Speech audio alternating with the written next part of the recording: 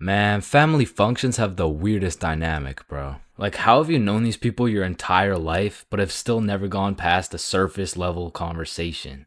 I mean, let me know if it's just my family, but every function is the same. The whole gang links up, and everyone just asks the most generic small talk questions to each other. Hey, how's that new place you bought? Oh, yeah, it's good. And how's the kids doing?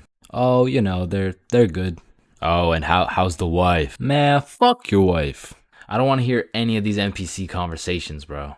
And let me know if I'm getting too specific here, but what about that one uncle who goes by the name of either Bob, Jerry, or Dave? And this dude will just always be saying the most out-of-pocket things imaginable. Oh, how's your daughter Jane doing? Oh, Jane's always been hot, eh? Bob, she's 15. This uncle be at the family function thinking it's Coachella or something. Bob, another beer's a little bit excessive, don't you think? Yeah, football! I'm the youngest person in my whole family, which for whatever unspoken reason, it just means everyone has the go-ahead to flame the living shit out of me. Hey, Chains, still no girlfriend, huh? I guess you're not too good with the ladies there. But I make one joke back and I'm the bad guy. You don't seem too good with the ladies yourself, seeing as your wife just divorced you and she took the kids with her. Am I right? Not only do they feel free to roast your whole existence simply because you were born last, they unanimously decide you will be everyone's personal butler. Hey bud, go get another beer for me. Alright, yeah, for sure. Thanks.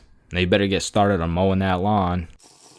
Grass isn't gonna cut itself, am I right? Oh my god, bro. And coming into these family functions, you would think your mom is your closest ally. But as soon as she gets the chance, she will expose your biggest secret for a little bit of parent clout. You guys will never guess what I found under Chain's bed yesterday. Oh my god, what is it? Yeah, tell us. What? No way. Sometimes when my family tries to make small talk with me, they just miss the boat completely. So, buddy, how's those swimming lessons going for you? The swimming lessons I took when I was 5? Yeah, right, those ones. They're good. I finished them a little while ago. Oh, is that right? Good for you, buddy. And bro, don't get me started on those recycled ass jokes. Well, looks like you got your workout for the day. Oh, looks like you've gotten so tall. What are you feeding this kid, am I right? Oh, Bob, I think you got some food in your beard. Oh, don't worry, I'm saving it for later. Ah, good one, Bill. Oh, Bob, he's so funny. Thank you. I guess everyone at the function must have Alzheimer's or something, because these jokes will have them cracking up like they haven't heard the same joke the past 15 functions.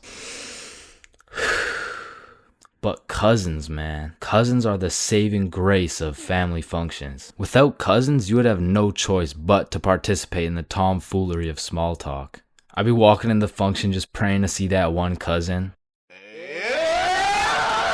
And bro, I have a family function survival tip for you. You always have to stay within arm's reach of either your siblings or your cousins. Because whenever some bullshit goes down, you just give each other the look and flee the scene. And because when you get caught lacking on your own at the function, you get jumped.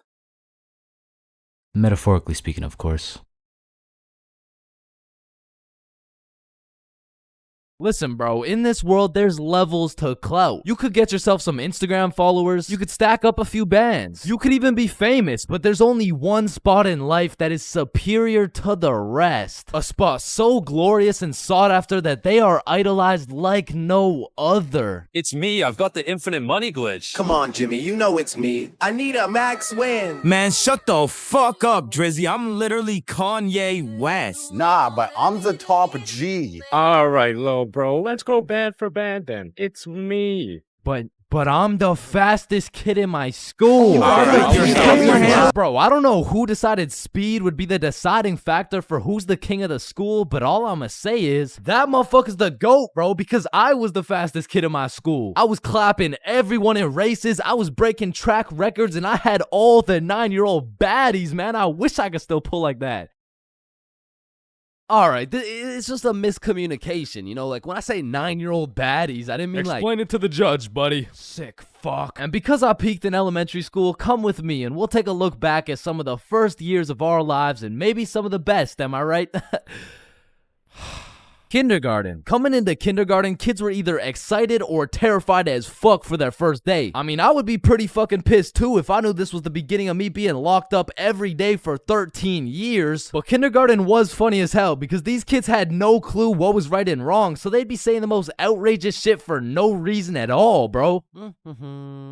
Hey, buddy with the hat, can you pass me the skin color crayon? I mean, at this age, kids were just walking NPCs, and I can't even blame them. I mean, they haven't developed consciousness yet, bro. Like, at this age, recess consisted of catching bugs, playing on the monkey bars, and fucking eating sand. And I've talked about the high school bathrooms and all the wild shit that happens in there, but to be honest, the elementary school bathrooms blow that shit out the water, bro. Because these kids aren't hitting vape tricks, no, they're hitting toilet trick shots, trying to set some world record for the farthest piss taken from the toilet.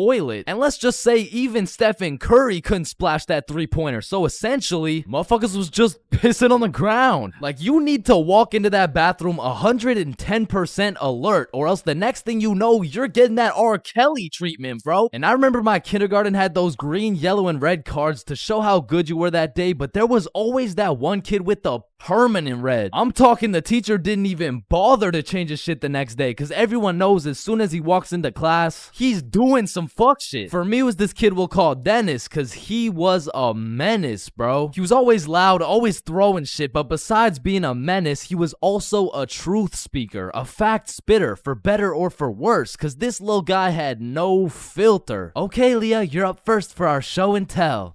Okay, I brought my favorite painting of mine. This right here, this one's me, and this is my dog, Peanut Butter. That shit is ass. Dennis, what did we say about saying the truth out loud? I mean, not the truth. I'm talking about, like, he was the only dude I knew who could talk over the quiet coyote. I mean, to this day, if I see one of those things, I just can't I just can't talk over it. I mean, maybe he's gonna eat me. I don't fucking know. But there was one thing that could shut Dennis up, and one thing only. Boy-girl seating arrangements. Dennis always had so much to say until you put him beside Isabel and Leah, and all of a sudden it's like, hey, what are you drawing? Nothing. Aw, is that your dog? Maybe. Shit, he's just like me for real. Like, to this day, you know?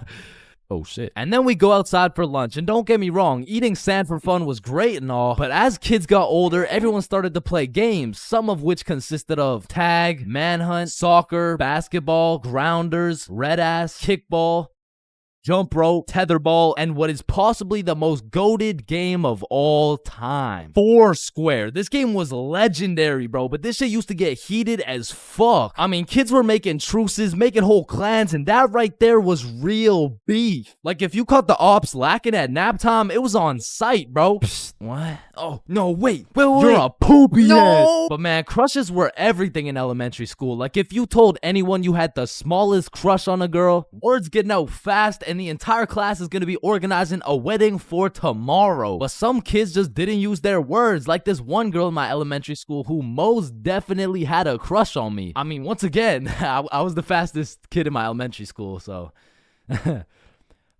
As I was saying, this girl had a crush on me, but she didn't like using her words, so essentially, she just she just beat my ass. I mean, what better way to tell someone you like them? And she must have really liked me, bro, because you could see it when I came home. Like, oh my god, Chains, what happened? Oh, well, I think this girl at school likes me. Oh, yeah, that's great. But why do you have so many bruises? Well, Mom, I think she really likes me. No, I think you need to go to the hospital. Yeah, probably, yeah. And there was also that one kid who went around teaching people swear words just cause he could. And of course, when I learn some shiny new words, I'm gonna use them. I mean, I still fucking do. But I remember just talking with my friends, dropping the F-bomb, feeling cool as hell. And then one time I see this girl hauling ass over to the teacher and whispering in her ear. And I already knew what was going down because this girl was the biggest snitch known to man. Like, unprovoked. It was like a hobby or some shit to her. And her name was Erin. Like, her real name was Erin, spelled E-R-I-N.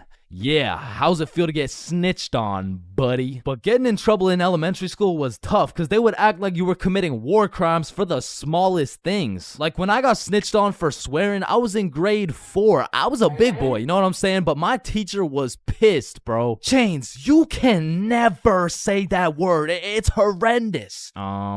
What does horrendous mean? It's not good, okay? Aw, shit, my bad. Chains! Oh, sorry, it's just stuck in my fucking brain. Chains, cut it out right now or you get detention. Okay, I'm sorry. I'm sorry, motherfucker. What? And I'm not gonna lie, the most cursed part of elementary school was the talent shows, bro. Cause the teachers expect you to be all quiet and serious and shit, but it was literally a real life try not to laugh. Like, how am I supposed to be serious when Jimmy's up there shitting out Minecraft parodies like it's comedy gold? I mean, at my school, it was less of a talent show and more of a come on stage in front of the entire school and do whatever the fuck you want for 10 minutes type of show. And man, that shit was brutal. It was like watching paint dry.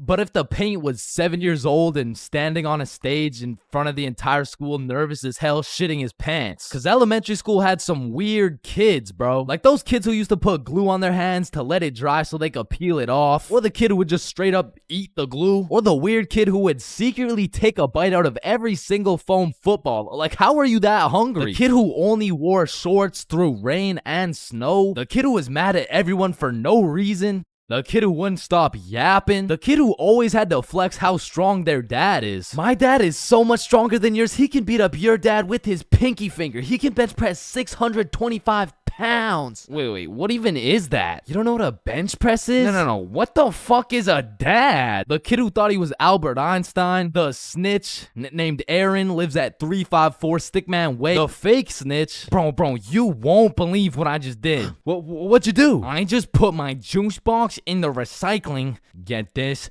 With the straw inside. I'm telling the teacher.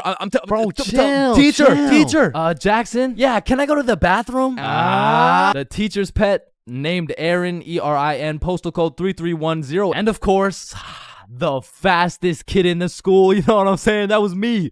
I was him. I was the fastest kid in my... Halloween is the spookiest time of the year. Everywhere you look, it's vampires, killer clowns, old dudes in white vans trying to steal some children, which are all very scary things, especially killer clowns. But none of these spooky things scare me more than my worst fear. Going to jail, dropping the soap, and getting my booty snatched up. Now that's some real spooky shit right there. And I know some people are gonna be thinking, oh, that's just a myth, it's a stereotype. Nobody actually gets their booty snatched up for dropping some soap. But when it comes to my booty, I don't want to fuck around, and I sure as hell don't want to find out. But everyone knows drinking can heavily influence your judgment, and on one specific day, my judgment was affected and I found myself fucking around. And everyone knows what the chart depicts. The more you fuck around, the more you find out. This story takes place in grade 10. It was a crisp Halloween night. The houses were decorated, the leaves had fallen, and the jackos were lanterned. And as me and Billy walked down to the homie Bob's crib, we could pretty much smell that Halloween spirit. And when we knocked on Bob's door, we were surprised the homie Bob didn't open the door. It was Bob the Builder. Dude was fully suited up from head to toe. And when me and Billy seen that, we already knew we needed some costumes. So we go to Bob's closet and come out absolutely dripping in some Mario and Luigi costumes, mustache and everything. But now that we undeniably had that shit on, we still had yet to find something to do. But lucky for us, the night was still young, so we got to brainstorming. Alright, it's Halloween, bro. We gotta do something. Yeah, let's go find a party. Bet, let me check where they're at.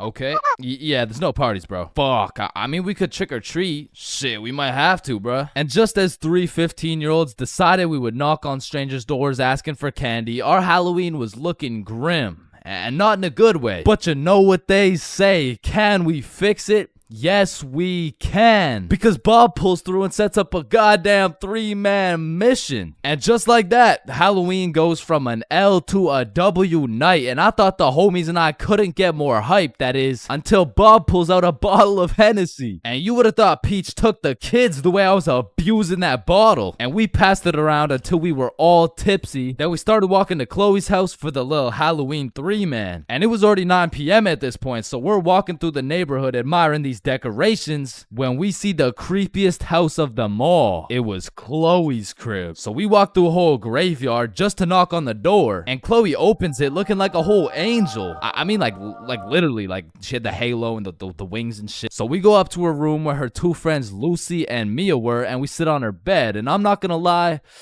it was a little awkward, bro. I was sitting there with my Mario fit, my little mustache, like, so, Chloe, why'd you choose to be an angel? I don't know. I just liked it. Why'd you choose to be Mario? Shit, Mamma Mia, am I right? Shit. Fuck. Then Chloe whips out some tequila and all of a sudden we're playing drinking games and shit. But honestly, I was just trying to get drunk, so it'd be like, haha, drink up. Oh no. Alright, it's your turn. Wait, you're supposed to get it in my cup. What the fuck? And after purposely selling multiple games of tequila pong, I was feeling what some would call completely and utterly drunk as fuck. And next thing I know, we're playing spin the bottle. And I was up, so I spin the bottle and it spins and spins and lands on Chloe. And in my head, I'm thinking...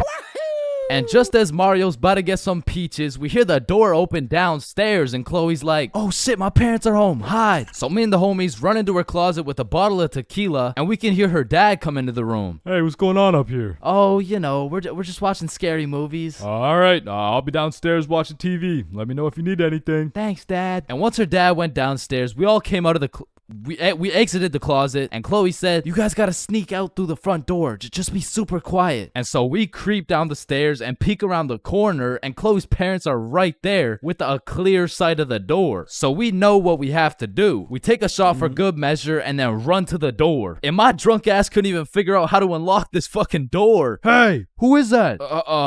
It's me, I'm Mario. Then we ran out that joint and we didn't stop running until I got a call from one of my homies named Dave. He was like, yo, what are you doing right now? Oh, nothing really. Just drunk as hell running from Chloe's angry ass dad. Yo, that's what's up. Come link me and Joe at Stickman Elementary. And we had nothing else to do, so we pull up and it's Dave, Dave's girlfriend, Joe, and Joe's girlfriend. And they got some couples costumes going, but I couldn't help but notice Dave and Joe were shiestied up. What are you? If the Simpsons grew up in Chicago? Nah, I'm just Homer. Yeah, but I mean, Homer doesn't usually wear a fucking ski mask. Oh, yeah, no, I just wore this because we graffitied the hell out of this school. What? Joe was here and Dave was too? Bro, what the fuck were you thinking? What? Oh, you want me to include your name too? No, hell no. And just as we become guilty by association, 4 cop cars come zooming down the street. Oh shit, it's the cops, run! And the cops hop out of their cars and start running at us with flashlights. So we head for the forest, but to get to the forest, we had to run across this long ass muddy field. And in the middle of this field, there was a huge pothole. And how did I know that? Cause I seen Marge absolutely eat shit right in front of me. And don't get me wrong, I was absolutely plastered, but as the cops got closer and closer, I could practically see myself getting caught and dropping the soap, and you know I wasn't gonna let that happen. And so with all that adrenaline, I Mario jumped that fucking pothole and hauled ass into the forest. And right when you get into the forest, there was this deep creek with a log going across it. But when I look back, I see the cops' flashlight getting brighter and brighter, so I say fuck it and take a run at this log. I get a good 2 steps and then my drunk ass slips. Boom, right into the muddy creek. But I don't have time to give a single fuck. So I run through this waist-high muddy water and then we regroup and check who made it. I see Bob, Joe, Dave, and Dave's girl. Yo, where the fuck is Billy? No, where's my girlfriend, bro? Oh, she ate shit a few yards back. Wait, what? Is she okay? Did she get caught? Wait, shut up. Billy's calling. Yo, where are you? I'm hiding behind a tree right now.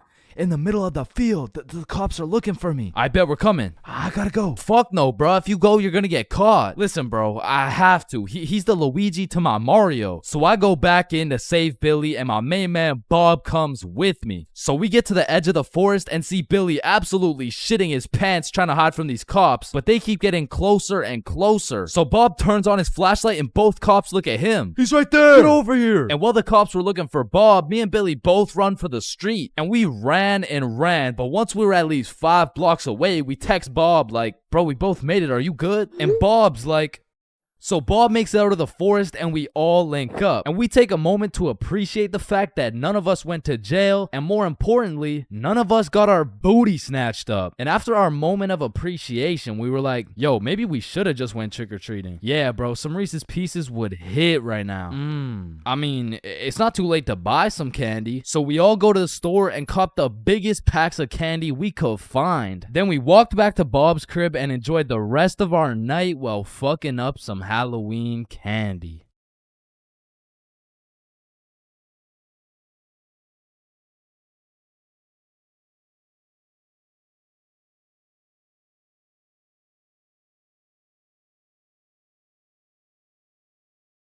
Now, I really don't have many fears, but there are 4 things that I would say I'm truly scared of, which are sleep paralysis, being flipped over while I'm in a porta potty, this thing, and public speaking. And honestly, I can't even really explain why I'm scared of public speaking. I mean, sleep paralysis, you'll have demons chilling in your room while you can't move. The whole porta potty thing, that's just some traumatic shit. And this thing is fucking terrifying. But there's just something about talking in front of more than 5 people that has me shitting bricks. Like, my brain will start showing me the absolute worst case scenarios possible.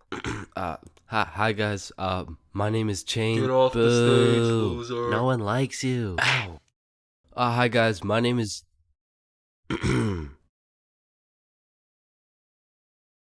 So I volunteer at daycares because I really like young kids. I love young kids. I mean, like, not love, like they're only 4 years old. No, like, I'm not attracted to... Sir, hands behind your back.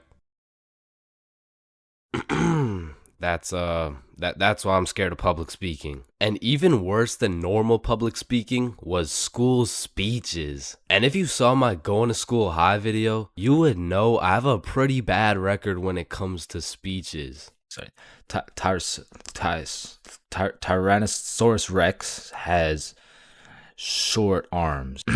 Yeah, Chains, don't worry about it. You can sit down. You could just go tomorrow. It's all right. In fact, after I failed miserably while trying to present my speech well-zooted, some motherfuckers was flaming me for it. So you know me, I had to get my get back. So when speeches came around next year, I put my heart and soul into that shit. And it wasn't just a speech, it was a spoken word, so it all had to rhyme. I mean, I was whipping up some heat. I was writing bar after bar like Kendrick. Shit, I had to have a fire extinguisher on standby while I was writing that shit. And I was never the dude to actually study. Like, I would start learning while I was taking the tests. If y equals mx plus b, then who invented the Eiffel Tower?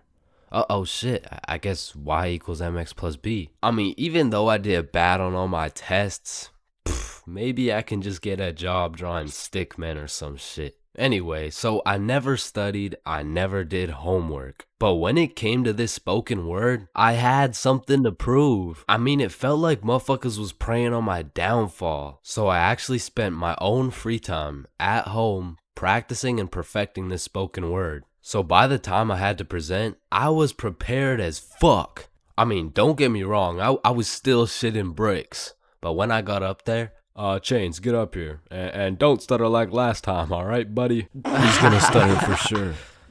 Don't get on here rapping, I'm stacking, making it happen. Okay? I've been perfecting this speech while y'all jits was lacking.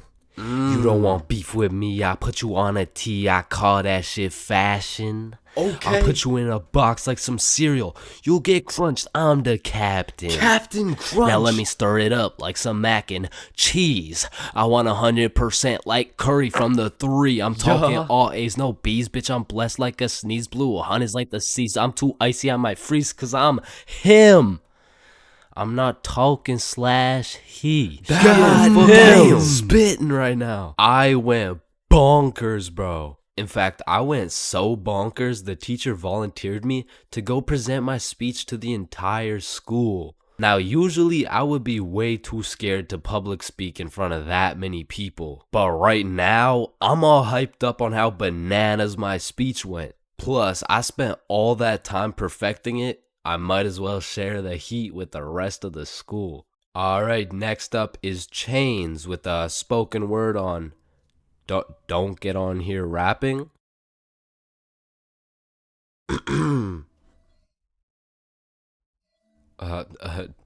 Don't get on here stacking. I mean rapping. Stacking. I'm happing. You don't want beef with me because, quite frankly, I will put you on a t-shirt. I mean, you could call that fashion. So thank you guys for having me.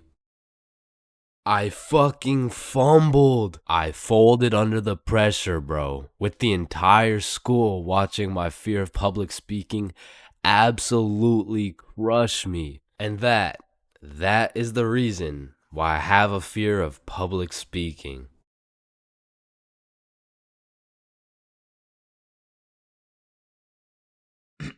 All right, class, today we're going outside for a run. But it's literally 0 degrees. Oh, Chains, don't be a bitch. It's not even that cold. See? I told you guys it's not even that cold. Yeah, for you. Cause you're out here dressed like the Michelin Man. High school PE is something different. And every PE class has 5 different types of people. Like the group of kids who just stand in the corner and occasionally get sniped in the head with a dodgeball. Or the kids who participate and make sure everyone is included. Or the legend who's chilling on Instagram. He follows at ChainsFR. There's also the dude who just never shows up. And of course, we got the sweats. These motherfuckers treat PE like they're in the military. These motherfuckers treat PE like they're training for the Olympics.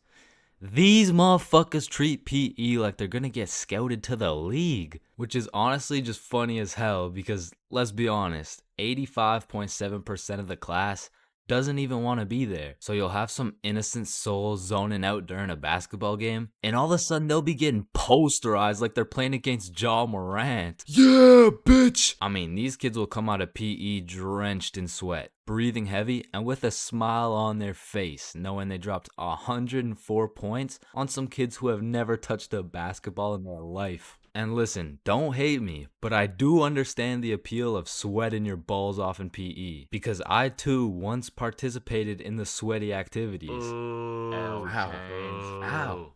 I know, but there's just something so exhilarating about hearing the snapping of an unsuspecting freshman's ankles. But as I matured, I realized there was only one thing better than shitting on random students, and that was shitting on sweats. I became the anti-sweat. I would act like an innocent soul waiting to get posterized, but when the sweat would come in trying to end my career with a windmill dunk, I stuffed that boy like a Thanksgiving turkey. Pause. And don't get me started on the fitness gram pacer. Whoever created this legal form of torture will catch these hands. Oh, Chains, no, I heard he sadly passed away a little while ago. You could be having a good day and you pull up to PE like, hey bro, you know what we're doing today? I'm not sure, but I think we're playing soccer. No, it can't be. Alright class, today we will be doing the beep test. Fuck.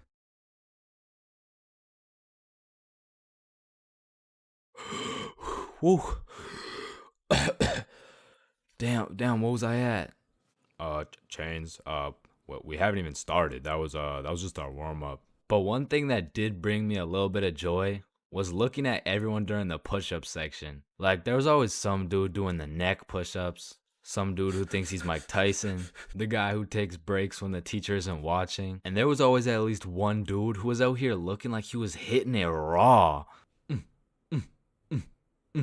James, I don't think that's how you do it. Oh, yeah, you're right.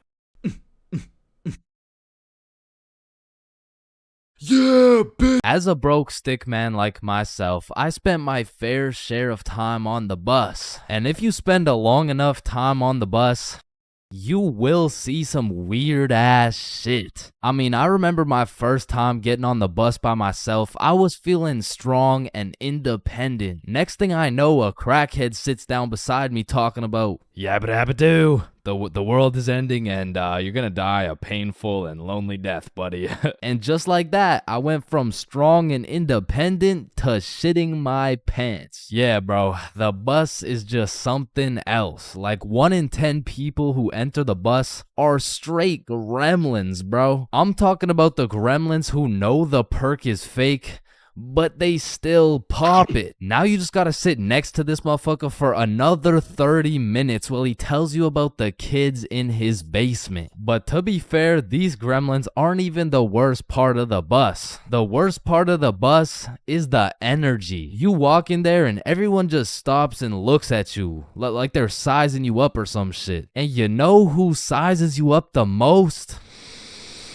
The fucking goddamn motherfucking bus driver, bro. These bus drivers are just eternally pissed off. Every time I would get off the bus, I would try and cheer bro up, but they're just like allergic to happiness or some shit. Hey, thank you. Have a great day, man. Shut your ugly ass up, little boy. I already know you get no bitches with your big ass forehead, no drip having ass with your skinny ass arms. Boy, you're built like a stick man, bruh. Damn. Hey, bro, there could really only be two reasons why these bus drivers are so mad all the time. Either they had a demon villain origin story where they were abandoned as a child and never shown any form of love until one day. In freshman year of high school, Timmy met Linda. Linda was kind, smart, beautiful, and she paid attention to Timmy when nobody else would. Timmy asked Linda to be his girlfriend, and she said yes. They dated all throughout high school, and they even got into the same university so they could be together forever. Until one day, when Timmy's world was flipped upside down. Timmy found out Tyrone had been laying some mean pipe on Linda this entire time. Everyone in Timmy's school made fun of him. Timmy could not let this slide. So he called out Tyrone to run the ones in front of the entire school. And without a single word, Tyrone winds up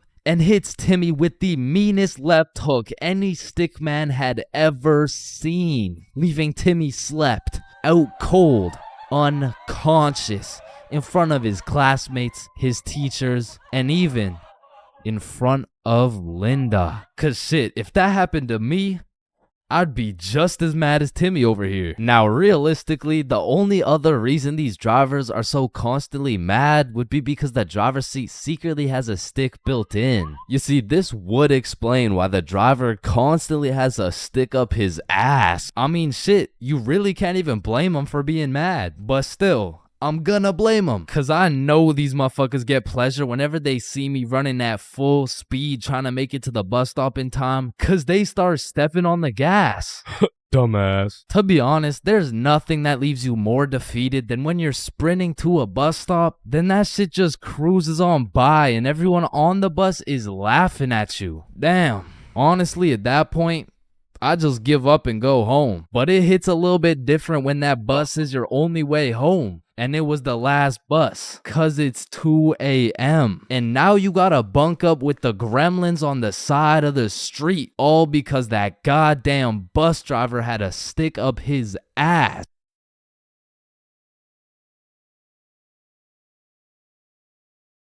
Hello, can I get a green apple and bubblegum, please? Of course, that'll be 25 cents. Oh, gee, what a deal. Life sure is good, huh? Oh, it sure is. Hey, yo, Unc, pass me that green apple and bubblegum, gang. Oh, wow. I remember when I was your age, I used Didn't to... ask plus ratio, all right? Just give me the vape juice, bro. Vape juice? I thought we were talking about real green apple and bubblegum. Of fucking course, dude. These fucking old heads nowadays, right, guys? Just give me the vape juice, please. All right, well, in that case, I need to see some ID. Yeah, I got you, Unc. Your ID says you just turned 11 years old. Type shit. No, you gotta be at least 21 to buy vape juice. Oh, shit, yeah, no, I guess it's a robbery then. Wait, what?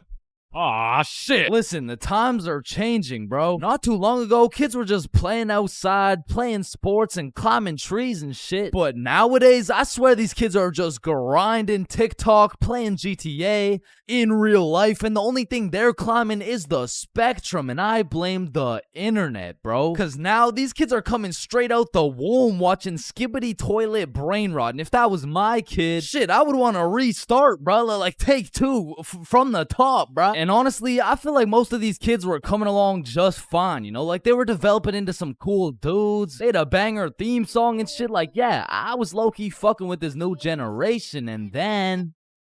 the birth of brain rot. Millions of people scrolling TikTok, Instagram Reels, YouTube Shorts, and even... It was great. I mean, we had all the free time in the world to fill up our brains with dog shit, and it didn't even matter until we had to talk to each other again. Like, oh shit, hey, oh hi, oh what's up? What? Hi. Oh, what's poppin'? Brand new whip just hopped. Oh in. yeah, I You know that I song. got options. What I about, could what pass about that bitch like Roxanne? stock. Roxanne. Like shit, even now in 2024, I feel like half the motherfuckers my age still haven't mentally recovered. Like ever since the great brain rotting, I've unfortunately witnessed some of my closest homies get NPC-ified, and there's really no bringing them back. Yo, bro, you've been watching a lot of TikTok recently, huh? Oh yeah, nah. I mean, this shit's fire, bro. Just look at this one. We can go gut for gut. Fuck that, we can go wrist for wrist. Yeah, no, bro, you have a problem, like dead ass. Like you gotta put the TikTok down, bro. Like really lock in up here, bro. Nah, bro really just phantom taxed my phone and minus 100 aura for throwing it and shit. Like that would have been El Riz if I wasn't Sigma. But remember what Duke Dennis said? Ohio. Riz skibbity toilet, phantom tax, did Gronk hug Libby up? And so if some of my homies' brains are still trying to recover, I can only imagine the permanent effects on these kids, bro. Like I feel like it's entirely possible that these kids' brains will be stuck in 2024 and they'll be old as hell talking about, Hey, can you help me cross the road? oh yeah, for sure.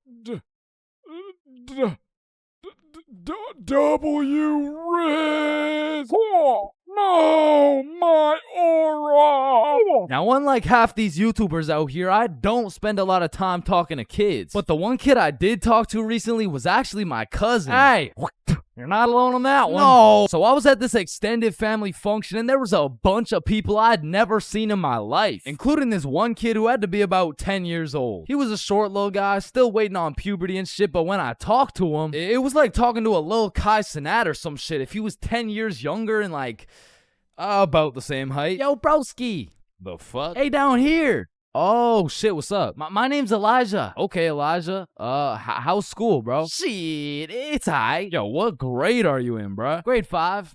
Type shit. Damn, I remember being in grade 5, bro. I was actually the fastest kid in my school. Yeah, but you probably had no hoes, bro. I already got a girlfriend and she's bad as hell, bro. You should see the gat on that shit. Nah, what? And I never thought I'd be saying this, but back in my day, grade 5, we were still running from cooties and shit, and is this motherfucker vaping? What the fuck? I feel like kids these days just skipped a part of childhood, you know? Like they're fresh out of elementary school, chiefing some coconut watermelon ice. Like, bro, your little ass should be watching Cocomelon twice. Chat, did that hit? Yeah? No.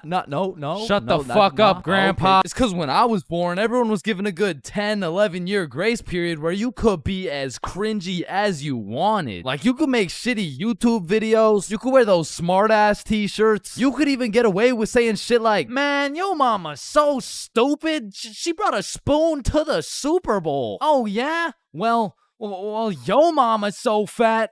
When she walked in front of the TV, I missed 3 episodes. Okay, but yo mama's so fat, she takes selfies in panoramic mode. Well, yo mama's so nasty, she got fired from a sperm bank for drinking on the job.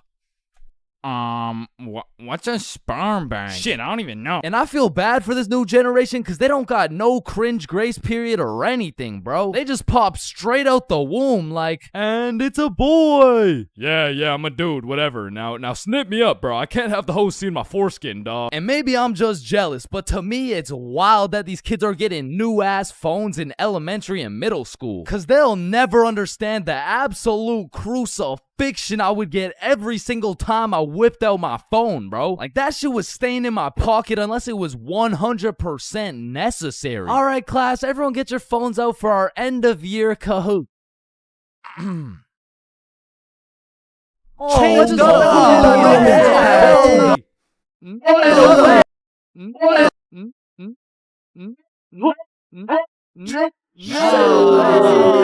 I honestly feel like the world would be a better place if we implemented a new law where if you saw a kid who had an iPhone number higher than their age, you had every right to respectfully and lawfully slap the shit out of them and give them a devious wedgie, bro. Like, you're 10 years old. What the fuck do you need 6 gigabytes of RAM for? I need it because I like to play Fortnite on my phone. Man, how about you eat 6 gigabytes of this shut up sandwich? sandwich before I ram this fist up your ass.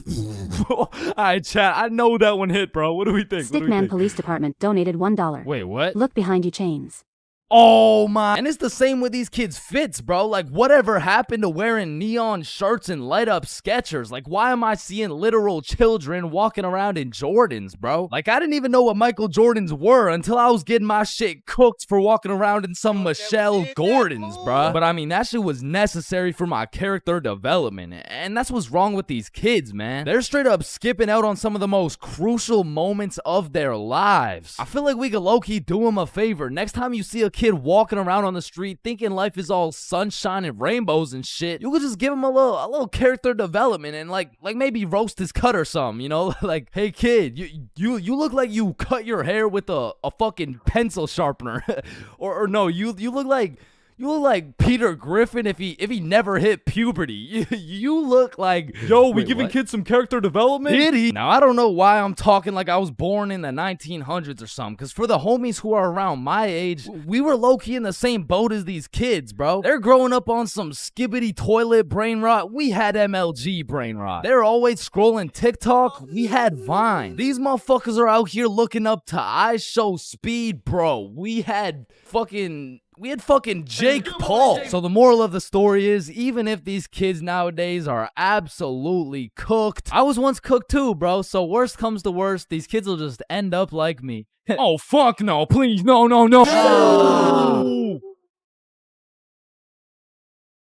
Man, growing up, I was a great kid. No, I was a good kid. Man, growing up, I was a kid, bro. And as a kid, you hit a certain age where your own parents become your number one up. Like, hey, mom, can I go to this girl's house? No. Hey, mom, can I sleep over at Billy's crib? No. Hey, mom, can I go do crack under the bridge with my new friend Jorge? Hey. Hell no. Come on, all my friends are allowed to. Yeah. Okay, well, if all your friends jumped off a cliff, you're not just gonna...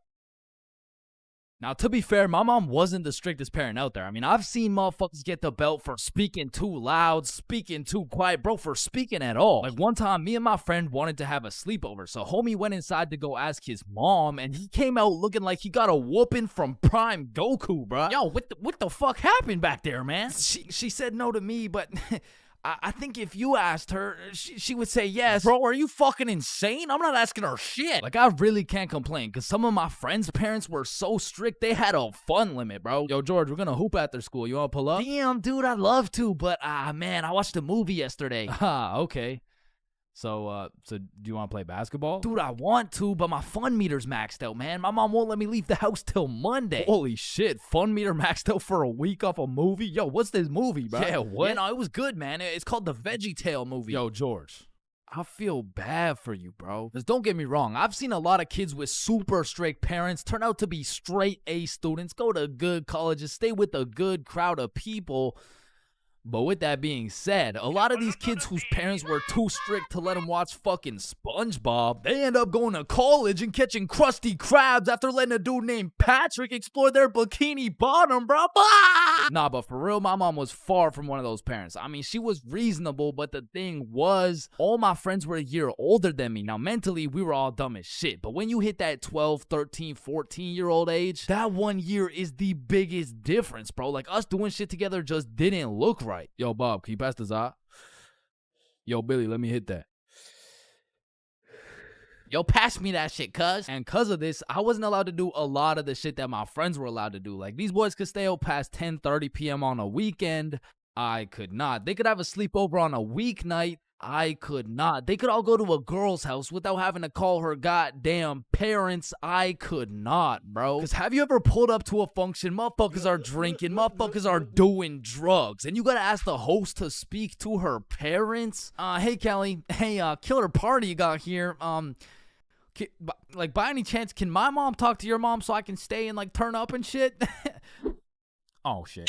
And when you're 12 and all your friends can do shit that you can't do, you're left with just two options. You can either be a good kid, follow the rules, do your homework, eat your broccoli, or You could be a bad kid, break the rules, fuck your homework, and smoke that broccoli. And boy, did I make the wrong decision. I remember the first time my mom caught me lying was back when I was in grade 7. It was just an average Saturday posted up at Billy's crib. Yo, y'all boys know Rosa? Yeah, I know Rosa. What's up? Bro, she's throwing a birthday party at her crib tonight. Oh, shit, man. We about to get freaky deaky on Boy, these I'm about to hoes. get so drunk I forget how to speak. Yo, on God, bro. Dead ass. That's facts. For real.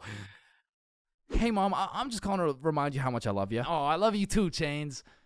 What do you want? So, me and my closest friends got invited to a small little get-together at my friend Rose's house. Can I go, please? Let me talk to her parents. Okay, now, I was actually friends with Rosa, but she was 2 years older than me. So, I swallowed my pride and text Rosa something along the lines of, hey, Rosa, my mom wants to talk to your mom before I can come. And she's like, aw, baby boy needs permission. Fuck. And then she sends me her mom's number. So, I connect my mom with Rosa's mom. My mom gives me the green light, but says, you have to be home at 10:30 p.m. sharp. Say no more, Mom. So me and my homies start getting fresh. We're all up in Billy's dad's expensive cologne collection. I take the coolest looking bottle, little spray here, little spray there. Had me smelling like Tom Ford, still looking like Thomas the Tank Engine, but after looking as fresh as possible, we head to Rosa's crib. So we hop on the bus, hop off the bus, walk up to her house, knock, and the birthday girl opens the door. Happy birthday. Hey, Billy, Bob, and Chains. I was waiting for you guys. Happy birthday, Rosa. Oh, damn, Chains, you smell good. Appreciate it. That's that Thomas Fordinson, you know what I mean? So Bob, Billy, and I go inside, and we realize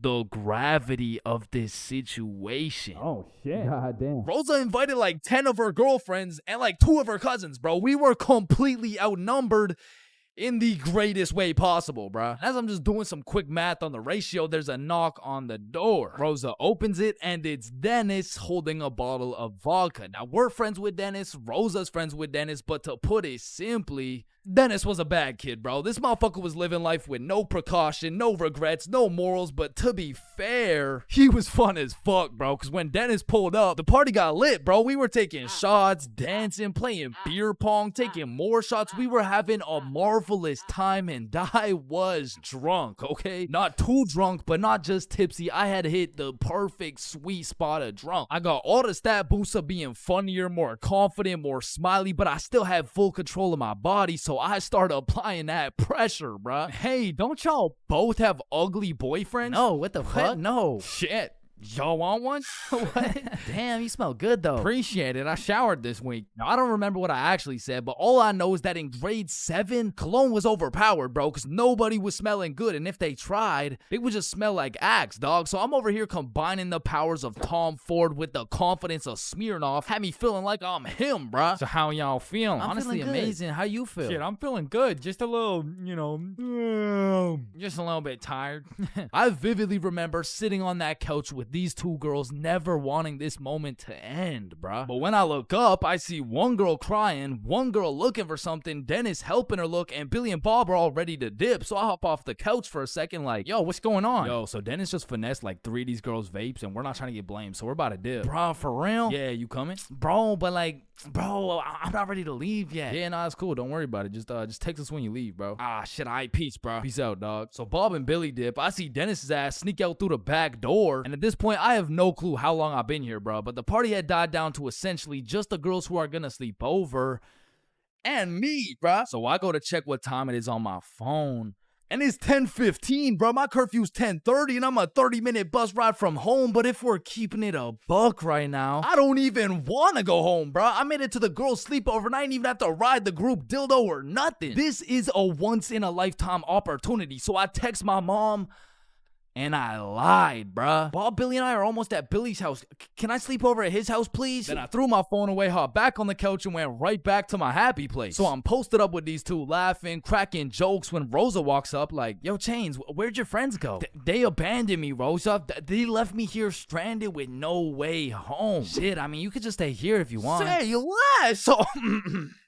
Appreciate it. And eventually, all the girls gave up on trying to find their vapes. They all gathered around to play Truth or Dare, and I prayed for times like this, bro. I was deep in enemy lines, and I didn't want it any other way until one of the girls sees my phone on the ground and is like, hey, Chains, I think someone's calling you. So she tosses me my phone. I check it, And I got 20 missed calls from fucking everyone in my contacts, bro. So I'm trying to be strategic with it to find out what's going on. I called Billy first. Yo, what's happening? Bro, so your mom called my mom and asked if you were here yet at my house. And my mom told your mom that you're not even here, bruh. Aw, shit, what do I do? Bruh, I don't know. And everyone knows when you get caught in a lie, you should just fess up, tell the truth, and apologize. But I doubled down, bro, so I called my mom, and I'm like, hey, mom, we're almost at Billy's house. We just missed our second bus. Where are you? I'm at Stickman Middle School bus stop. You know, like, we're super close. We're just waiting for the bus to come. I'm picking you up right now. Fuck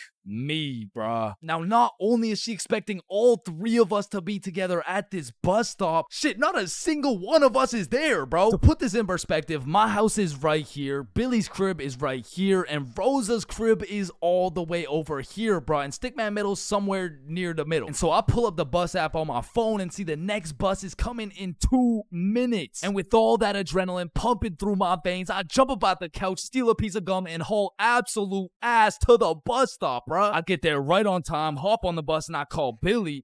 Yo, dog, I think I'm cooked. I told her I'm at Stickman Middle with you guys. Dude, why the fuck would you do that? Shit, bro, I don't know. I'm busting there right now. Bro, if she sees you there without us, you're cooked beyond belief. I know, bro. Yo, we're on our way. So Bob and Billy hop on scooters and start hill bombing their way down to the bus stop to save my ass. And this shit was a race to get to the bus stop before my mom does, because if she catches me there alone, I'm cooked. If she catches Bob and Billy there before me, I'm cooked. If she gets there before anyone, I'm fucking done, bro. I'm on the bus just praying, and when I finally get to the bus stop at Stickman Middle, I get out and take a deep breath because my mom's not here.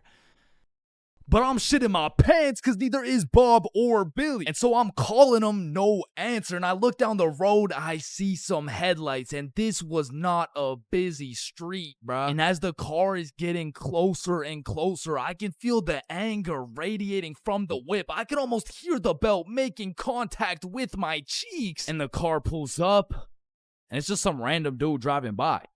Yo! These motherfuckers, Bob and Billy, come flying down the hill. They get to the bus stop, throw their scooters in the bush, and pretend like we've been waiting here for an hour. Oh, gee wilkers, man. I can't believe we missed this bus, dude. Billy, pray for me, bro. Get in the car. I get in my mom's car. I'm stone fucking sober. My heart is pounding. Why did you lie to me? Well, I honestly wanted to spend more time at my friend's house because we were just having fun. I'm not mad. I'm just disappointed, Chains. That shit hurt way more than any punishment ever would have, bro. So even though Bob and Billy clutched up for me, I still got grounded, bro. But I did learn a valuable lesson. Just tell the truth, bro. It makes everything easier.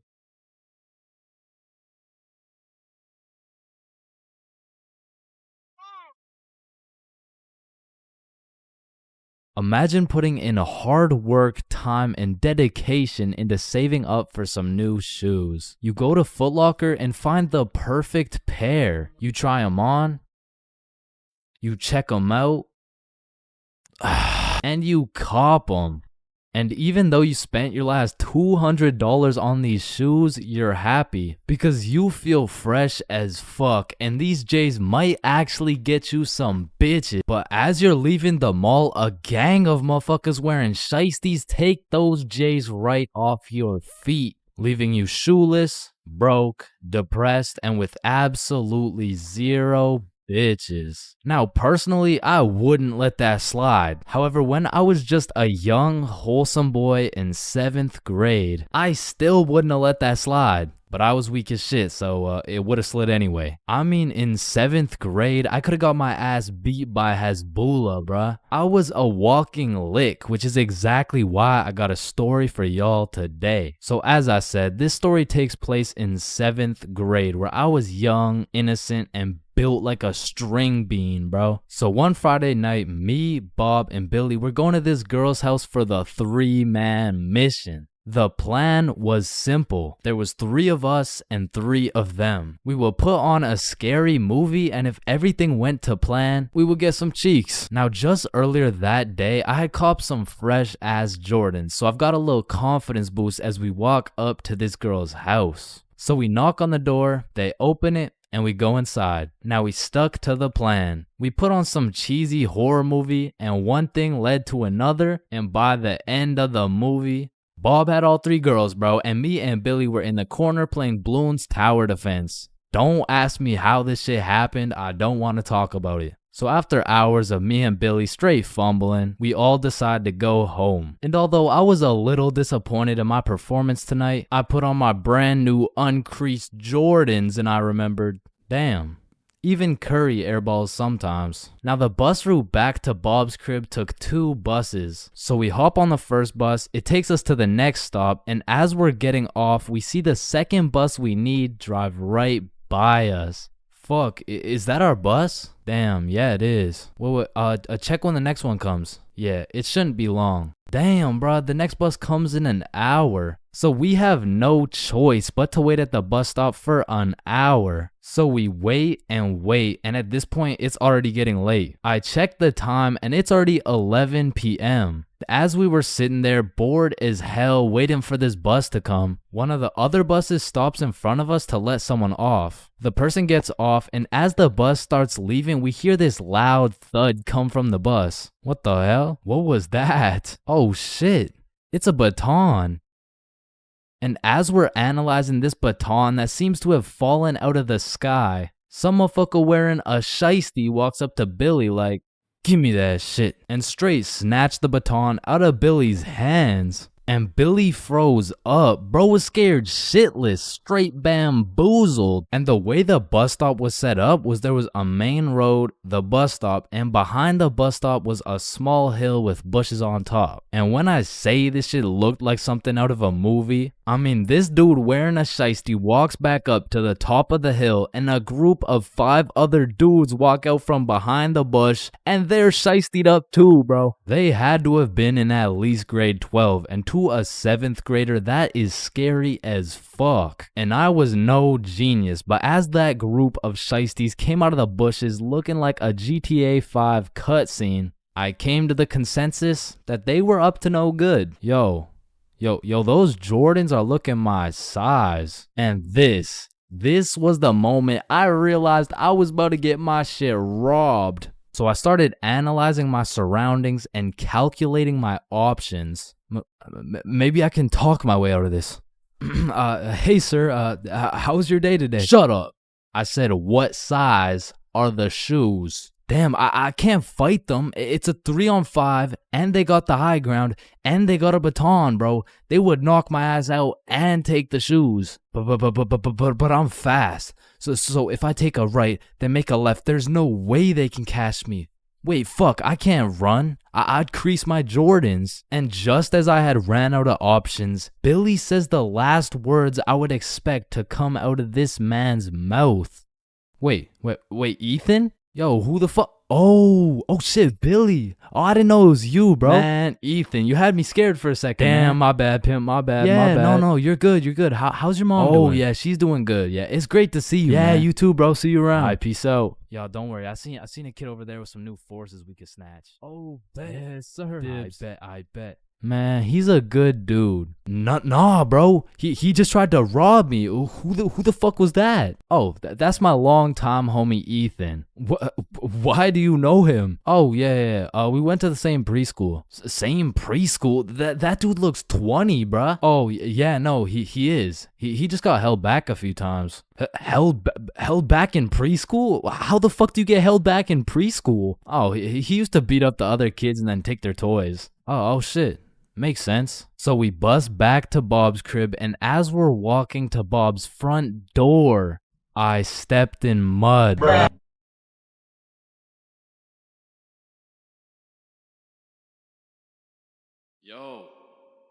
Hey. Yo, wake up. Bro, wake up. Hey, man. What? Who are you? Dreams. We all have them whether you remember them or not. And at one point in our lives, we've all dreamt about the same shit, bro. Like your teeth falling out, or running through your school butt booty naked, or being reincarnated as a chicken laying eggs. But when you really step back and think about what sleeping is, it's mad weird, bro. Like, imagine an alien crash landed on Earth and saw a bunch of motherfuckers sleeping, like... Why is everyone dead? Oh, no. They're not dead. They're just sleeping. Man, what the fuck is sleeping? Yeah, so basically they just play dead for 8 hours and live false realities in their heads and shit. Strange. Yeah, like, you see this guy? He's probably dreaming about sunshine and rainbows. Get down. Oh. Where you see this dude? He's having a nightmare for sure. Oh, and this dude? Yo, this dude's definitely fucking, bro. I'm a caterpillar. Damn, that's crazy.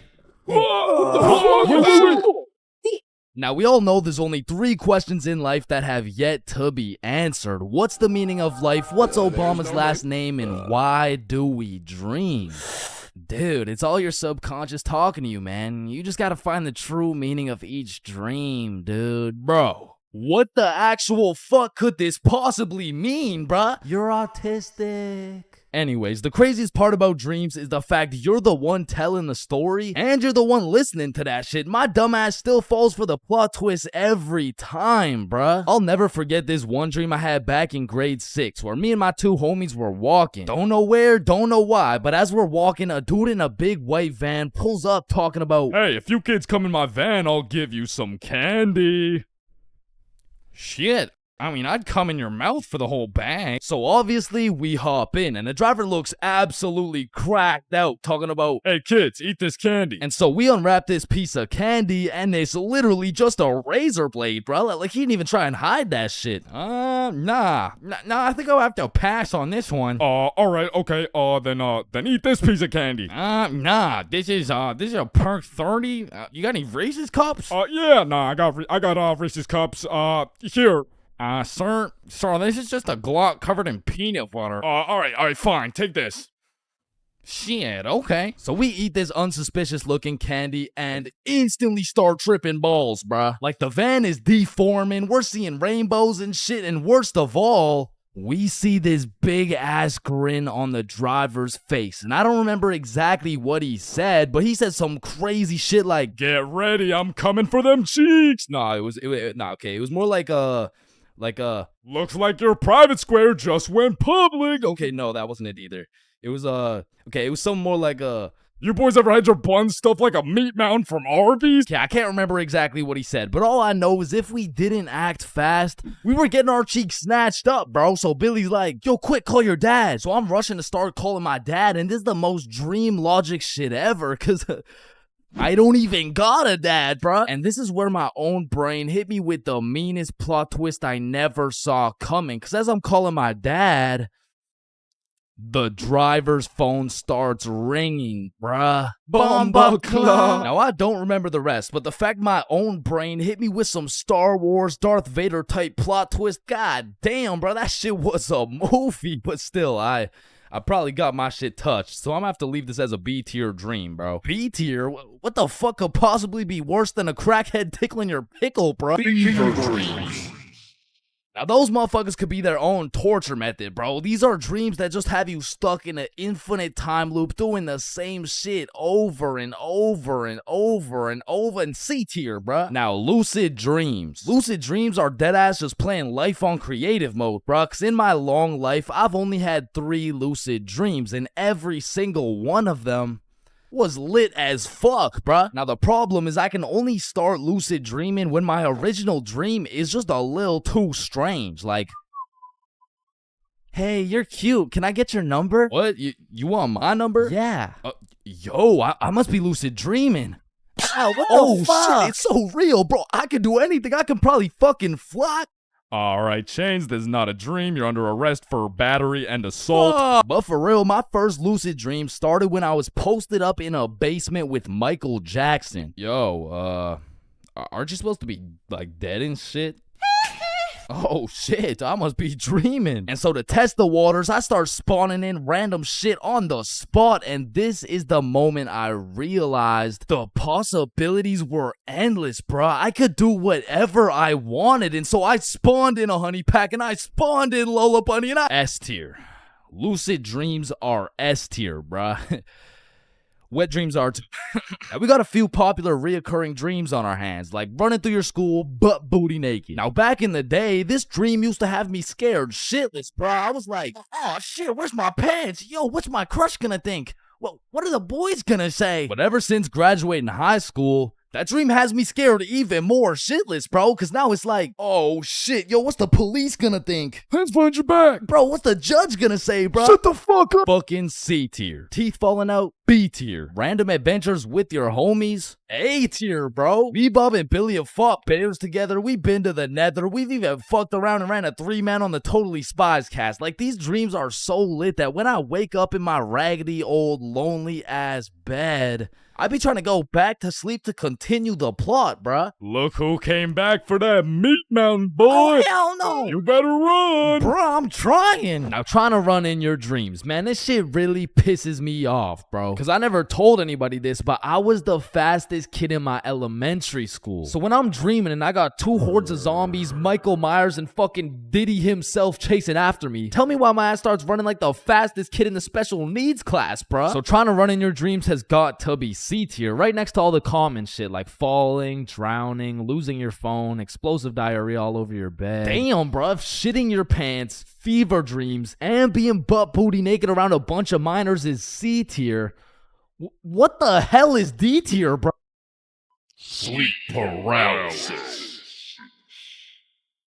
This might be the scariest thing that can possibly exist, bruh. You're telling me at 4 a.m. I could open my eyes, unable to move, while struggling to breathe, and start seeing demon shadow figures while hearing screams in the distance, bruh. Fucking Z tier, bro. What the fuck? Now I'm grateful I never had to experience that shit, because the fact that while you're paralyzed, you'll start to see the scariest thing your brain could possibly imagine is beyond me, bro. Knowing me, I'd be there enjoying my beauty sleep, dreaming of me and the boys playing fucking Mario Kart or some shit, and I would open my eyes stunned, unable to move, when slowly a devious creature begins revealing itself out of the closet, casting a shadow over top of me until I can see exactly what it is.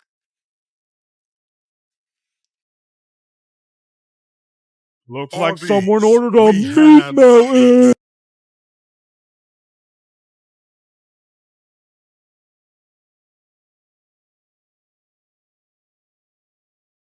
Damn, light bulbs were such a good idea that they became the symbol for good ideas.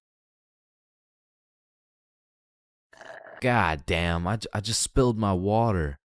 Why does water make clothes darker if water is clear? What the fuck? Yo, there's 2 guys coming.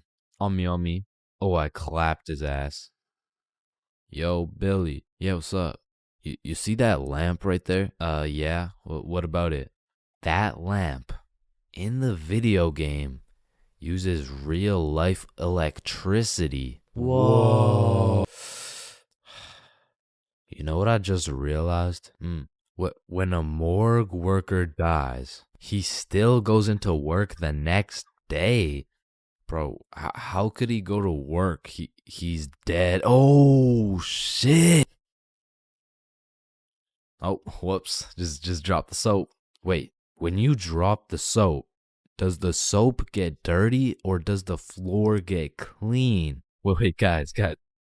Since I'm alone, I'm the only person in the world to ever see this peanut. Nah, I saw it too. Who the fuck are you? Yo, when did you get so much money? Man, it's the money my grandma inherited me before she died. Yo, that's low-key like when your homie dies in Fortnite and you pick up his loot. Come on, bro, my grandma's dead. Not cool. You right, my bad. Man, imagine the guy that discovered milk. And think about him convincing someone else to drink it. You did what to the cow? No, trust me, it's good, just drink it. Wait, you drink it too? Yeah, it's really good, look.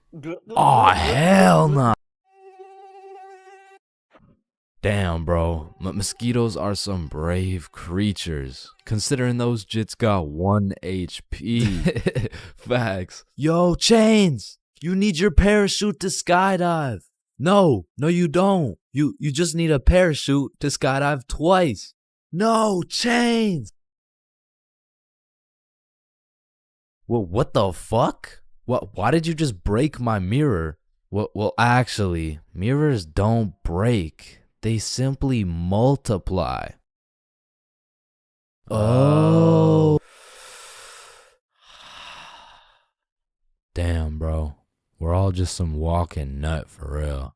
Facts. Damn, for real. It's crazy. It's true, though.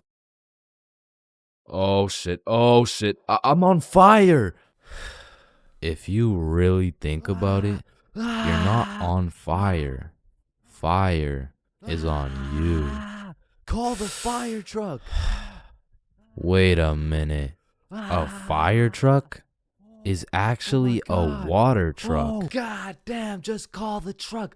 Jesus. Bro, I was on fire. Why didn't you just call the fire truck? First of all, you weren't on fire. The fire was on you. Second of all, it's a water truck. Bro, I got the munchies. We should cook some cookies or something. Nah, you don't cook cookies. You bake them. What? Then why are they called cookies? Shit, I don't know. Cookies are just cookies. No, that's like saying you cook bacon instead of baking it. Well, actually, you do. What the fuck? Bro, what keeps the hot dog in like hot dog shape? It's like meat inside some animal intestine casing or some shit. Okay, so it's hot dog meat inside animal casing, right? Yeah.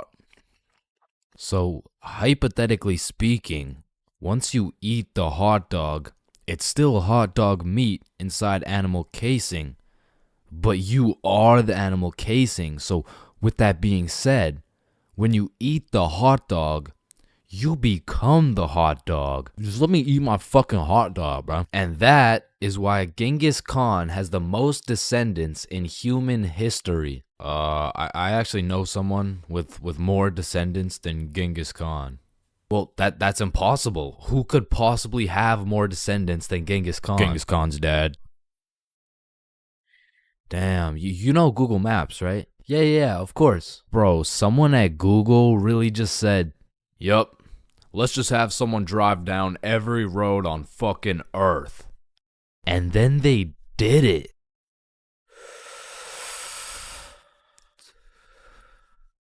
You know how concrete and glass are both made out of sand? Yeah, what about it? So if concrete and glass are both made out of sand, does that make skyscrapers just really big sand castles? Yo!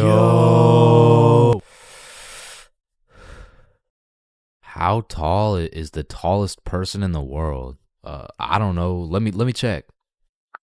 God damn, he's 8'1". Holy, you know what I'm thinking? Yeah, imagine getting railed by this absolute. No, I was thinking at one point the tallest person has experienced the height of everyone else in the entire world. Holy shit. Paper has 6 sides. Shh. Like we're really just some talking nut for real. Facts. No cap. Damn. Just some breathing semen for real. That's crazy. For real. Facts. So true. Damn. True. For real. Hey, little man. What do you want to be when you're older? I want to be a doctor and cure aging and all the diseases. Well, if one day we cure all the aging and all the diseases, then we will all die painful and horrible deaths. I still don't understand why it's a chair. It just doesn't make any sense. Yo, you know what I just realized? What? The size of your hands is the font size you use in sign language. Oh shit. That motherfucker Shaq must be talking in all caps. Sir, I am very sorry to inform you that you are bleeding internally. Wait, I'm bleeding internally? Yes, we will need an immediate operation and we will have to. Oh, no. It's all good. Internally, That's where the blood's supposed to be. No, sir. Where are you going? This is an urgent matter. Get back here. You're in critical condition right now. Yo, can you pass the Apple charger really quick? Yeah, for sure. Yo, what if Apple chargers were called apple juice? Whoa. Damn. Yo. Apple juice? Bro. You know what I just realized? You can drink a drink, but you can't food a food. Nah, that one was ass. Yeah, you right. Like, I mean, we're literally just semen that can talk. So true. Facts. That's so crazy. For real. Yo, when you put your socks on inside out, the entire universe is wearing your socks, except you. Fuck. Yo, look, it's a unicorn. Damn, it's got a really unique horn. Unique horn? Unicorn. Unique horn. Unicorn. Unicorn. Unique horn. Unique horn. Unique horn.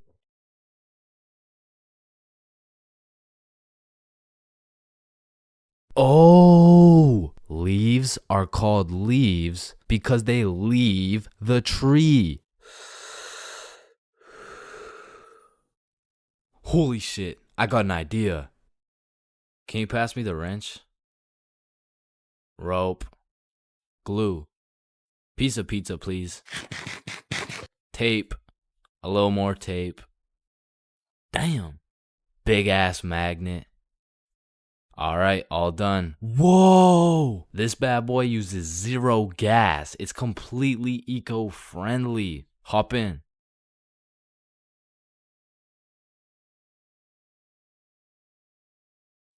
Oh shit, there's a penny. Bro, there's no point in picking up a penny. It's literally worth 1 cent. How much do you make working at Wendy's? 15 an hour? Oh, okay. So you see, there are 3,600 seconds in an hour. And because you make $15 an hour, that is exactly 0.416 pennies per second. So with this being said, the second it takes to pick up this penny off the ground is a net positive outcome. Oh, okay.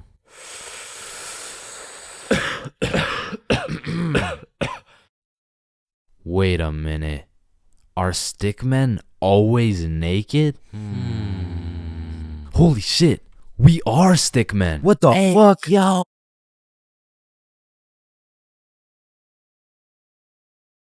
Everyone has encountered countless NPCs during their lives. Like, you know, the people that just spawned in. They didn't have any character development or anything. And to be honest, when you leave their vicinity, they probably just despawn. If you still have no clue what an NPC is, it's a non-playable character. They're like the type of people you could sock in the face and they'd say some NPC-ass line like, "Hey!" And I know at least some NPCs have to exist.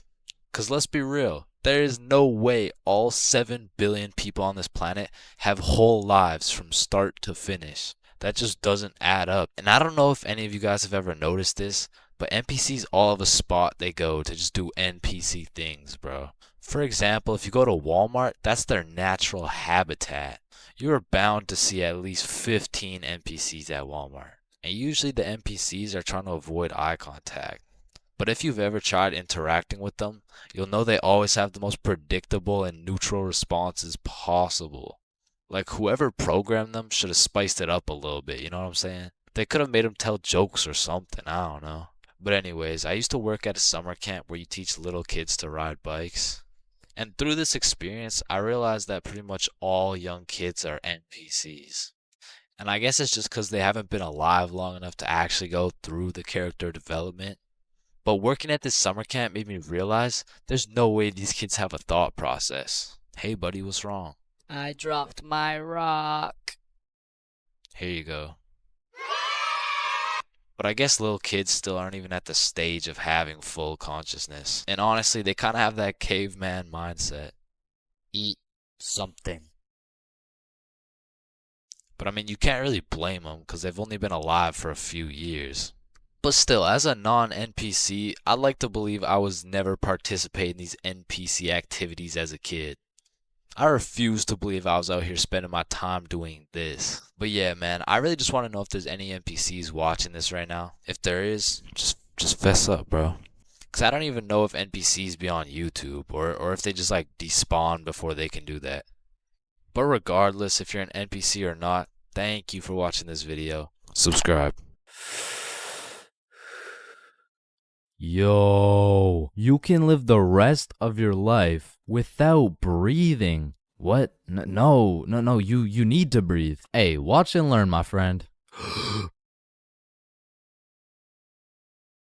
Oh, shit. Would you look at that? Okay, class, today we're gonna be studying atoms. Yes, Chains. If we're made out of atoms, and we're studying atoms, does that mean atoms are studying themselves? Chains, are you high? No. No. Damn. You know how everyone says, "Oh, I took a shit." No, you never take a shit. You leave it. Yo, guys, I just took the meanest shit I've ever seen. Hell What the no. fuck? Bro, isn't it crazy that you can imagine what it would feel like to lick any object you look at? Bro, why are you looking at my balls like that? Oh, hell no.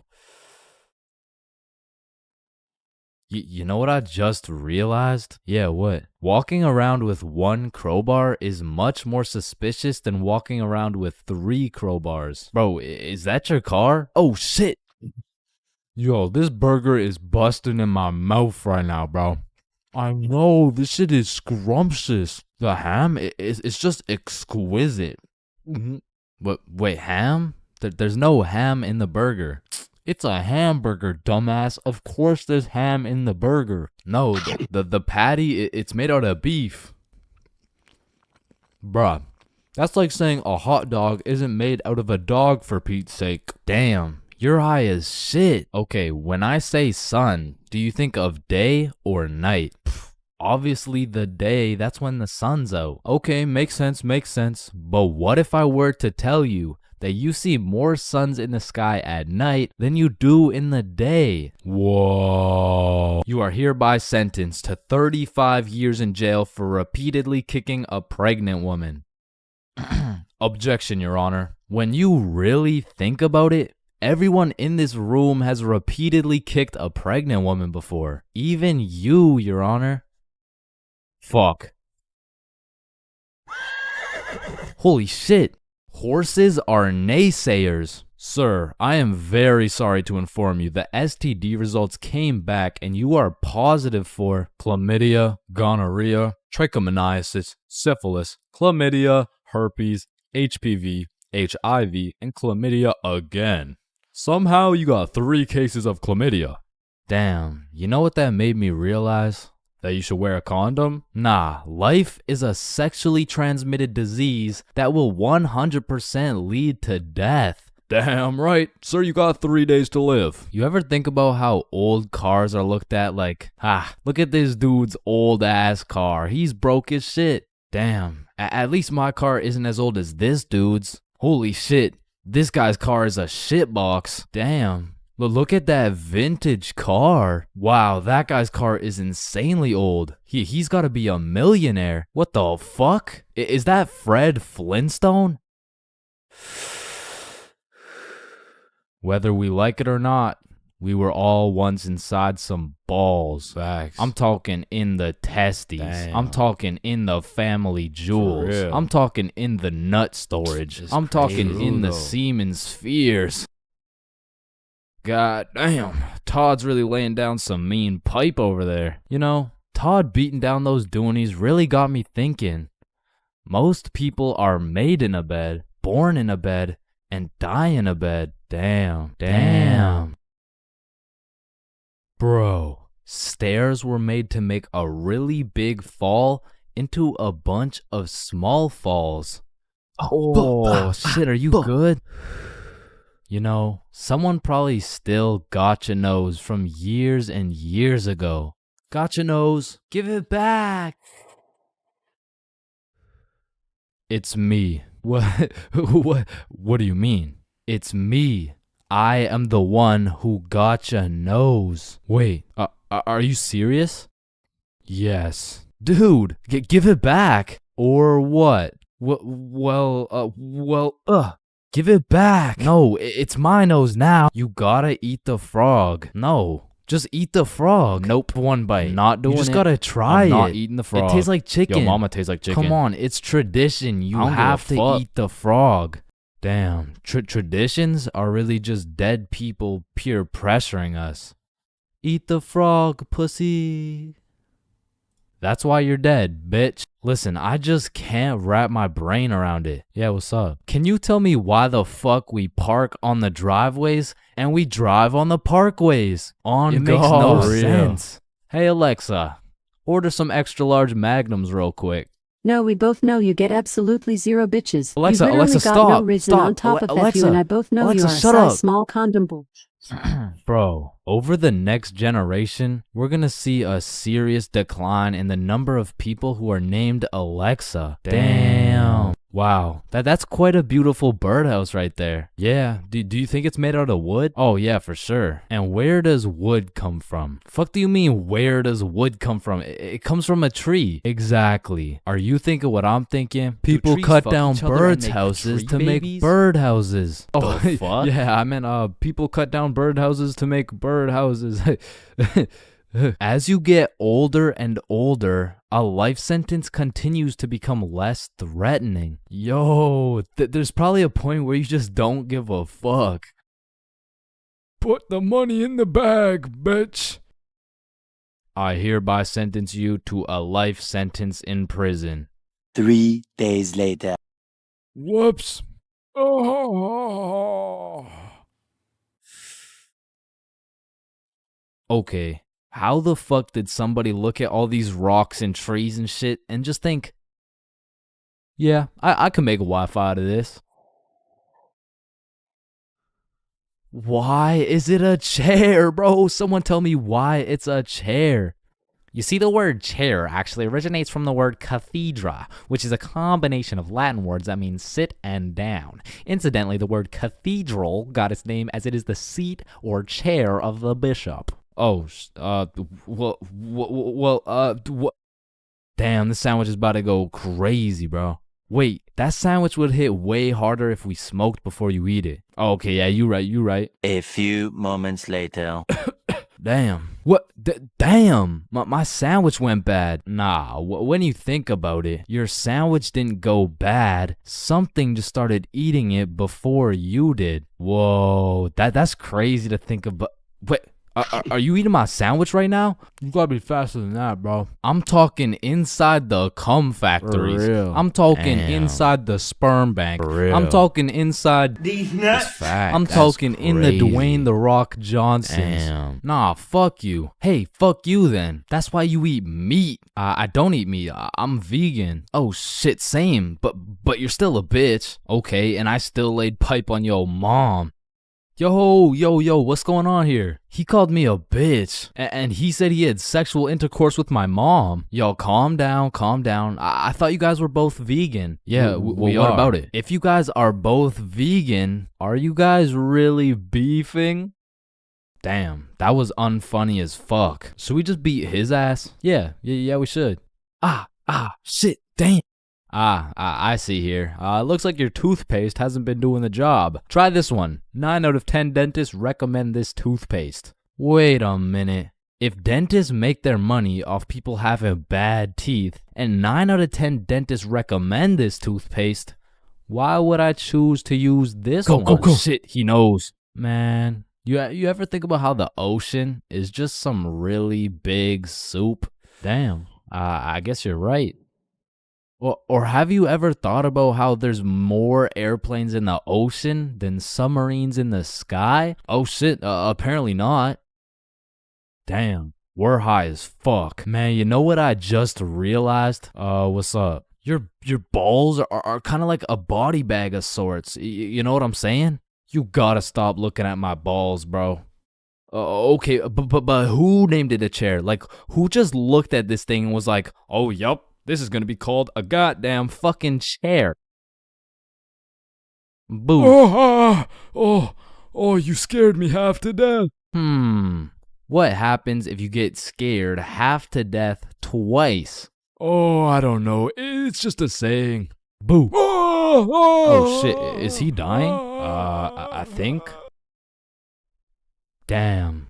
When you really think about it, most guys will get their first set of flowers at their funeral. That's some real shit. Wait, Chains, are you high at a funeral? No. There's a lot of awkward things in life, like the handshake fist bump dilemma, or waving back to someone who is waving to the dude behind you, or the you too situation. Enjoy your meal, sir. Thanks, you too. Actually, wait, no.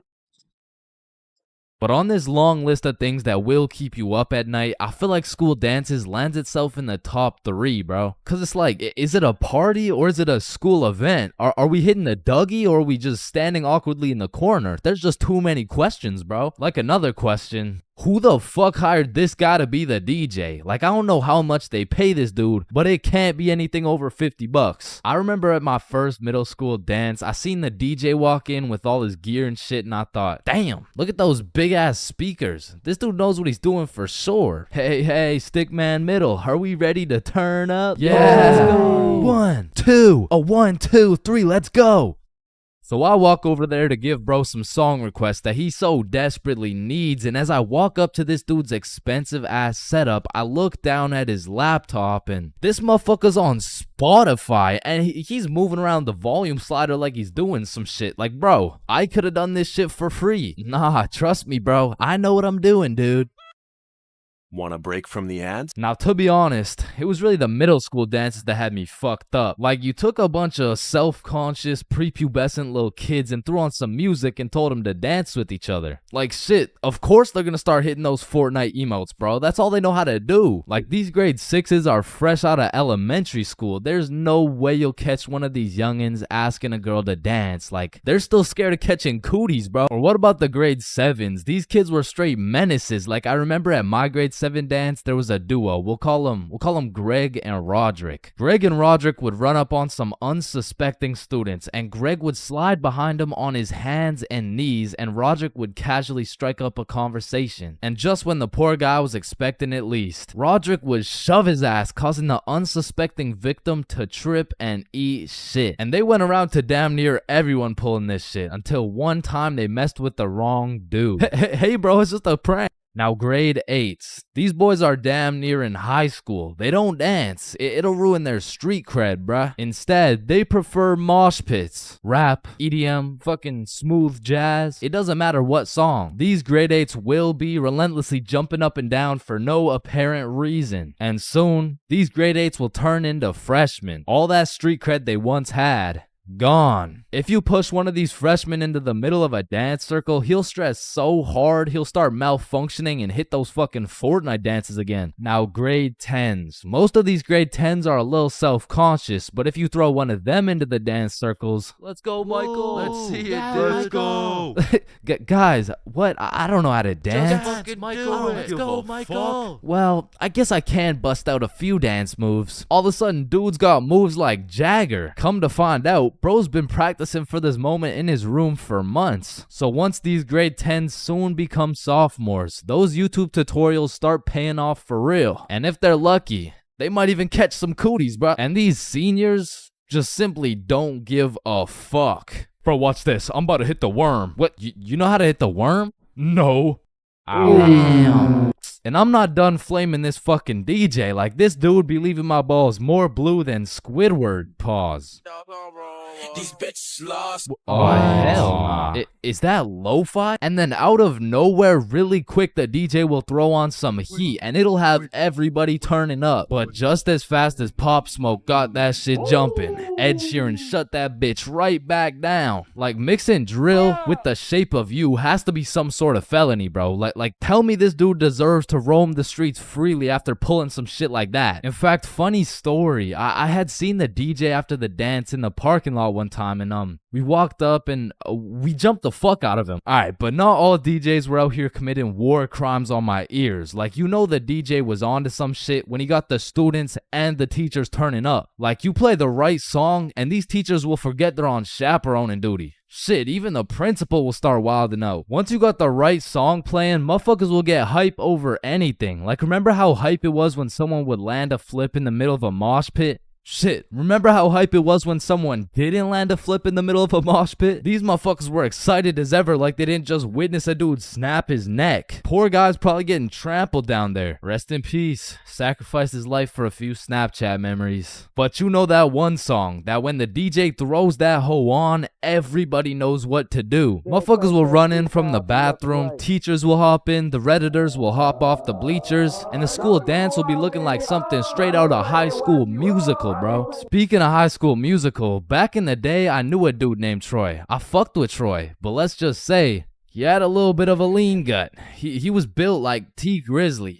Nah, fuck that. He was built like DJ Khaled. And I remember this dude, Troy, was just coming off a school suspension, but for whatever reason at the dance, this motherfucker must have been looking for another one. Cause Troy came up to me talking about how he was gonna beat Jordan Johnson's ass at the dance tonight, and honestly, I ain't believing him. So once the dance came around, he was beefing JJ every chance that he got, until soon JJ wasn't gonna stand for it. Now, a school dance is simply the best time for a school fight to take place for the dude who wins. For the dude who loses, you literally have every single motherfucker in your school gathered in one place to get several different 4K angles of you getting pieced up. So Troy was really putting everything on the line here because JJ was known for handing out whoopings like food stamps. But to be fair, Troy loved food. Regardless, JJ wasn't scared. In fact, he threw the first punch. Boom. But Troy ate that shit like a Wendy's 4-for-4 combo. And instantly, the entire school gathered in a circle. The circle was so big, there was no escaping. They were gonna have to fight to the death. But the DJ was so locked in that he was completely oblivious to what was happening. He was playing some happy-go-lucky ass shit. Oh shit! Ooh. Damn! Yo, get his ass! Let's go! Beat his ass, Troy. JJ! Yo, I'm Jordan Johnson! Now, the moral of that story is don't get into a fight at the school dance. Unless you know you're gonna win. Now, on another note, asking someone to dance is a very important topic when it comes to school dances. Now, girls, I'm sorry, I can't help you with this one. I've never asked a dude to dance before. But boys, shit, I can't help you either. I'm like 0 for 15 with this shit. But I do know someone who can. I'm talking about the homie Bob. So Bob, how do you ask a girl to dance? Watch and learn. Is this motherfucker moonwalking right now? Oh shit. Oh, what the fuck?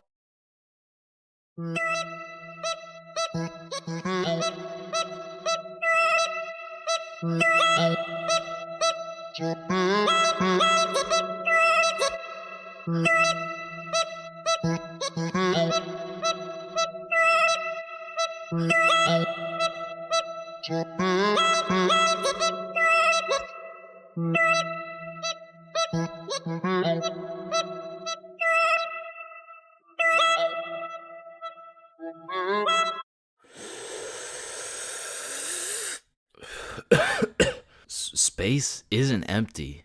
It contains everything that exists.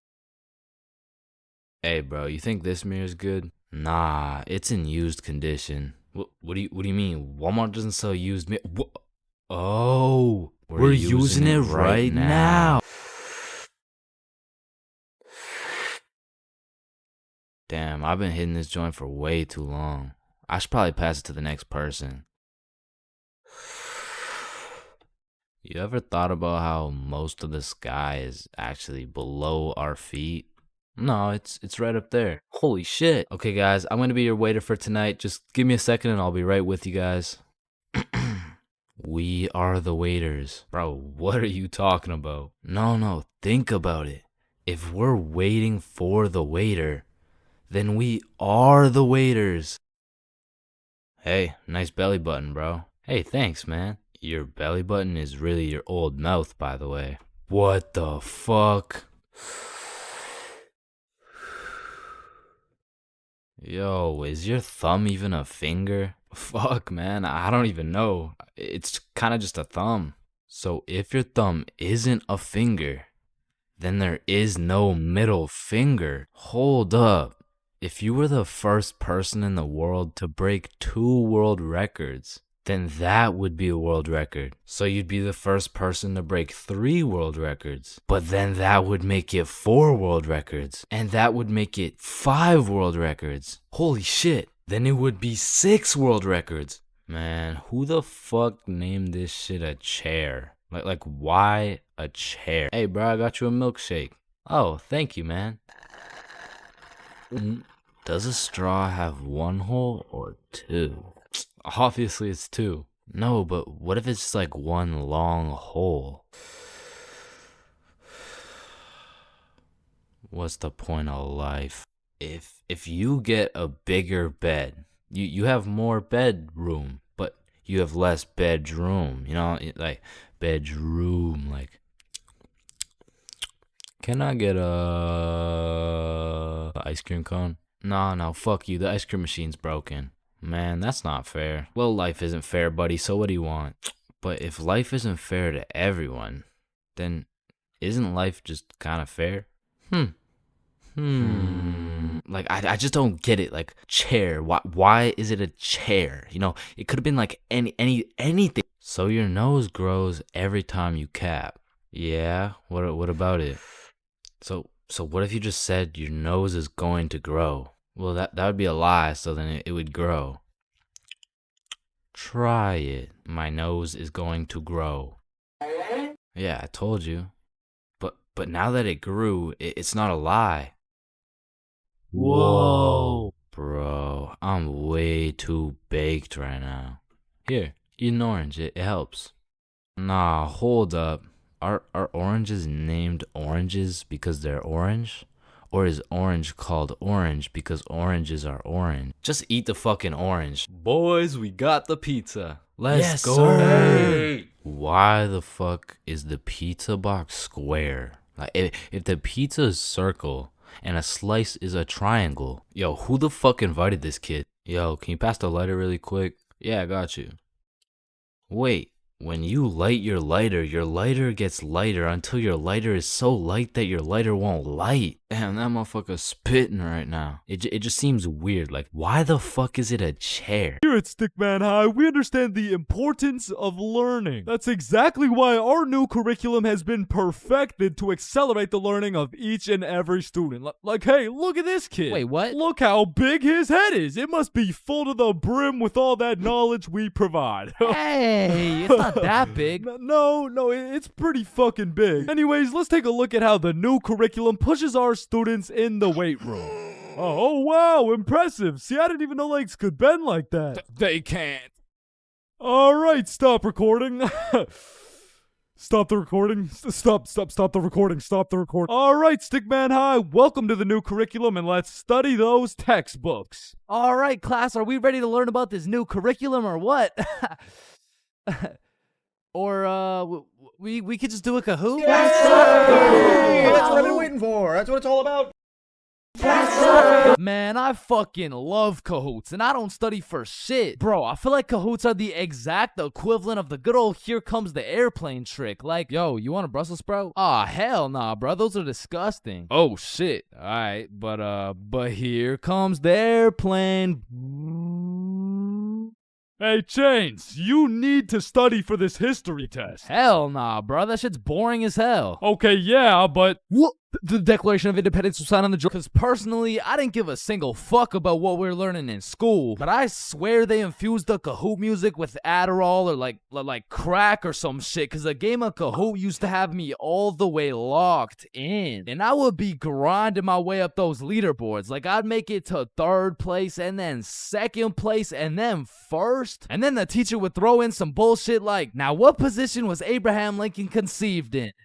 So I go for the safe answer, and all of a sudden I dropped 14 places, and I'm getting passed by goddamn dildo and Duncan McCawkiner. And the teacher's over here yapping about, yeah, guys, you should know this one. It's chapter 13 in your textbooks. Like, bro, why the actual fuck should we know this one? But in these Kahoots, people were coming up with the most outrageous names of all time, bro. I remember anytime a teacher would pull up a Kahoot, the first names would start off normal as hell. Jessica, Eric, maybe a little Bartholomew. But as soon as one dude drops a name that's ever so slightly comical, every single name after that ends up being more and more out of pocket than the last. It's like a competition to see who's gonna push that shit the furthest. Like Richard Long quickly turns into Ben Dover, which nicely parlays into Hugh Janus, which passes it over to I Swallow Cum, who alley-oops it for Wilma Dickfit, which eventually somehow always ends up with the teacher just catching mad strays. Like somewhere along the line, that shit goes from Dixie Normus to Miss Jackson's built like Mike Wazowski. Alright, who said I'm built like Mike? I remember I had this teacher who used to love Kahoots. Shit, she loved her Kahoots so much, we'll call her Miss Cahooters. Nope.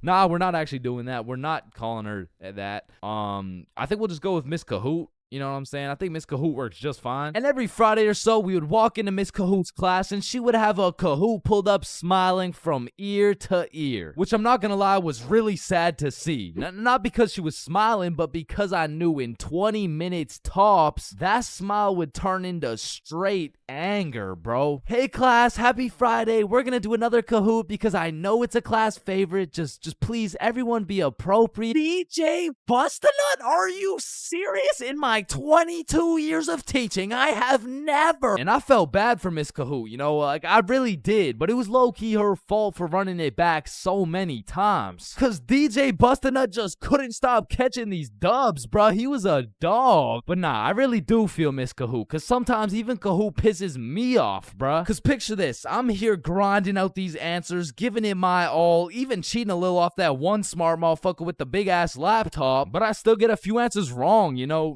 Nobody's perfect, but imagine my pain as I read my screen and find out I'm 76 points behind fucking Sebastian, bro. And I look up at Sebastian and this motherfucker doesn't even know what he's playing. He's just happy to be here and shit. But there's only one feeling worse than being 76 points behind Sebastian, and that feeling always came from the easiest questions. It would be like, oh, what? This is a little too easy? How do you say hi in English? And you're trying to speedrun this shit, so you click the first thing that kind of makes a little bit of sense and the answers come up, and you're the only motherfucker to get that shit wrong. No, whose dumbass you are? And everyone's looking around for who got it wrong. Like, yo, whose dumbass got that shit wrong, bruh? Top facts, bruh. Type shit. Dumbass. Type shit. The fucking dumbass. Chains? Were you the dumbass who got that shit wrong, bro? Me? The dumbass? Nah, shut up.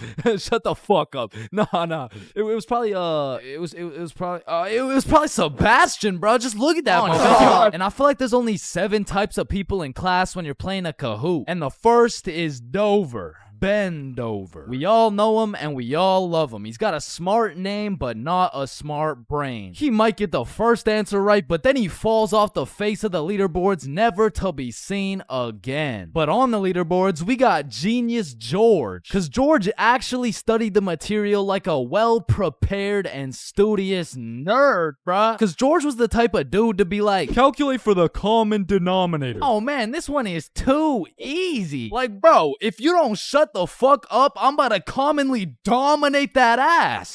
No, it's called a denominator. Oh, I know. And I swear every game of Kahoot had that one person who took their sweet time to answer every single question. Like, it could be 1 + 1, and this motherfucker would be 30 seconds deep into the question, like, okay, 1 + 1. Is it a trick question? No, just answer the question. Oh, okay, 1 + 1 equals... The answer's 2. dumbass. Okay, can I use a lifeline and phone a friend? All right, chat. How do we kick Jasmine out of the lobby? And then we got Flying Fuck Frederick. And Flying Fuck Frederick doesn't give a flying fuck. Dude will give his best shot at the first question, and then he's aborting mission and playing some goddamn Clash Royale. And then there's always that one dude yelling out the wrong answers. All right, what's the biggest mountain in the world? Ooh, I know this one. Chains. It's blue, bro. Trust.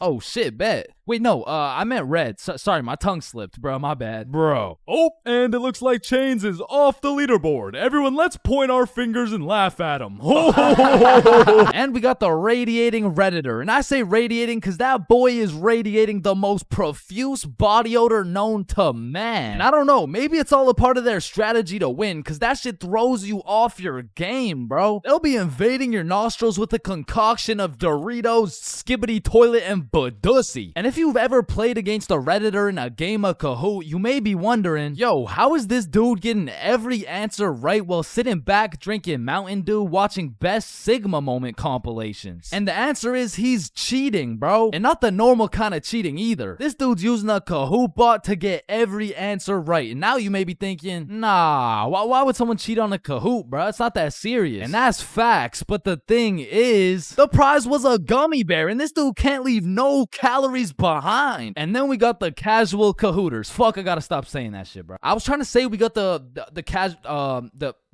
people who just play the game. They got normal names, they get some right, they get some wrong, but at the end of the day, they probably still get their shit yelled at, all because DJ Bustin' couldn't stop catching these dubs.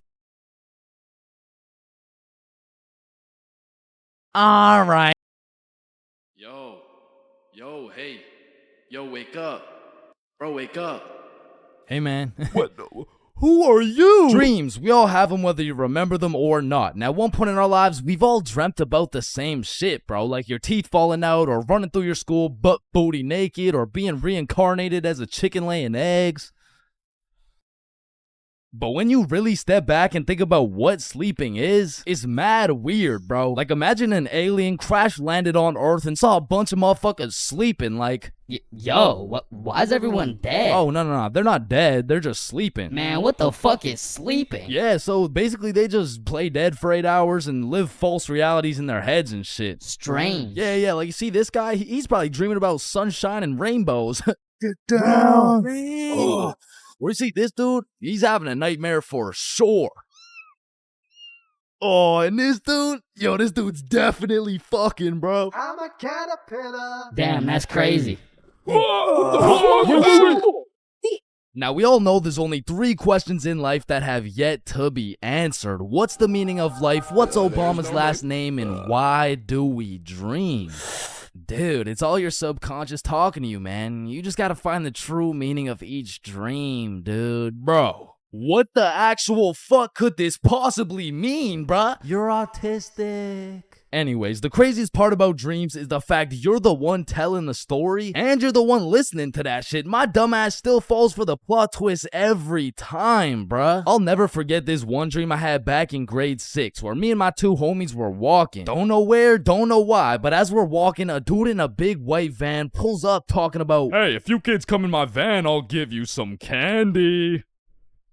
Shit. I mean, I'd come in your mouth for the whole bag. So obviously, we hop in, and the driver looks absolutely cracked out, talking about, "Hey kids, eat this candy." And so we unwrap this piece of candy, and it's literally just a razor blade, bro. Like, he didn't even try and hide that shit. Nah, I think I'll have to pass on this one. Alright, okay, then eat this piece of candy. Nah, this is a Perk 30. You got any Reese's Cups? Yeah, nah, I got Reese's Cups, here.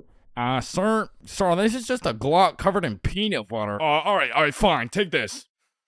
Shit, okay. So we eat this unsuspicious looking candy and instantly start tripping balls, bruh. Like the van is deforming, we're seeing rainbows and shit, and worst of all, we see this big ass grin on the driver's face. And I don't remember exactly what he said, but he said some crazy shit like, "Get ready, I'm coming for them cheeks." Nah, it was more like "Looks like your private square just went public." Okay, no, that wasn't it either. It was it was something more like You boys ever had your buns stuffed like a meat mountain from Arby's? Okay, I can't remember exactly what he said, but all I know is if we didn't act fast, we were getting our cheeks snatched up, bro. So Billy's like, yo, quick, call your dad. So I'm rushing to start calling my dad, and this is the most dream logic shit ever, because I don't even got a dad, bro. And this is where my own brain hit me with the meanest plot twist I never saw coming, because as I'm calling my dad, the driver's phone starts ringing, bruh. Bomba Club. Now, I don't remember the rest, but the fact my own brain hit me with some Star Wars Darth Vader type plot twist, god damn, bro, that shit was a movie. But still, I probably got my shit touched, so I'm gonna have to leave this as a B tier dream, bro. B tier? What the fuck could possibly be worse than a crackhead tickling your pickle, bro? Fever dreams.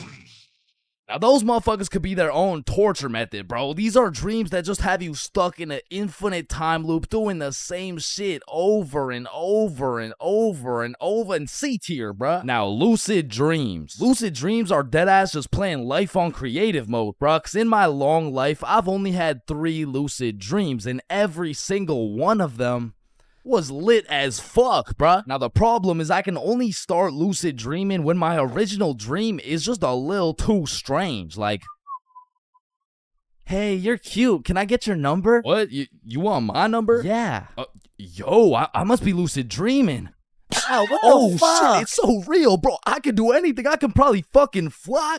Alright, Chains, this is not a dream. You're under arrest for battery and assault. But for real, my first lucid dream started when I was posted up in a basement with Michael Jackson. Yo, aren't you supposed to be, like, dead and shit? Oh shit, I must be dreaming. And so to test the waters, I start spawning in random shit on the spot, and this is the moment I realized the possibilities were endless, bruh. I could do whatever I wanted, and so I spawned in a honey pack, and I spawned in Lola Bunny, and I S tier. Lucid dreams are S tier, bruh. Wet dreams are too.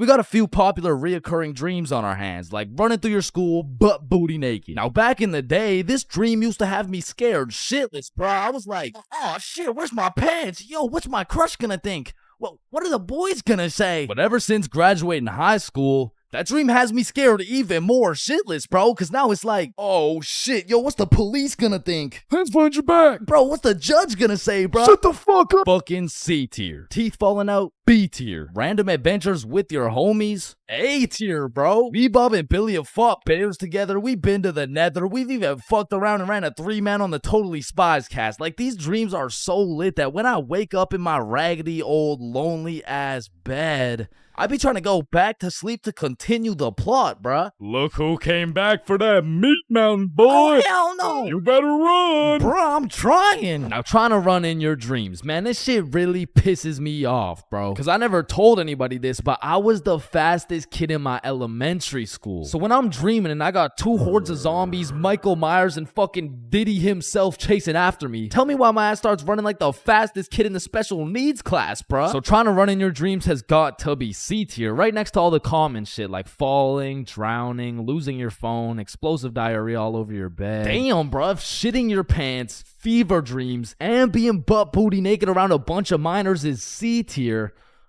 What the hell is D tier, bro? Sleep paralysis.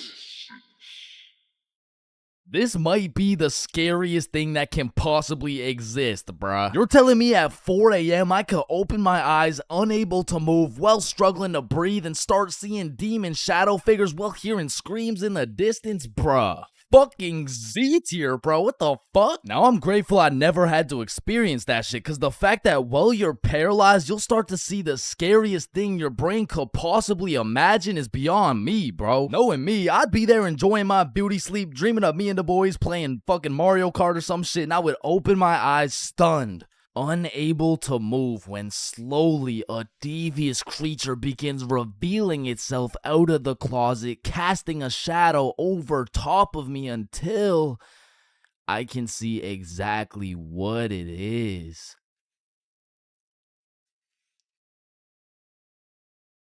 Looks like someone ordered a meat mountain.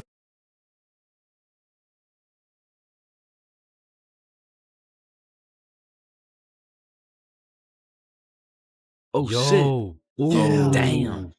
That's why you don't mess with me. Yo, I'm chill. Jordan Johnson. Mr. Johnson, why did you beat Kyle's ass?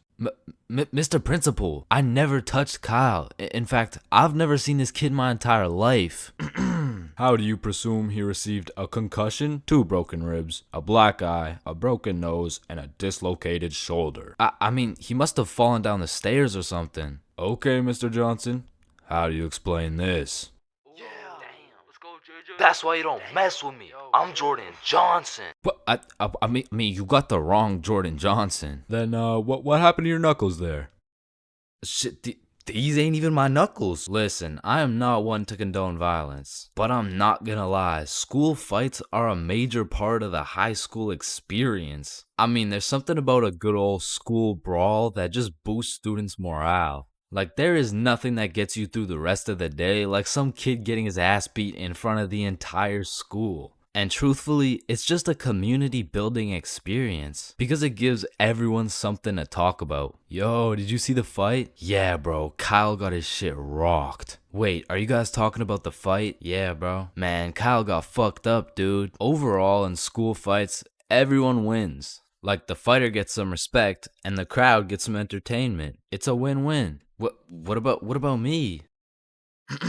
But tell me why when a fight breaks out, the entire school will be recording, but not one person can get a good video. It's like when a fight breaks out, every motherfucker recording starts having severe hand spasms. I mean, as the person recording the fight, you literally have one job: to record the fight. Damn, I just missed it. What happened? Oh, well, lucky for you, I recorded the entire thing from start to finish on my brand new Samsung. Check it out.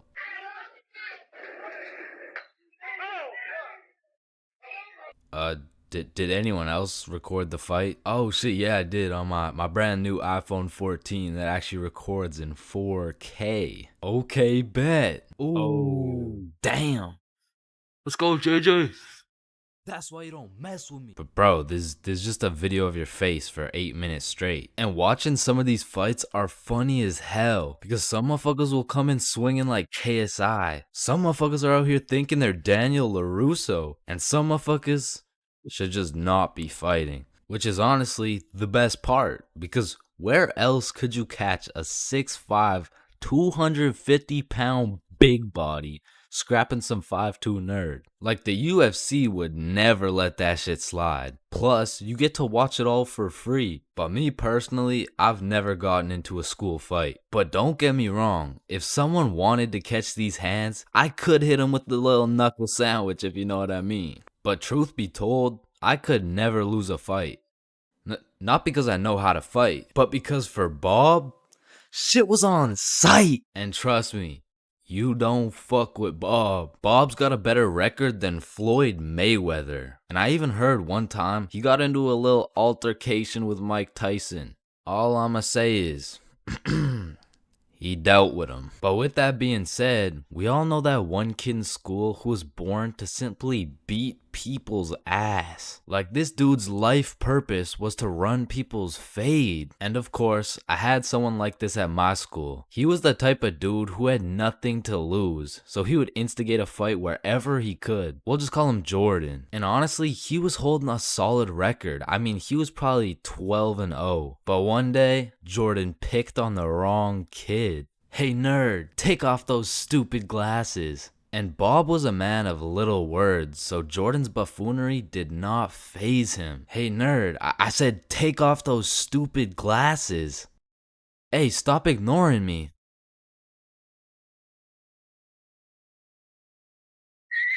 And without saying a word, Bob just ended Jordan's whole career.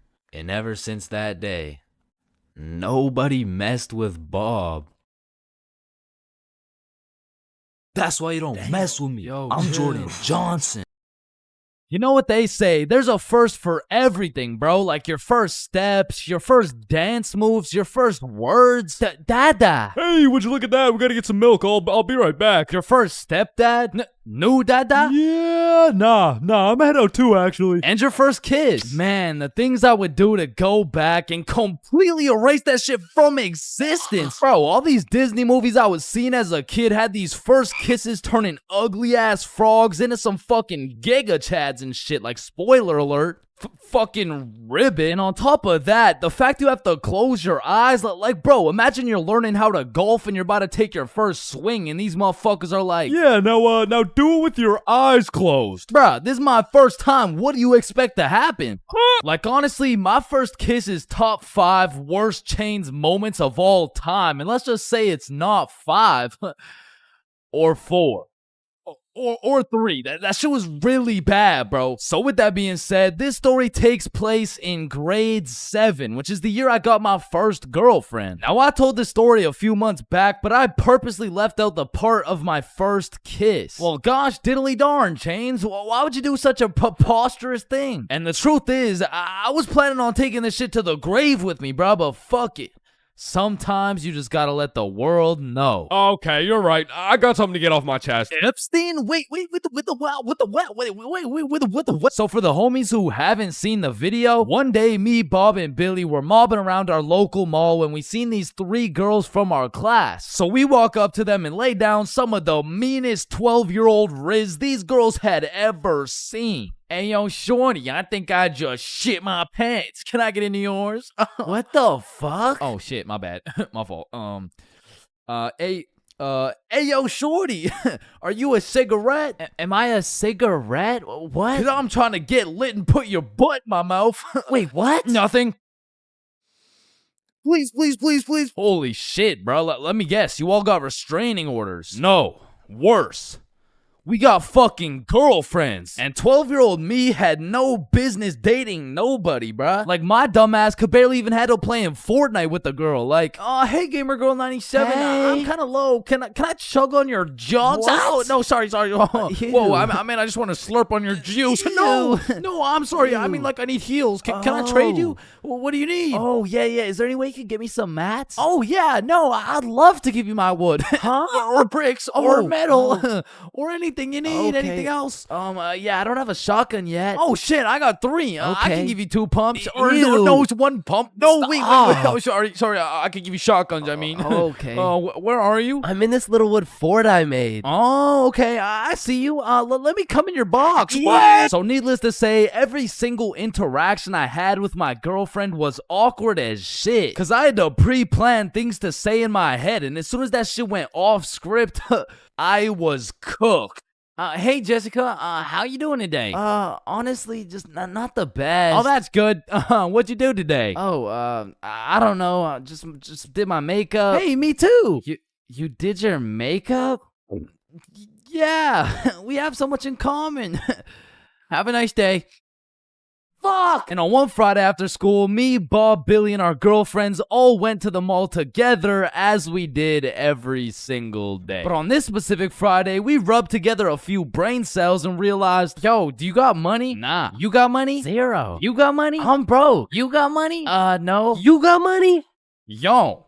Why are we at the mall? I don't know. That's a good Thought about question. it. I mean, we could all go to my house. Yeah, do it. And so, of course, as the good kid I was, I text my mom to ask her to go. Greetings, mother. I would like to know if it's in the realm of possibility that you would be so kind to grant me your permission to visit the household of my dearest acquaintance, Nikki. Looking forward to hearing from you. Your favorite son, Chains. And I immediately get a call. Let me speak to her parents. Now, I, ChainsFR, have never dated a 12-year-old boy in my life, and I honestly don't plan on it. But even in grade 7, I could use my logic and reasoning skills to understand if your boyfriend had to get his mom to talk to your friend's mom for permission to slide to the crib, instant ick, bro. There's just no way. She'd probably break up with me on the spot. So I'm doing anything I can to not let that happen. Hey there, Miss For Real. This is Nikki's mom. I just want to let you know Chains and his friends are welcome over anytime because they're Because they're goated with the sauce. Shit. Oh, hey, Nikki's mom. Sorry, it's kind of hard to hear you over all this bullshit. You're not allowed at her house. Come home now. Chains, are you coming? Look, Mom, I'm not gonna lie, you gotta lock the fuck in right now. This is the first time in my life I ever been invited to a girl's house and there's cheeks up for grabs. Like, Mom, this is my only opportunity. If you don't let me go, the for real bloodline might just end with me. Okay, listen, Chains. I'll let you go this time, but you have to be home at 9 p.m. sharp. Yay, thank you so much, Mom. Now I'm paraphrasing, but the point is she let me go with a curfew of 9 p.m. So all 6 of us leave the mall, hop on the bus, and get off at Nikki's house. We go inside, sit on the couch, and now it's even more awkward, bruh, because instead of walking around the mall, all we had to entertain ourselves was ourselves. And just like any other awkward middle school scenario, that shit went like so, truth or dare? Yeah, That's I'm exactly down. what I was thinking. And my heart instantly dropped, bro. Cause I knew if I picked dare, I would have to kiss Jessica and shit, bro. That's a whole lot scarier than playing Fortnite with Gamer Girl 97. But regardless, Nikki starts the game of truth or dare. Hey Billy, truth or dare? Yo, truth. What's your favorite color? Blue. Oh, what? This shit's not even bad. Okay, then Chains, truth or dare? Truth. No. What do you mean? No, it's truth or dare. I said truth or dare. Dare. What the fuck? Okay, fine, dare. You have to kiss Jessica.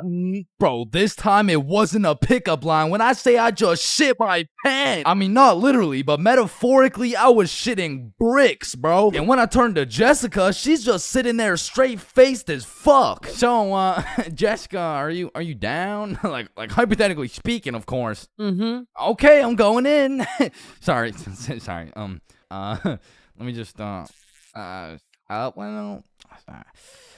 Hey, bro, I'm not gonna lie, this is fucking weird. You guys were just watching and shit. Like, I don't know, it's just kind of. Oh, so if we weren't watching you do it? I mean, yeah, I would actually. Wait, what the fuck? Every single one of these motherfuckers ran to the corner and started staring at the wall. Like, did you do it yet? We're not looking till you do it. Yo, hurry up, dumbass. So now I got all this pressure on me to do this shit, but Jessica's out here looking at me like, hey, how was your day? Yo, shut the fuck Just up. kiss her already. What are you yapping about? And I deadass didn't know how to go about it. I ended up sitting on this couch, nervous as hell, awkward as hell, looking stupid as fuck for 20 minutes, bruh. Now, 20 minutes in general doesn't sound that long, but imagine sitting on a couch in complete silence with everyone just, bro, just watch this.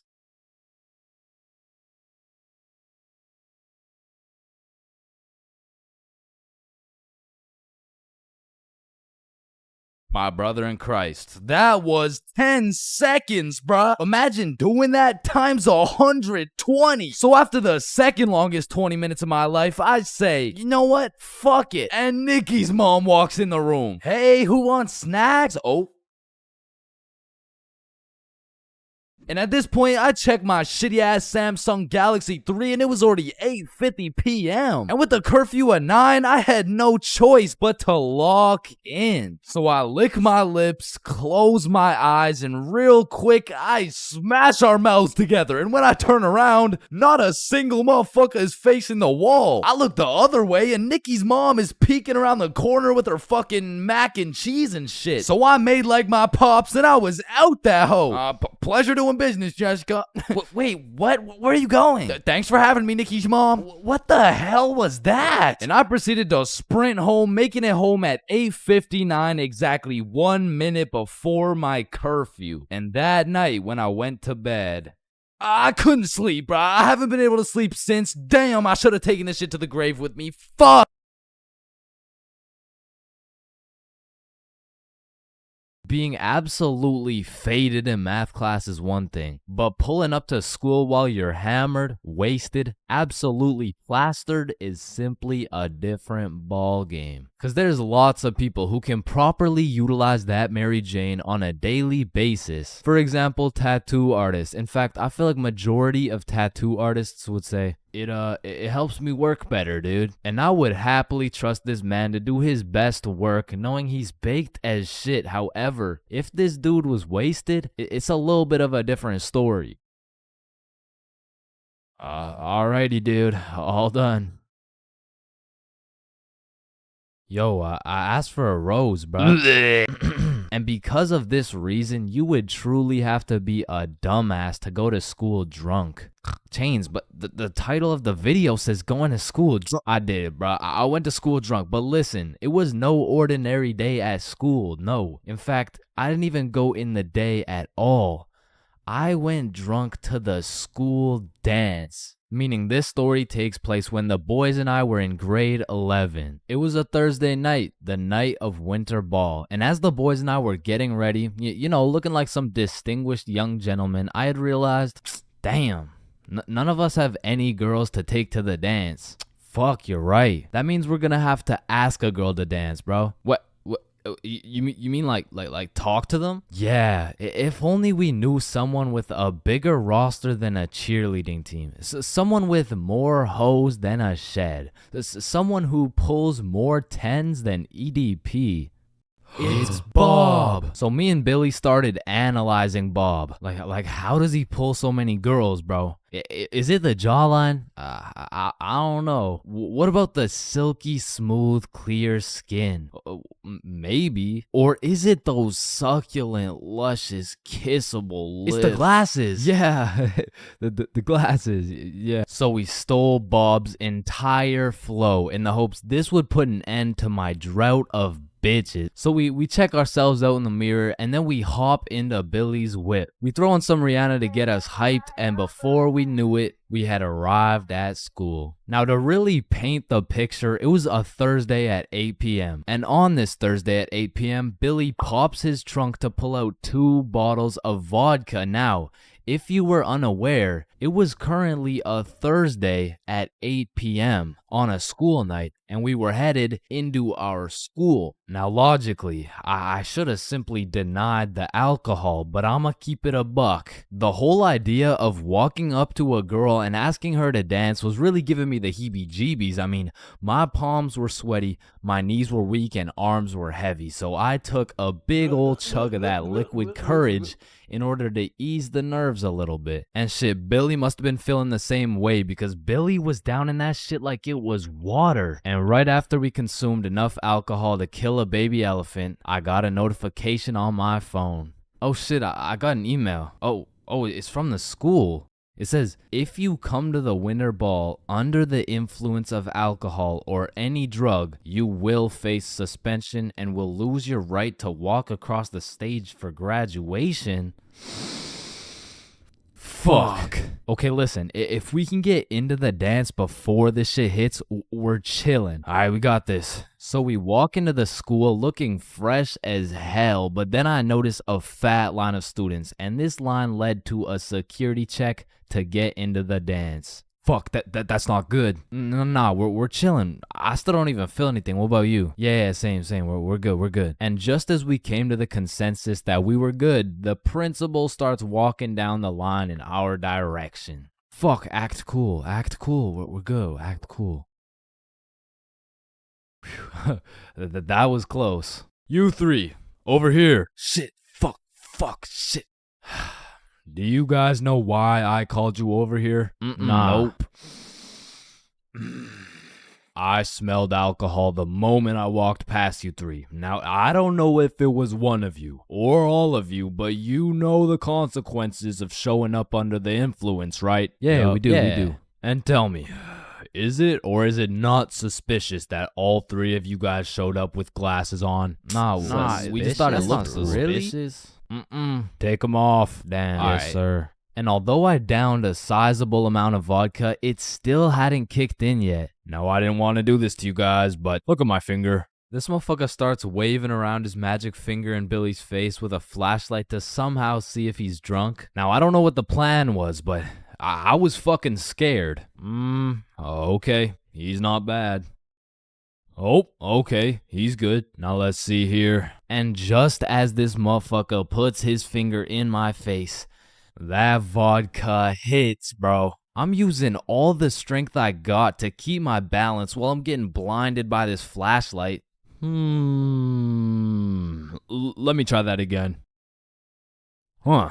I got a little feeling you guys drank, but it hasn't fully kicked in yet. I'll check up on you in a little bit. Yeah, that's good. Yeah. So we get to security and they make sure to pat us down. A little bit too good, but before we knew it, we were at the dance. And just like that, I saw my opportunity and I put that liquid courage to use. And you know, I'm very articulate when it comes to words, so I ask, "Hi, how are you?" "Oh, hey, I'm good." So I wanted to ask you, like, you know, we're at the dance and I saw you, so I walked over here. Here we are, you know what I mean? So like, do you want to dance? Yeah, sure. It had worked. My plan had finally worked, and just as I was about to feel the female touch I'd been deprived of for all these years, I see Mr. Principal walking in my direction with his finger ready and his flashlight in hand. So I just haul ass, and I don't stop hauling ass until I'm off school grounds. So the moral of the story is, don't go to school drunk, bro.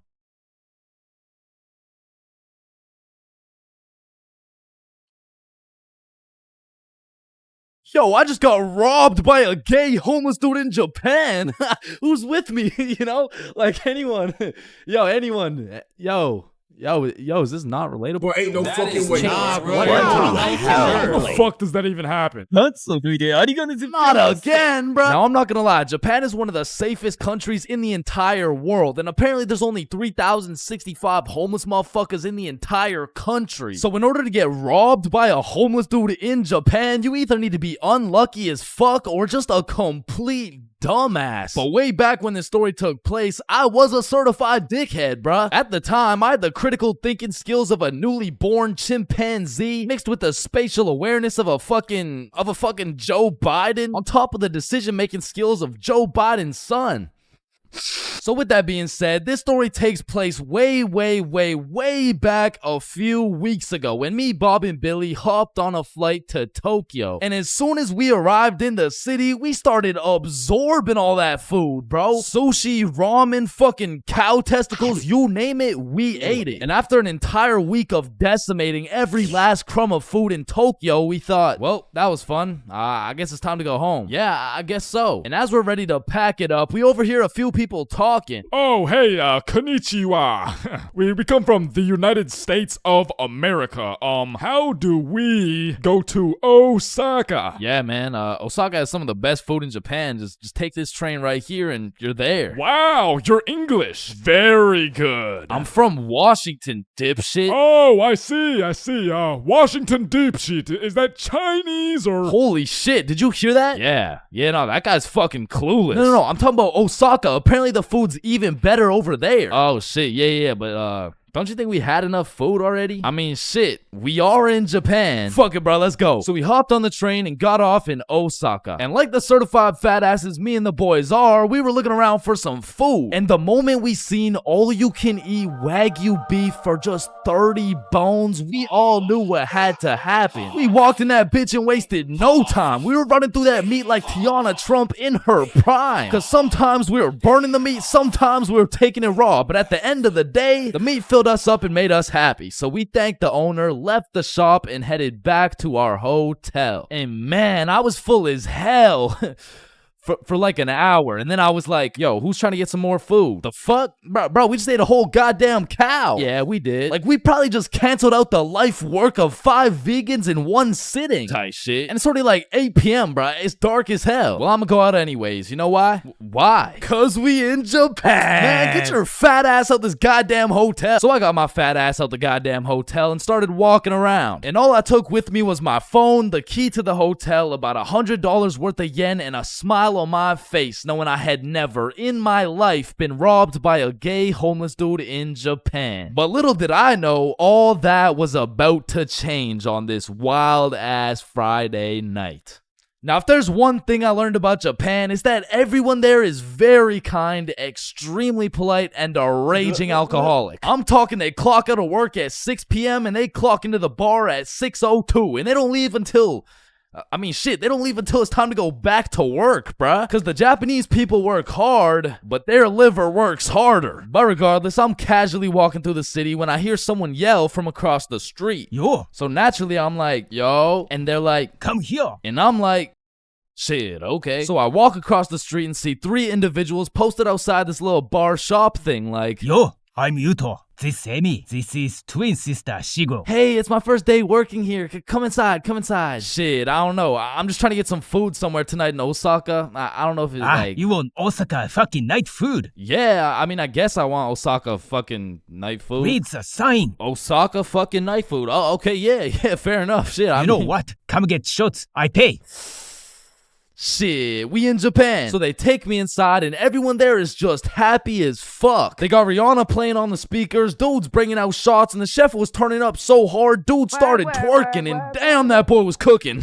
Bro, what? Shit, I mean, like, he was cooking with the food, like, man, fuck. But the vibes were just so good and inviting that I felt like I just got welcomed into this Japanese family. And so we all cheers and take the shots. And now I'm drinking, and I'm drinking with only one goal in mind, and that's to keep up with my newly found Japanese family. And so to prepare my stomach, I get me some Osaka fucking night food, and it was scrumptious. But as I'm slurping up this kebab, I see Emmy come back with 3 more shots, and she's like, you want one? Shit.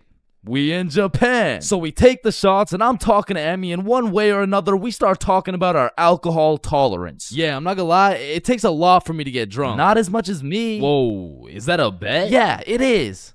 Bitch. So we're drinking everything in sight. Vodka, soju, sake, tequila. It's a competition. Now, I made the bet in the first place because I'm twice her size. But one thing I forgot to account for was the fact her entire lineage had been training generations for this very moment. So she's taking these shots to the face like... well, shit, like Tiana Trump in her prime, and I'm going shot for shot with her. And after taking about 8 shots, I was feeling it, bruh. Yo, let's go play darts. I mean, I never really played darts in my life, but shit. We in Japan. So we pull up to a darts bar, just me, Emmy, and Yuto. And I had never played darts a day in my life. But you ever just try some shit and you're just inherently good at it? Yeah, right? Yeah, that shit was not me, bro. I was dog shit. I was out there looking like I was drunk as hell. I was drunk as hell. Because in order to play, each person had to buy a soju. So now I'm about 12 shots deep, throwing darts, trying to hit a circle the size of a pea, while this little Japanese girl's pushing me and shit. Because to her, this was a game. To me, this was survival. Because every time you lose, you gotta take a shot. And if I keep taking shots like this, these shots about to start taking me, bruh. And sure as hell, I lost the first game. I took my shot and Emmy's like, how drunk are you right now? And I can't let her know I'm losing this bet. So I'm in that bitch like, drunk? Nah.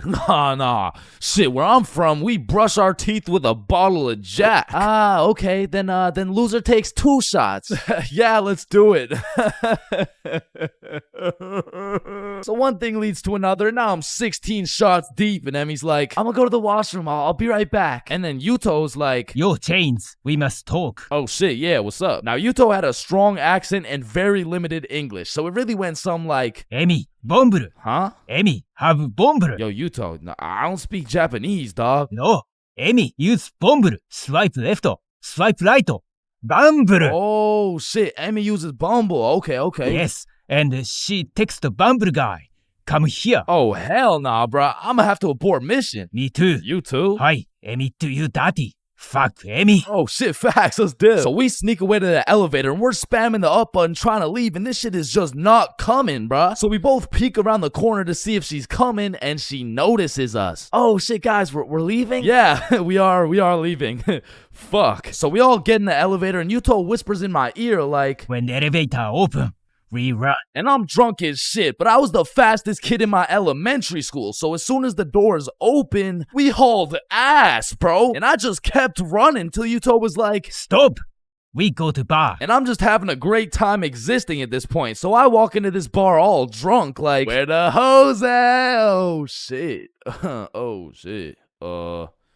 Where the bros at? Yeah. Yuto took me to a gay bar, bruh. Now, of course, there's nothing wrong with the gay bar, but it was the fact that after drinking 16 shots, I just sprinted full speed away from a cute Japanese girl to run straight into a room filled with a bunch of sweaty gay dudes. And these motherfuckers were looking at me like I'm some fresh meat or some shit. And it really just had me questioning my entire life. I was in that bitch confused, frustrated, drunk as hell, ready to crash out. I was gonna leave that bar looking like I would like a fruit explosion. No, Sebastian, what the wrong video? What the fuck? Oh, hey, is that Diddy? So you're trying to see a fruit explosion, huh? No. So I left the gay bar, called up Emmy, we link back up, and the first thing she says to me is, "Fuck you." Fuck me? What? Nah, fuck you. Why'd you run from me? Bruh, you were inviting Bumble dudes and shit. What? No, what are you even talking about? I mean, Yuto said, like, you know what? Don't even worry about it. Okay. Well, let's go to the club. And I'm like, shit, we in Japan. So we're at the club doing club shit, and after an hour or so, she's like, let's take some shots. And I'm like, shit, we in Japan.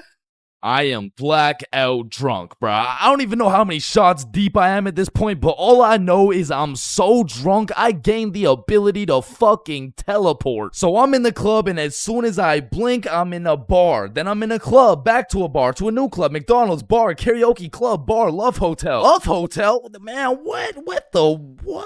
Man, what the fuck? You said you wanted to sleep. Damn. Yeah.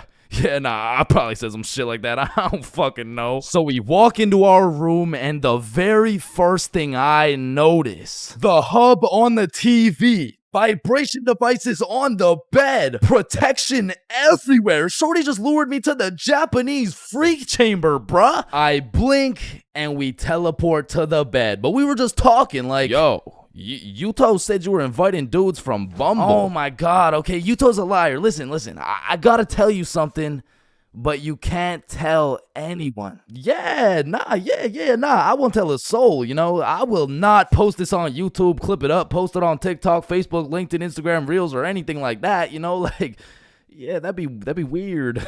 Okay. So Yuto's homeless. Wait, what? Yeah, like, he just goes to the gay bar and then goes back to a dude's house and sleeps there. Damn. Oh, man, I didn't even know. And then he steals their money. Wait, he what? Yeah, he just steals their money.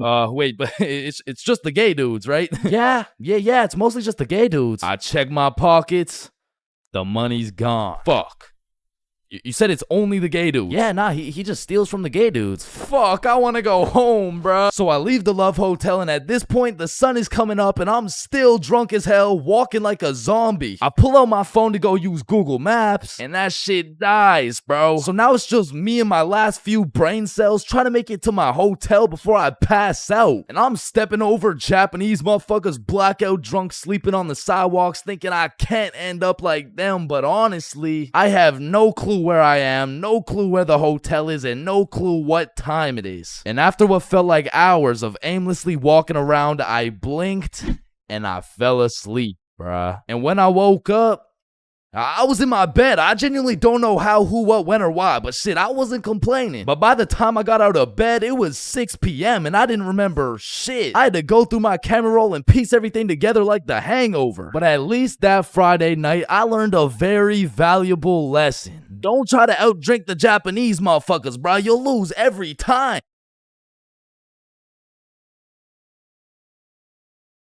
All right, next up we got Billy presenting his baking soda volcano experiment. Hey guys, how we doing? All right, so you see if I put a solid amount of baking soda in here and then a little bit of vinegar here, it's supposed to explode. Oh, shit. Fuck! Quickly, organize a single file line in alphabetical order. Hey, I'm first. No, you're not, bro. I'm first. Your last name is literally Johnson. I have 2 last names. Listen, bro, I'm not saying we shouldn't have school drills and all, but what I am saying is the school drills we do have are straight bullshit. Like, if there was a fire in my class, I'm jumping straight out the window. The fuck? There is no way you'll catch me waiting for Alexander and Arnold to debate who's first in line while I'm out here getting sauteed. And shit, fire our drills aren't even close to being the worst of the drills, cause we got lockdown drills. Now I don't know who planned out these drills, but goddamn these drills are ass. Now if you never had lockdown drills, they're pretty much a foolproof plan set in place to completely counter anyone pulling up to school with a strap. You see, the plan is pretty simple. You lock the door, gather all the students into the corner of the class, and you turn the lights out. And the reason we turn the lights out is so we can politely tell the intruder that nobody's home. Now if every classroom followed these steps perfectly, we might even be able to convince the dude that it's a pro D-Day or something. Now listen, I hate to be the bearer of bad news, I really do, but there's one minor flaw in this plan. The shooter's in the class, bruh. You're out here telling the opposition your exact game plan, then you're surprised when bro pulls up to the hiding spot? Like shit, it's just easy pickings at this point. Now, earthquake drills, man. The game plan here is to essentially hop under your desk and start counting. Now, when I was in kindergarten, I thought this whole earthquake drill thing was a fun game we played to learn how to count. But 12 years later, we were still counting. Like, let's be honest. What the fuck is counting gonna do? Are you telling the earthquake how long it has to dismantle the school? Cause I'm pretty sure it doesn't give a shit how long it takes. Me personally, I feel like the best way to see if an earthquake is over is by observing whether or not the entire fucking building is shaking. But listen, I will say this, out of all the drills, the earthquake drill is pretty valid. Like whoever thought of this one was kinda cooking. I mean, these desks are pretty much made out of steel, bro. Like out of all my years, I've never seen one break before. So it probably provides some solid protection. But shit, me personally, I'm still jumping through the fucking window, bruh. I don't care how many times I practice crouching under my desk. If I ever felt the slightest shake in the ground, I'm out of that hoe. So if you carry the 674 to the power of 2 over to the 47, you will find— oh shit! Well, why did Chains just dive out of the window? Shit, I don't know. Now I'm gonna keep it a stack. I've never done a single tornado drill in my life. So after doing some quick research, it looks like you just, you do this. Now I don't know shit about tornadoes, but what I do know is that I'm not gonna be doing this shit. Like, I'm no scientist, but I don't think the doggy position is gonna stop the tornado from packing you up. So to be honest, once again, I'm jumping out the fucking window, bro.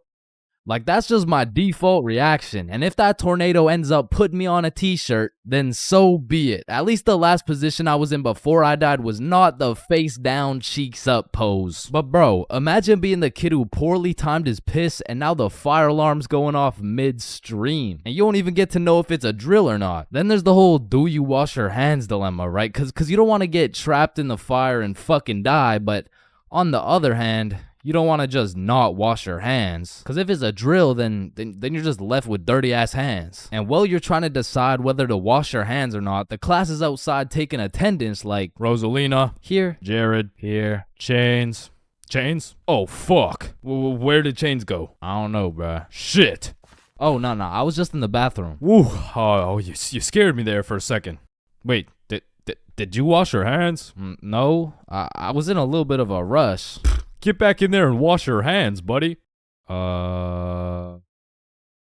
Now the thing about school drills is they happen pretty often. I mean, every few weeks they throw in a fire drill here and a little earthquake drill there. So when the fire bell actually goes off, motherfuckers just assume it's a drill. They're out here horsing around, making jokes and shit, while the school's actually getting fucking cremated. But after almost all the drills are alphabetical, single file line goes out to the front of the school and on the field with every other class. And the amount of buffoonery that goes down on this field is insane, bro. I mean, everyone walks in with a single file line, but after 5 minutes, that shit looks like a Travis Scott concert, bro. Like, I remember one time my high school got a bomb threat called in, so every class assembled the good old alphabetical line and we went out onto the field. And we were out there for a minute, bro. I remember looking around and these motherfuckers were running the world's biggest game of duck, duck, goose. Like there wasn't a whole ass bomb threat called into our school. That same day, one kid brought a football to the field, and all of a sudden motherfuckers are running a pickup game while we're waiting to see if our school is gonna explode or not. And of course the teachers tried to stop it, but these kids just used it as a diversion play and got another touchdown. Alright, so now that we thoroughly dissected each and every school drill, it's only fair we hit them with a tier list.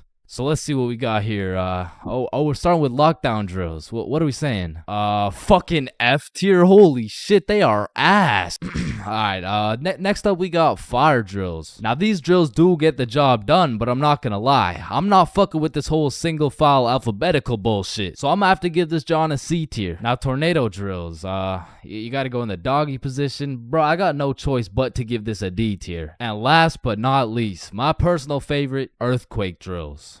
They're still kind of ass, B tier. And bro, I know some of y'all may be thinking, you can't just talk shit about the school drills and not present any better solution. Well, lucky for you, I have devised the best and only way to fully counter any natural or artificial disasters. It's simple. For a guy like me who's 7 feet, 325 pounds, 0.5% body fat, and a 7-foot wingspan, I just simply remove myself from the situation. However, I do understand that I am built different, so for your average Joe, I have devised another plan. It's also simple. The moment some shit goes down, everyone runs at full speed out of the building. And of course, some would argue that not everyone is gonna be able to make it out of the building in time, and that some people are faster and stronger than others, and you know what that's called?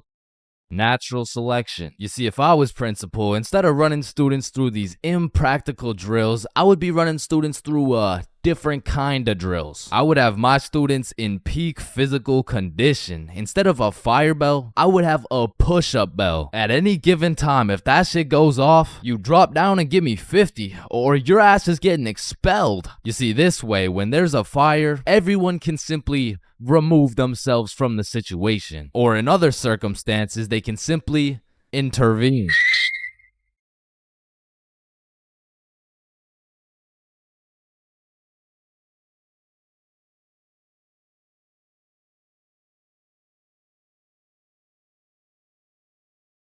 High school bathrooms have to be one of the most unorthodox places in the entire world. Walking into the bathroom, you have absolutely no clue what to expect. And honestly, that's the best part. I remember one time I had walked into the bathroom, you know, to take a piss. And when I had opened the door, I was not surprised to see some motherfucker getting his head shaved bald. And these dudes were so casual about it too. Yo, what's up? What up? And you know, it's cool and all to be able to be entertained while you're trying to release your bodily fluids. But I mean, sometimes you just want some peace and quiet. Because you truly never know when something like this can happen to you. And that is precisely why I'm scared to ever shit in the school bathroom. And listen, my school bathroom has always been bad, but these TikTok trends that keep popping up made the bathroom situation so much worse. Yo, look at this TikTok. That's kind of funny. 1 week later. Damn, someone took the soap dispensers. Who snatched the blow dryers, bruh? Where the fuck did the urinals go? 1 hour later. Hold up. Who hit a lick on the bathroom? These TikToks had the school announcements like, "Guys, I'm begging you, stop with the devious licks. If you see anyone hitting a devious lick in the bathroom, report it to the office immediately." And I'm not gonna lie, this trend was low-key pointless. Like, once you go home, the fuck are you gonna do with the broken blow dryer, bruh? But there was one TikTok bathroom trend that was fire. So, what is the square root of pi? Chains. Yeah, can I go to the bathroom? Be quick. Am I tripping or did I just hear... Yeah, bro. Bathroom functions are a 10 out of 10 TikTok trend. Hey, man, if you're still in high school, I recommend trying it. Anyways, I've obviously never been in the girls' washroom before, but I be seeing way too many TikToks filmed in there. Like, is it just a normal thing for girls to go to the washroom while other girls are just in there hitting the renegade? Like, I wouldn't know, but that whole situation seems a little bit awkward to me. Boom. Boom. Wait, renegade, renegade, renegade. And when it comes to most public schools, the washroom is like the black market of the school. So there's always some dude trying to sell you something. Yo, you need anything right now? I got that Gandalf OG, that Alaskan Thunder, some purple monkey balls, got those Girl Scout cookies. Hey man, just give me a second. I'm kind of busy right now. I got that sour diesel, that Granddaddy Purple Deluxe. Trust me, this stuff will blow your socks off. And every once in a while, someone will bring boxing gloves. All of a sudden, the school bathroom turns into the octagon. People are getting knocked out, dropped, and getting hit with the guillotine chokehold. But as soon as a teacher walks in,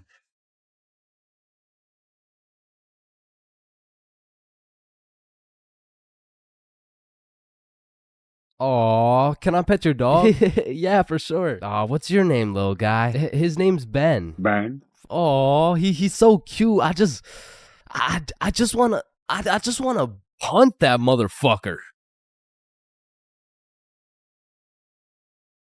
Man, these intrusive thoughts I be having make me wonder whether I belong in maximum security prison or not. Like, I don't even mean to, but the thoughts that pop into my head are so menacing that I can't even say this shit on YouTube, or this video will get taken down. Then I'll be canceled. Then my whole channel will get deleted. Then I'll be thrown into a psych ward, and then I'll be put on the fucking death penalty. Like, these thoughts that pop into my head are so alarming that they make me want to beat my own ass, bro. Hey, man, why'd you just sock yourself in the face? Oh, well, you see, I was about to push that unsuspecting toddler into the deep end for no apparent reason, so... Yo, this guy's about to assault a minor. Hey, you can't do that. Cool, dude. But it's not like every single intrusive thought I have is bad enough to get me convicted. Like, whenever I'm walking across a bridge, I have to use every cell in my body to fight the urge of just tossing my phone into the water. Like, there is literally no benefit from doing that shit, but there's just something inside of me that would feel so much satisfaction with just seeing my phone dissipate into the water. You know, maybe you get that urge because it would just be satisfying to do some shit that's out of the box. Some shit that nobody else would do, just to break the simulation a little bit. Cause I could be having the best day of my life. I could wake up, get the meanest pump in, hop in the shower, eat the most fire breakfast, and draw the most pristine stickmen I've ever drawn. But as I'm casually walking beside a bunch of cars that are going 65 miles an hour,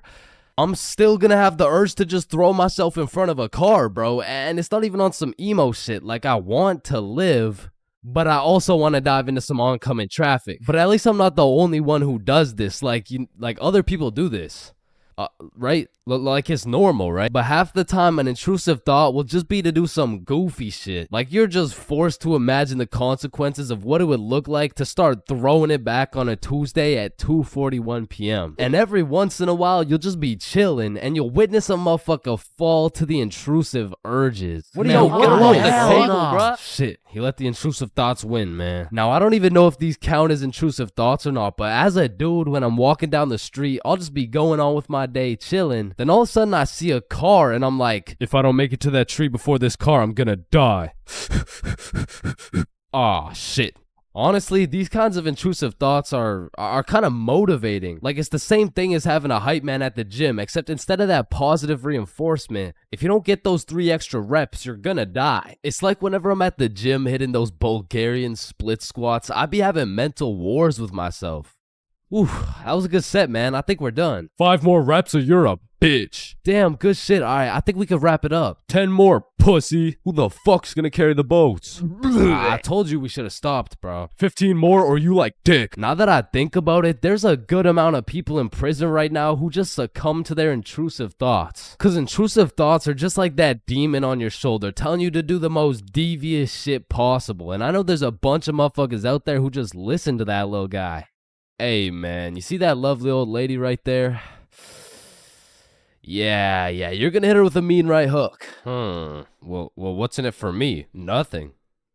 Shit, alright. But to be honest, there is a handful of times where I've let the intrusive thoughts take over. One of the most memorable was way back when I was 5 years old. Me and my older brother were just dicking around doing some 5-year-old shit. Keep in mind, this story takes place before your boy had even developed consciousness. So I was just a little munchkin doing munchkin shit. Then suddenly, this urge came over me. It was unlike anything I'd ever felt before. It was dark, irresistible, and for no apparent reason, I bit my brother's arm. And this was probably the most satisfied I'd ever felt in my entire life, but it was followed by shame and regret because I had no excuse. Ow, why the fuck did your dumbass just bite me, bro?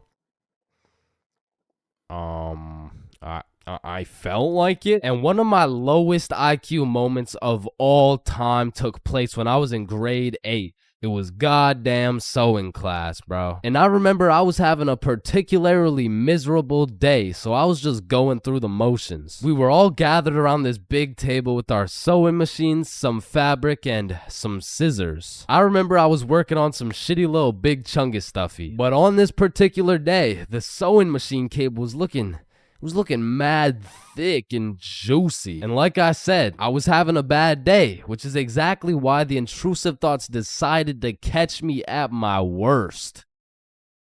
Psst, psst, do it. What? To do what? Oh, you know what to do. You're the one with the scissors in your hand, buddy.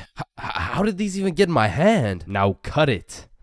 Cut it, Chains. No, why the fuck would I? The wire exploded with smoke and my heart dropped so fast, bro. And everyone around the table just stares me down. And I'm thinking I can somehow cover this shit up like I didn't just take some fucking scissors and snip that shit like an umbilical cord. Maybe I could convince the teacher the cord snipped itself or some shit. But as I look down at the scissors in my hand, there's literally a chunk missing from the scissors. They look like they survived World War II.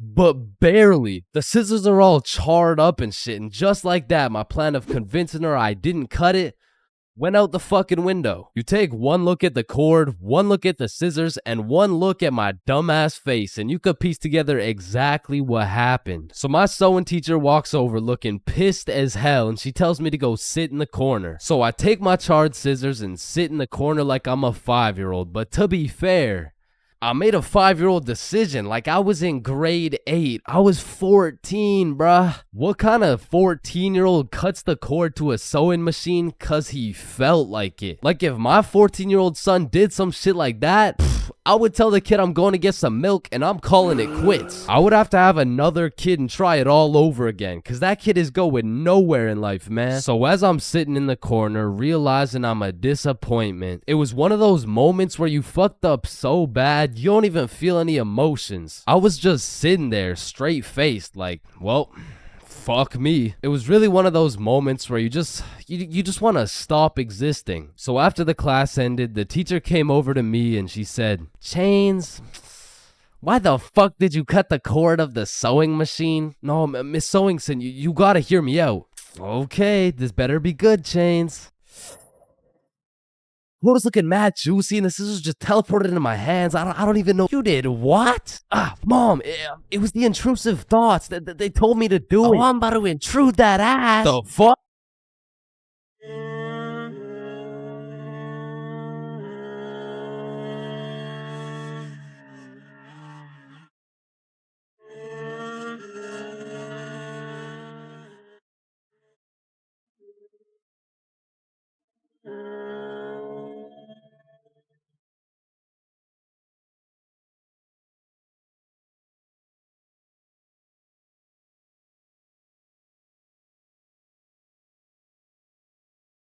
High school bathrooms have to be one of the most unorthodox places in the entire world. Walking into the bathroom, you have absolutely no clue what to expect. And honestly, that's the best part. I remember one time I had walked into the bathroom, to take a piss. And when I had opened the door, I was not surprised to see some motherfucker getting his head shaved bald. And these dudes were so casual about it too. Yo, what's up?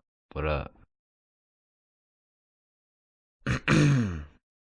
And you know, it's cool and all to be able to be entertained while you're trying to release your bodily fluids. But I mean, sometimes you just want some peace and quiet. Because you truly never know when something like this can happen to you. And that is precisely why I'm scared to ever shit in the school bathroom. And listen, my school bathroom has always been bad, but these TikTok trends that keep popping up made the bathroom situation so much worse. Yo, look at this TikTok. That's kind of funny. 1 week later. Damn, someone took the soap dispensers. Who snatched the blow dryers, bruh? Where the fuck did the urinals go? 1 hour later. Hold up. Who hit a lick on the bathroom? These TikToks had the school announcements like, "Guys, I'm begging you, stop with the devious licks." If you see anyone hitting a devious lick in the bathroom, report it to the office immediately. And I'm not gonna lie, this trend was low-key pointless. Like, once you go home, the fuck are you gonna do with the broken blow dryer, bruh? But there was one TikTok bathroom trend that was fire. So, what is the square root of pi? Chains. Oh yeah, can I go to the bathroom? Be quick. Am I tripping or did I just hear? Yeah, bro. Bathroom functions are a 10 out of 10 TikTok trend. Hey man, if you're still in high school, I recommend trying it. Anyways, I've obviously never been in the girls' washroom before, but I be seeing way too many TikToks filmed in there. Like, is it just a normal thing for girls to go to the washroom while other girls are just in there hitting the renegade? Like, I wouldn't know, but that whole situation seems a little bit awkward to me. Boom. Boom. Wait, renegade, renegade, renegade. And when it comes to most public schools, the washroom is like the black market of the school. So there's always some dude trying to sell you something.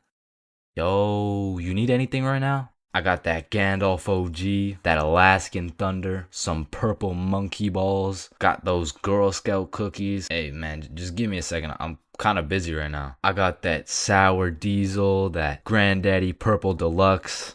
Trust me, this stuff will blow your socks off. And every once in a while, someone will bring boxing gloves. All of a sudden, the school bathroom turns into the octagon. People are getting knocked out, dropped, and getting hit with the guillotine chokehold. But as soon as a teacher walks in,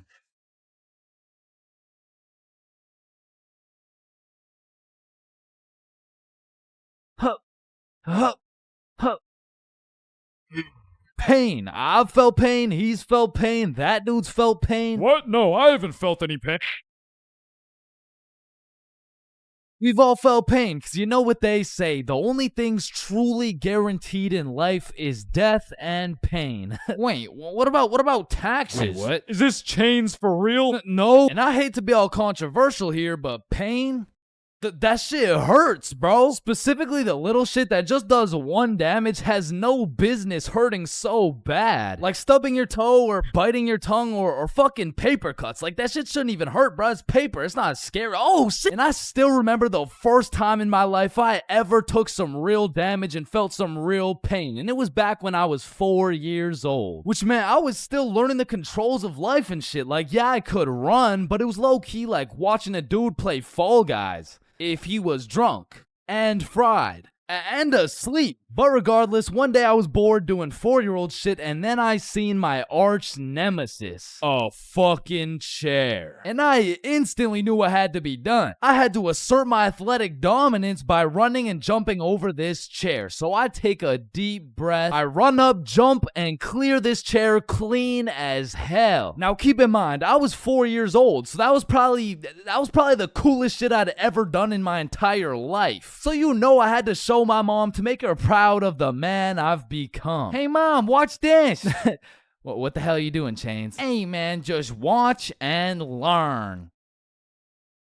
Oh I fucking ate it, bruh. Like, that was the type of pain that hits so hard, you can fucking taste it, and damn, that shit tasted ass, bruh. Like, have you ever taken a soccer ball straight to the schnoz? Cause that shit will have you smelling pain, tasting pennies, and seeing tears. Which is bad, but like, who the fuck invented the funny bone, bruh? Cause that shit ain't funny. Like, bro, you can't just call some painful ass shit funny and expect it to be humorous. No. The bone is called a humorous. Yeah, shut up. How humorous is this, buddy? Not humorous. Yeah, that's what I thought. And in fact, I think it's the opposite of humorous. Like, yo, did you guys know 1 in 4 dudes is gay? Wait a minute. Gee, I sure hope it's Owen, cause he's sexy as hell. Yeah. Y'all hit the funny bone too? Yeah, I did. If I had a pain tier list that went from shit ain't nothing to... I'd probably rate hitting your funny bone a solid. It's the same as stubbing your toe real hard. Like, you just need a moment to take a few deep breaths and say a few slurs, and that shit just heals itself. But if we're looking at some top tier, brutal, agonizing, excruciating pain, getting kicked in the balls. Now, for you 19.8% female audience, I know you might not be able to understand what this feels like. So let me just give you a quick overview. Imagine having balls, right? Now imagine getting kicked in them. That shit hurts like a bitch. I remember one time in grade 6, me and my homies were playing a good old game of soccer. And we were playing with the big homie.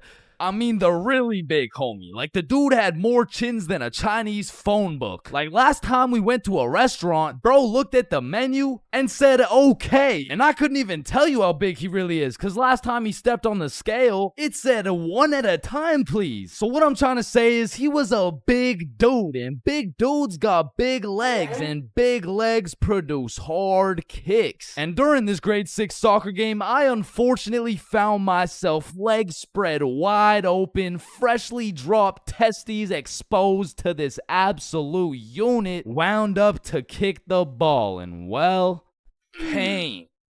Just pain, bruh. Followed by a moment of silence from everyone on the field. And I don't know if the moment of silence was for me or for my next generation of kids the big homie just wiped out, but I felt that shit. And I felt it in my stomach. And there was really only one sound I was able to make in that moment. Now, I know what a lot of you guys are thinking. Getting kicked in the balls is nothing compared to childbirth. Childbirth is so much worse. This guy's a misogynist. And no, I don't give people massages. And I might be the first to tell you this, but I've experienced both getting kicked in the balls and childbirth. And honestly, childbirth wasn't even that painful at all for real. But to be fair, it was probably a little worse for my mom, so like... Now, we all know physical pain very well, but what do you call that deep, torturous pain you feel when your dog dies?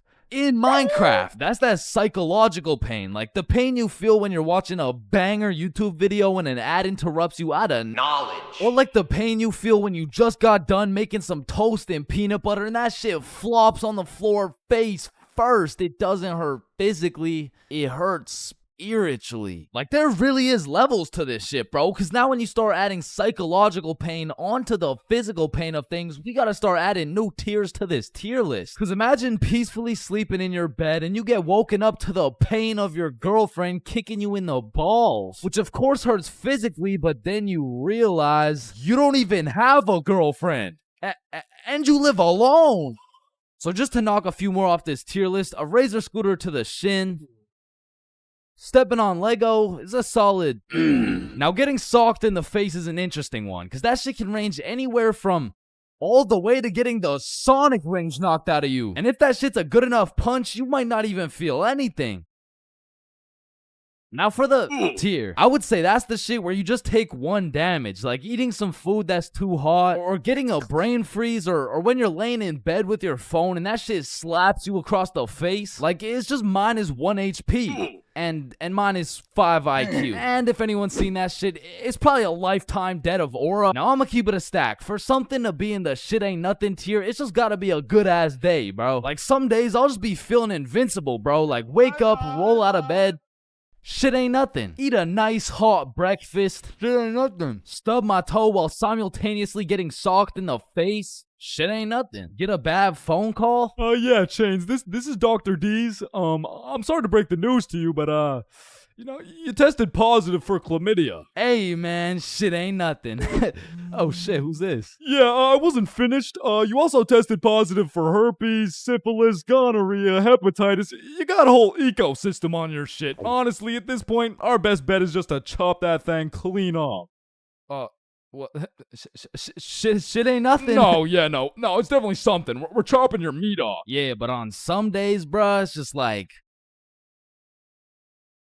yeah, nah, that's it. I quit. I'm done. I'm going to sleep. Good night. And I know this might sound like some freaky ass shit, but I feel like some pain low-key feels good, bro. Like in school, I used to always put the front chair legs on my feet just to feel the pain. Or even like eating some spicy ass food or like... Oh yeah, or like getting spanked. No? No? Fuck? Nah. I was thinking something more like taking a really hot shower or like... Getting whipped.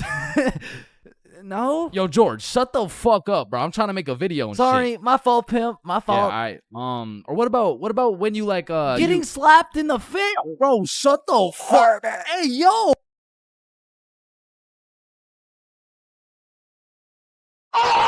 High school, the only place you'll find nerds and jocks chilling in the same room, where there's fight clubs and book clubs in the same building, where you can find the plug selling something and the school thought-giving dome all in the same bathroom. And surely one of the few places you can pursue your educational prowess and take it off that Benjamin in the same institution. High school, man. Love it or hate it, it's quite the experience. And although every single person will have a different experience at high school, there are some things you are guaranteed to encounter. Like the PE sweat, the nerd, that one strict ass teacher, the teacher's pet, the redditor, the predator, the chill teacher, the plug, the stoner, that one motherfucker who walks like this, the class clown, the band kid, the kid who just never shows up, the hot Cheeto girl, that one sexy ass kid who he got all the girls and you know what I'm saying, he was like super cool, the bathroom fiend, the oh my god I almost failed that test, I did so bad, oh shit same, I got a 51%, what about you? Oh my god, I only got a 98.5. The fighter, the anime kid, and the NPCs. Every single one of these individuals make up the magical place we call high school. You come into high school merely a young, innocent, and clueless child, but you leave even more clueless than before, bro. Like when we learned about pie in math class, my dumb ass thought I was in culinary arts for 2 goddamn weeks. And that is pie. Chains, are you listening? Yeah, we're learning about pie. Then recite pie. Flour, egg, some fucking blueberry. Like coming into high school as a freshman, I was thinking, I can use my high school experiences and knowledge to figure out what I'm gonna do in life. Then shit, all of a sudden I'm graduated and my brain is filled to max capacity on bullshit. So now that you're graduated, what are you gonna do with your life?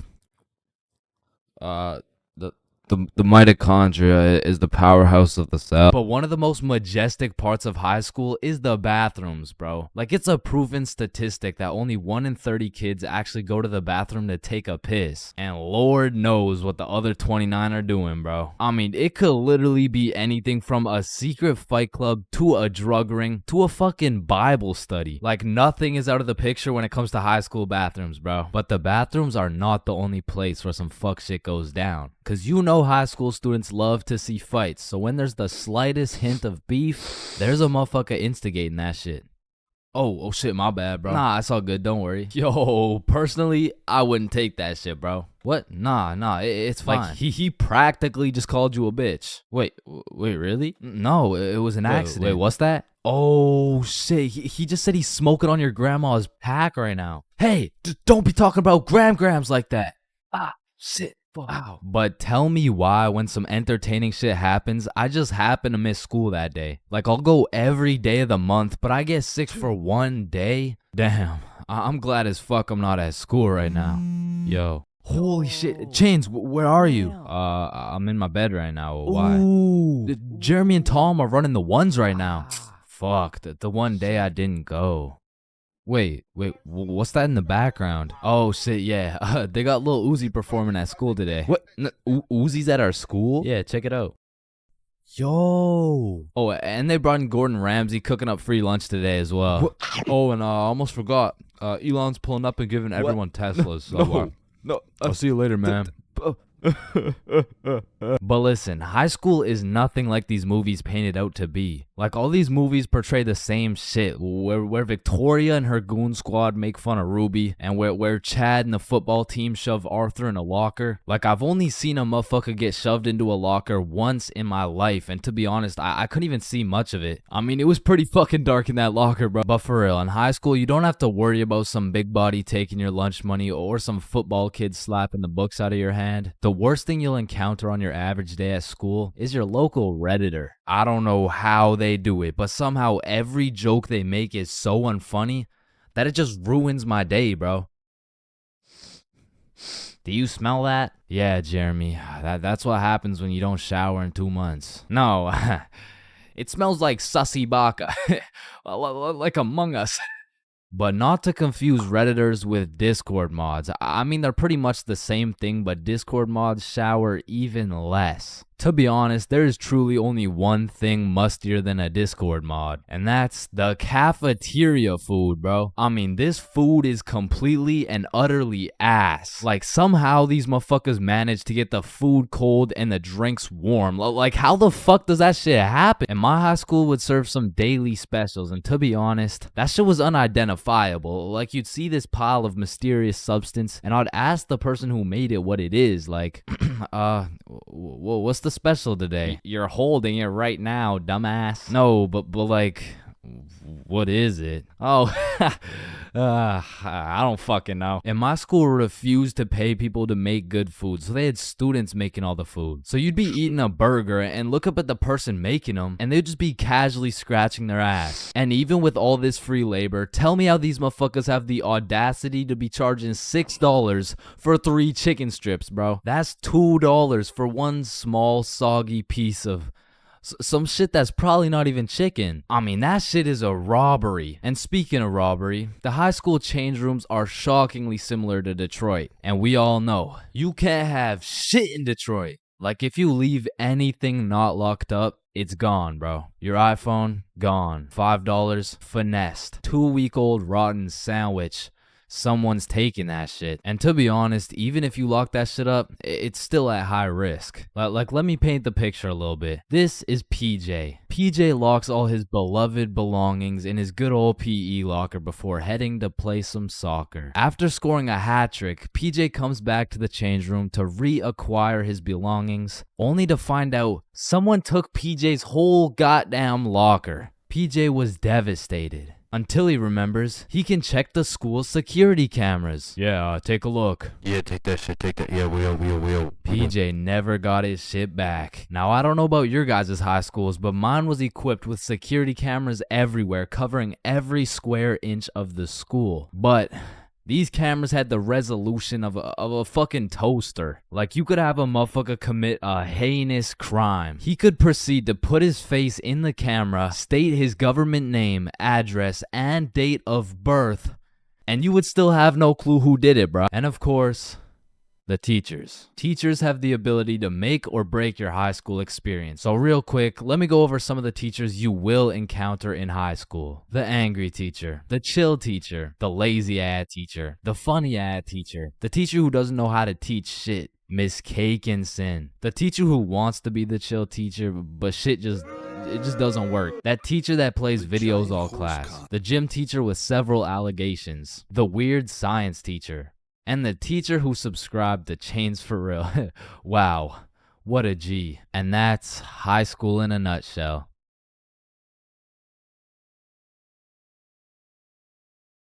Middle school is just an awkward place, bro. Like, middle school dances, awkward. Middle school speeches, awkward. And middle school relationships, in my experience, is the most awkward thing on the face of this planet. I mean, the girl's a whole foot taller, got a deeper voice, and shit, she could probably bench more than you, lil' bro. Like, I hate to break it to you, but you don't got a girlfriend. You are the girlfriend, bruh. Middle school just occurs at the craziest time in a teenager's life, cause motherfuckers is just getting slapped by puberty out of nowhere. You'll be walking down the halls and see a bunch of kids who look fresh out of daycare. Then all of a sudden you'll see a grown-ass man built like Shaquille O'Neal thumping his way down to math class. And attendance in middle school was looking like, Matthew?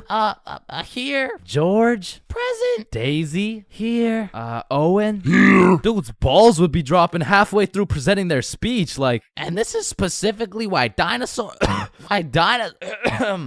went extinct. And in middle school, nobody had drip. Like, dudes would be showing up to school in a neon green t-shirt paired with some bright red shoes looking like a fucking traffic light, while their haircuts looking like their barber cut their shit with one hand, well blindfolded. But to be fair, everyone had a shitty haircut in middle school, bro. And if you think your cut wasn't that bad in middle school, chances are your shit's probably still ass to this day. And just to make things worse, the cherry on top is that everybody's got acne. There's just all these hormones flying around and these kids have no clue what to do with them. Which is exactly why middle school beef is unmatched, bro. Motherfuckers will be throwing hands for no reason at all. And I don't know how, but somehow even the fights were awkward. It would be like, hey pal, I heard you sat beside my crush in class today. So what? You want to fight about it? I mean, like, if you wanted to. That, like, I'm not scared. Like, yeah, we can fight. Okay, let's freaking go, pussy. Fuck, I wasn't ready. Sorry, was that too soon? No shit, Sherlock. Okay, you can hit me back so we're even. But if two dudes were throwing hands and their crush is watching, they're about to fight to the death. But the thing is about middle school fights, I didn't know this was possible, but somehow both motherfuckers end up losing the fight. I remember one lunch at my middle school, a dude whipped out some boxing gloves for no reason at all, and all of a sudden we're running a whole fight club. Kids would be betting their lunch money on who's gonna win and shit, but we never laid down any ground rules. So one day, JJ hit Timmy with a spinning back fist and put his ass to sleep. And I'm hyped, cause I just doubled my lunch money, but Mr. Principal didn't seem too hyped to see one of his students knocked out on the ground. So of course JJ gets in trouble because he's just that one kid who's always in trouble but never got expelled. Like, I could have swore dude was on his third strike 5 strikes ago. But man, middle school had some characters, bro. There was that one guy that would walk through the halls blasting music on his speaker. The kid who used to sit in his chair like this. The dude who hit puberty and midlife at the same time. Mr. Donaldson, can I get some help on the subtraction? Help on the subtraction? You look more like you need help on your taxes. No, subtraction's just hard for me. During recess, do you go check on the wife and kids? No, I just play on the monkey bars. Tell me, how do you manage to be in middle school and work a 9-to-5 job at the same time? The girl who thinks she's a horse. The emo kid. Catch him in the back of the class with his hoodie tied up watching sad Bart Simpson edits. The kid who had to touch the top of the door frame before entering a room. Girls who have to bring their Starbucks cup everywhere. The dude who's constantly emoting. And in order to find the answer, we can make a grid. Did someone say gritty? Right foot creep. Ooh, walking with the heat. Of course, there's the kid who Naruto runs through the hallway. And then there's that weird-ass kid who accidentally called his social studies teacher mom one time. It was probably an accident, though. Fuck! And I have no idea why, but there's something about teaching middle school that had all these teachers going through a midlife crisis. I remember one day our science teacher was teaching us about rainbows. Does anyone know what a rainbow is? Yes, Jaden. Refraction of light through water droplets. Oh, wow. That's right. How did you know that? Reddit. Oh, okay. Where did you read it? Reddit. Yeah, but where did you read it? Reddit. Jaden, I can't do this right now. Just tell me where you found this information. Reddit? God damn it, Jackson. You're the reason my children get their shit whooped every night. Now, I don't know what she had going on in her life, but the way she broke down talking about beating her children to a group of 12-year-olds really gave me the impression that she shouldn't be teaching middle schoolers, bro. And I don't know who was in charge of hiring these teachers, but I also had a deaf teacher, which, you know, it's cool and all, but it did make it a little bit harder considering the fact that, you know, She was the fucking music teacher. Not to mention the fact that she was also half blind. And I think the idea there was that she could somehow feel the vibrations of the guitar or something, which didn't seem to work too well considering the fact that I got a fucking A in music and I can't play the guitar for shit, but I guess I just I smelled good or something. I don't know. And I don't know about y'all's experiences, but I feel like kids were just mad touchy in middle school. Like you'd be sitting in math class minding your own business, then for no reason at all, a motherfucker would tase you in the side of the ribs. And I remember when kids first learned about these pressure points, it was all fun and games. Someone would just poke you in the ribs like, pressure point, that tickles. Then there would be a new pressure point dropping every week. It got to the point where these 12-year-olds were hitting pressure point combinations and paralyzing your legs and shit. Hey bro, let me try this new pressure point on you. Yeah, sure, go for it. It tickles. And it was the same shit with this game. Like, you really couldn't trust anybody, bro. Yo, what's that on my leg? Shit. Got him. Oh, shit, there's a bug on you. God damn it, dumbass. Oh, fuck, I just broke my leg. Bro, I'm not stupid. You didn't just break your leg. No, I'm serious, bro. I promise, on everything. On my entire life. I just broke my leg. Look. Bro, I remember I got punched so many times, my arm was on life support. It was about to fall off, like, And thinking back to middle school, there's just so many things that make me cringe, bro. But by far the cringiest of them all is the relationships, man. And believe it or not, I had my fair share of middle school relationships. I remember one day I was sitting in class and this girl came up to me and said, Chains, I have a crush on you. And that's really all it took to have a young Chains in love. Head over heels. We went to the movies together. We went to my house and watched movies. Well, we went to her house and we also watched movies. Now that I think about it, all we really did was watch movies. We didn't really talk that much. I mean, I didn't really have a way with my words at the age of 12. So, do you like movies? Yeah. Yeah, I like movies too. That's why we're here at the movie theater. I also like popcorn with the butter. It tastes like I like how it tastes. And one day we went to the mall and I took a good look at my girlfriend of 2 weeks and thought, man, I don't even know this girl. Like who are you? I remember we were inside Zoomies at the time and I said, hey Jessica, you're a great person and all, but I don't really think we're compatible like that. Maybe we should just break up, which was probably the most words I've strung together during the entirety of our relationship. And she says with the straightest face, oh, okay. And then we proceeded to walk out of the mall and bus home together without saying a word. And I remember lying in my bed that night and thinking to myself, damn, I think I'm supposed to be sad right now. So I threw on my hoodie, tied it up, and watched some sad Bart Simpson edits.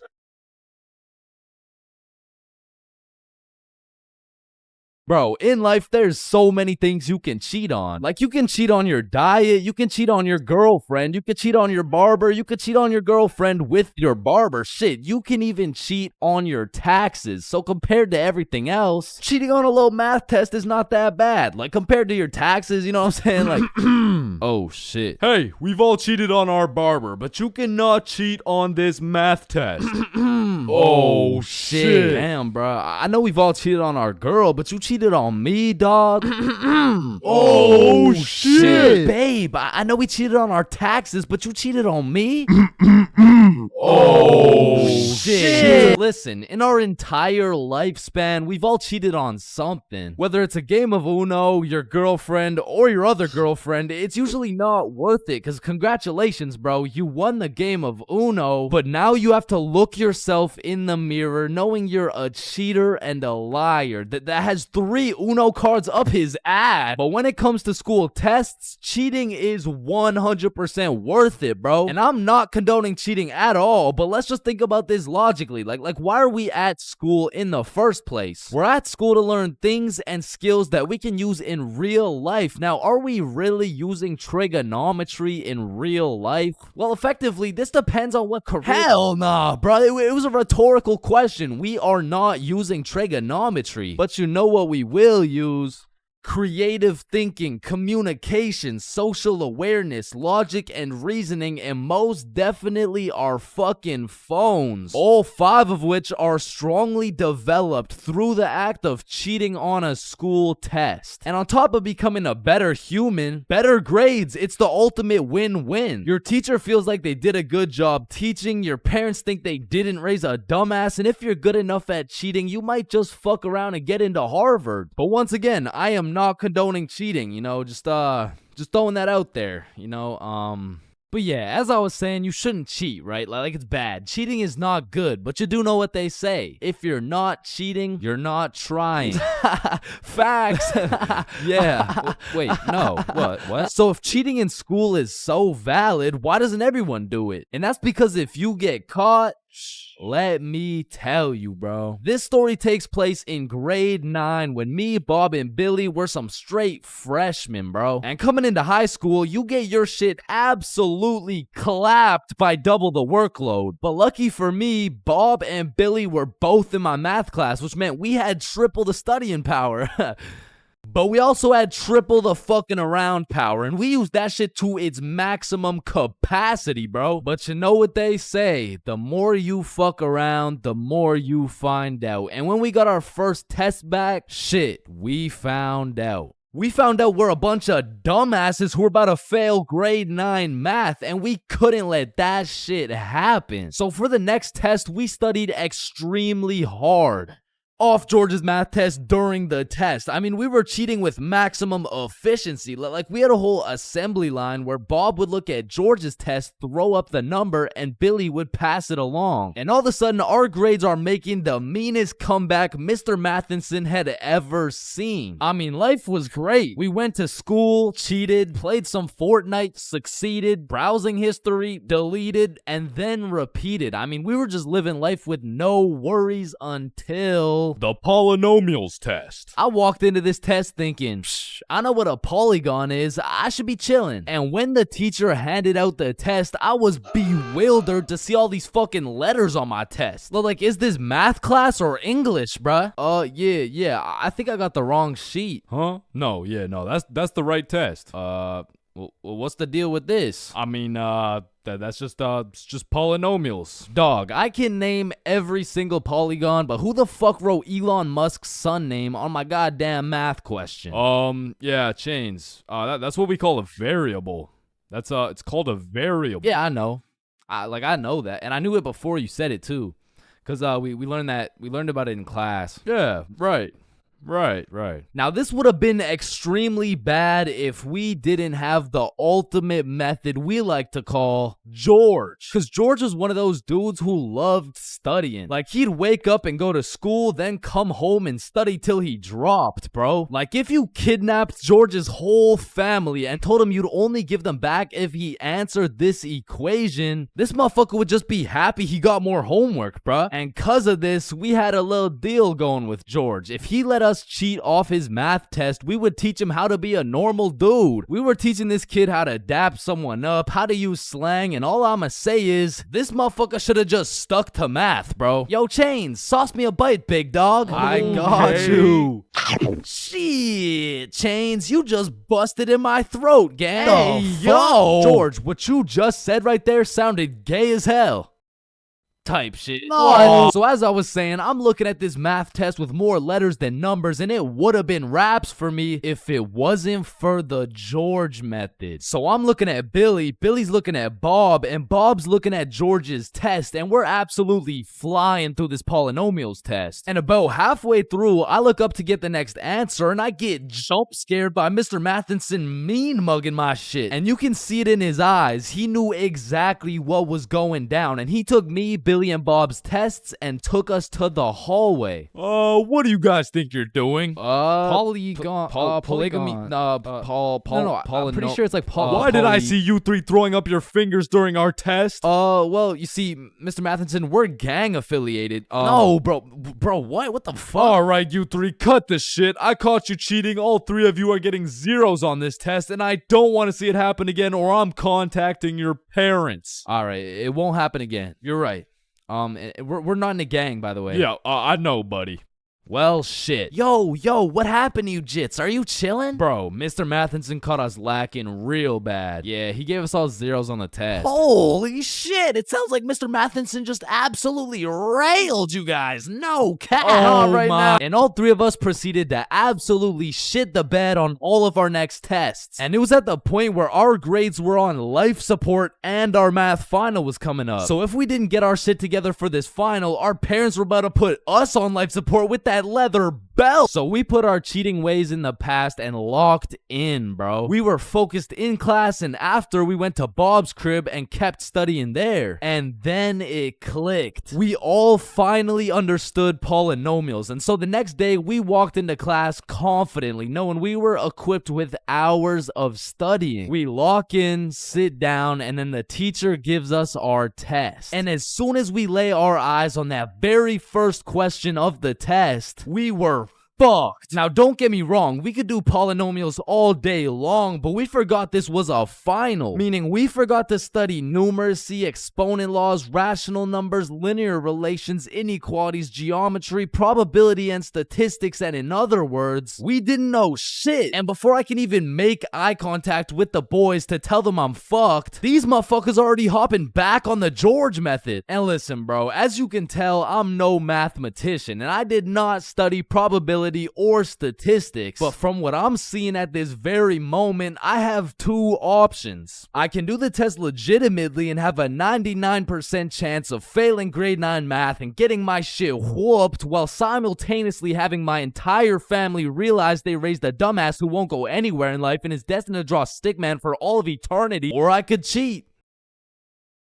So we're out here hitting the George method, and I'm being extra careful because if we get caught lacking twice, it's complete and utter wraps for us, bro. So we're grinding out the method, then the teacher looks up, boom, we're locked in on our own tests. He puts his head down, back to the method. And there was a few times in there I thought we were cooked, but we just kept it pushing. But still, we were low-key running out of time, and I had a whole page to complete. And God bless this random ass dude's soul, because he raises his hand to ask a question, and as soon as the teacher turns his back on us, it's crunch time, bro. It's like double XP right now. Bob was out here throwing up these numbers so goddamn fast, I thought he turned Crip for a second. And then the bell went off, and we were all done, bro. We hand in our test, and then it was time to wait. A few classes go by, and then the teacher hands out our math finals alongside our report cards. And nervous as hell, we all check our report cards, and we all passed, bro. So we all go home happy as hell to show our parents our report cards and the fact that we passed. Chains, you got a 54 in math? Yup, mom, I sure did. You raised one hell of a smarty pen. Oh, fuck. But at the end of the day, even if we all got our shit whooped, maybe the real treasure is the friends we made along the way.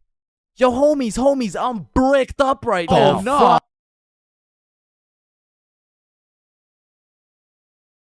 High school, the only place you'll find nerds and jocks chilling in the same room, where there's fight clubs and book clubs in the same building, where you can find the plug selling something and the school thought-giving dome all in the same bathroom. And surely one of the few places you can pursue your educational prowess and take it off that Benjamin in the same institution. High school, man. Love it or hate it, it's quite the experience. And although every single person will have a different experience at high school, there are some things you are guaranteed to encounter. Like the PE sweat, the nerd, that one strict ass teacher, the teacher's pet, the redditor, the predator, the chill teacher, the plug, the stoner, that one motherfucker who walks like this, the class clown, the band kid, the kid who just never shows up, the hot Cheeto girl, that one sexy ass kid who he got all the girls, and you know what I'm saying, he was like super cool, the bathroom fiend, the oh my god, I almost failed that test, I did so bad, oh shit, same, I got a 51%, what about you? Oh my god, I only got a 98.5. The fighter, the anime kid, and the NPCs. Every single one of these individuals make up the magical place we call high school. You come into high school merely a young, innocent, and clueless child, but you leave even more clueless than before, bro. Like when we learned about pie in math class, my dumbass thought I was in culinary arts for 2 goddamn weeks. And that is pie. Chains, are you listening? Yeah, we're learning about pie. Then recite pie. Flour, egg, some fucking blueberry. Like coming into high school as a freshman, I was thinking, I can use my high school experiences and knowledge to figure out what I'm gonna do in life. Then shit, all of a sudden I'm graduated and my brain is filled to max capacity on bullshit. So now that you're graduated, what are you gonna do with your life? The mitochondria is the powerhouse of the cell. But one of the most majestic parts of high school is the bathrooms, bro. Like it's a proven statistic that only 1 in 30 kids actually go to the bathroom to take a piss. And Lord knows what the other 29 are doing, bro. I mean, it could literally be anything from a secret fight club to a drug ring to a fucking Bible study. Like nothing is out of the picture when it comes to high school bathrooms, bro. But the bathrooms are not the only place where some fuck shit goes down. Cause you know high school students love to see fights, so when there's the slightest hint of beef, there's a motherfucker instigating that shit. Oh shit, my bad, bro. Nah, it's all good, don't worry. Yo, personally, I wouldn't take that shit, bro. What? Nah, it's fine. Like, he practically just called you a bitch. Wait, really? No, it was an accident. Wait, what's that? Oh shit, he just said he's smoking on your grandma's pack right now. Hey, don't be talking about grams like that. Shit. Wow. But tell me why when some entertaining shit happens, I just happen to miss school that day. Like I'll go every day of the month, but I get sick for 1 day. Damn, I'm glad as fuck I'm not at school right now. Yo. Holy shit. Chains, where are you? I'm in my bed right now. Why? Ooh. Jeremy and Tom are running the ones right now. Fuck, the one day I didn't go. Wait, what's that in the background? Oh shit, yeah, they got Lil Uzi performing at school today. What? Uzi's at our school? Yeah, check it out. Yo. Oh, and they brought in Gordon Ramsay cooking up free lunch today as well. What? Oh, and I almost forgot. Elon's pulling up and giving everyone Teslas. So no. I'll see you later, man. But listen, high school is nothing like these movies paint it out to be. Like all these movies portray the same shit, where Victoria and her goon squad make fun of Ruby, and where Chad and the football team shove Arthur in a locker. Like I've only seen a motherfucker get shoved into a locker once in my life, and to be honest, I couldn't even see much of it. I mean, it was pretty fucking dark in that locker, bro. But for real, in high school, you don't have to worry about some big body taking your lunch money or some football kid slapping the books out of your hand. The worst thing you'll encounter on your average day at school is your local Redditor. I don't know how they do it, but somehow every joke they make is so unfunny that it just ruins my day, bro.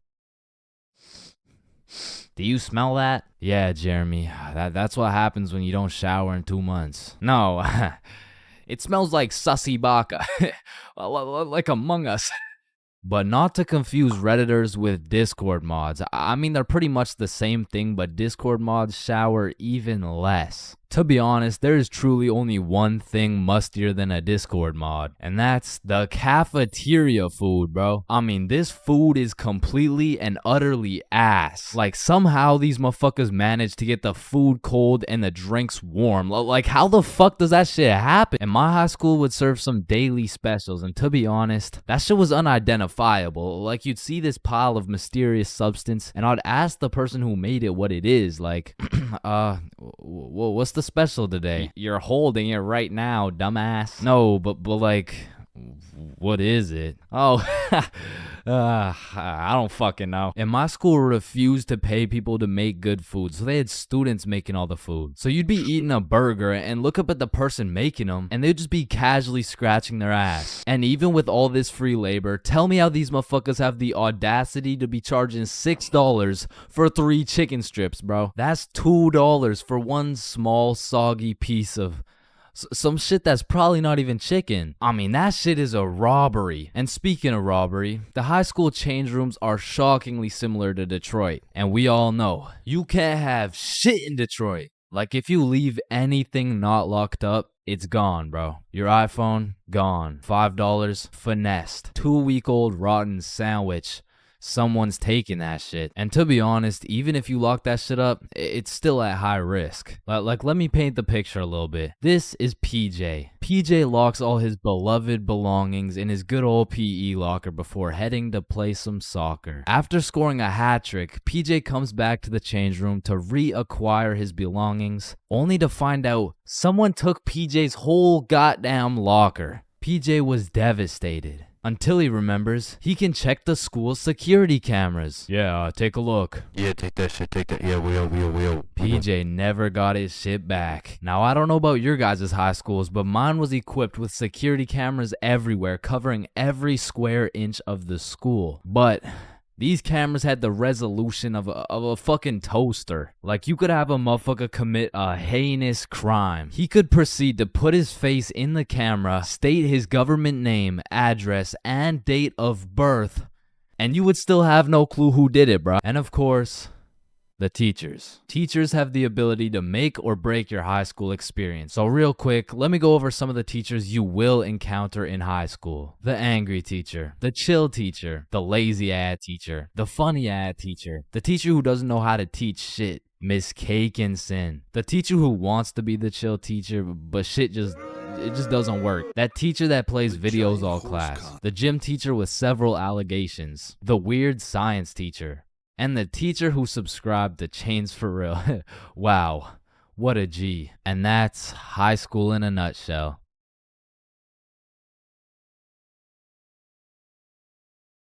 Bad haircuts. There is nothing worse than when your barber just randomly decides to destroy your self-confidence with some goofy ass haircut. And as someone who has never found a barber who consistently does me nicely, I have gotten my shit all the way fucked up on many occasions. I'm talking not going to school, locking myself in my room so nobody can see me with this disgraceful cut type of fucked up. And these barbers are out here having the audacity to ask, do you like it? Man, do I like it? Yeah, bro. I love it, bro. Thank you so much. Man, I just be wiping the tears away and then tipping them nicely. Knowing damn well I should be out here throwing hands, cause this dude is the reason I can't get any bitches. So I've tried lots of different barbers in my time, starting with the ones my mom used to take me to. I mean, this early, I never really even had a say on what I wanted my hair to look like. So, what are you looking for today? Just a little bit off the top, please. Shave it. Wait, what? Shave it. Your new haircut looks so good, buddy. Thanks. Hey man, you know your haircut is ass when your mom says she likes it. As a kid, I always dreaded getting haircuts because I knew my barber was already like 0 for 10. And I would show up to school every time knowing it was inevitable that I was about to get my shit flamed. And truthfully, there is no worse roasting than when you get a bad haircut. Like, people you barely even know will be out here cooking you. Who the fuck is this? All of a sudden, people got more jokes than Chris Rock. And it's even worse when you decide, I should get a fresh cut because school's starting back up and I'm trying to look fresh. Bro, I can't go to school like this. Yo, Chains, what's up?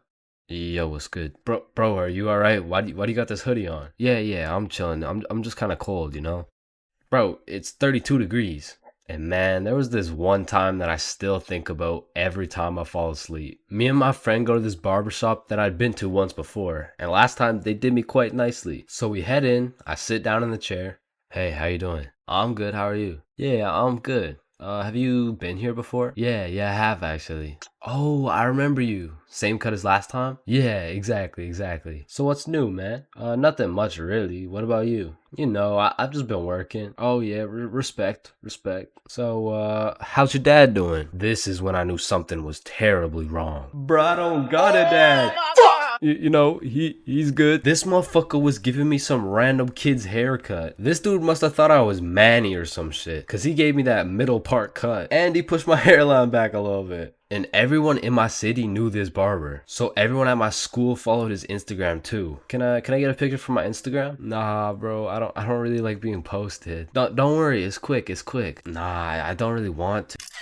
This dude caught me lacking so bad and broadcasted it to everyone in my city. Fuck, bro, I should throw hands with him right now. I gotta get it back in blood. So, do you like the cut? Yeah, yeah, I do.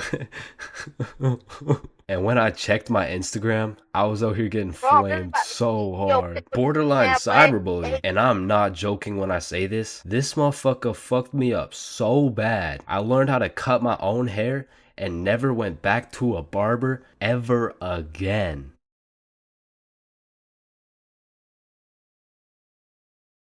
I'm not gonna lie, I think everybody wants to be cool. Like, being cool is just like it's just cool, bro. Like, there's nothing like it. And I know some of y'all are thinking, Chains, with all due respect, bro, how do you know what it's like to be cool? And my answer to that is just look at me, bro.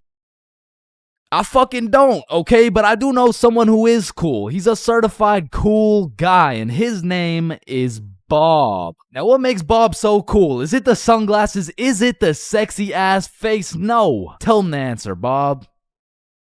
He doesn't talk. The answer is Bob doesn't talk. And a crucial role in being cool is the element of mystery. Now, it's interesting because if we take a look at Jake over here, Jake doesn't talk either. And,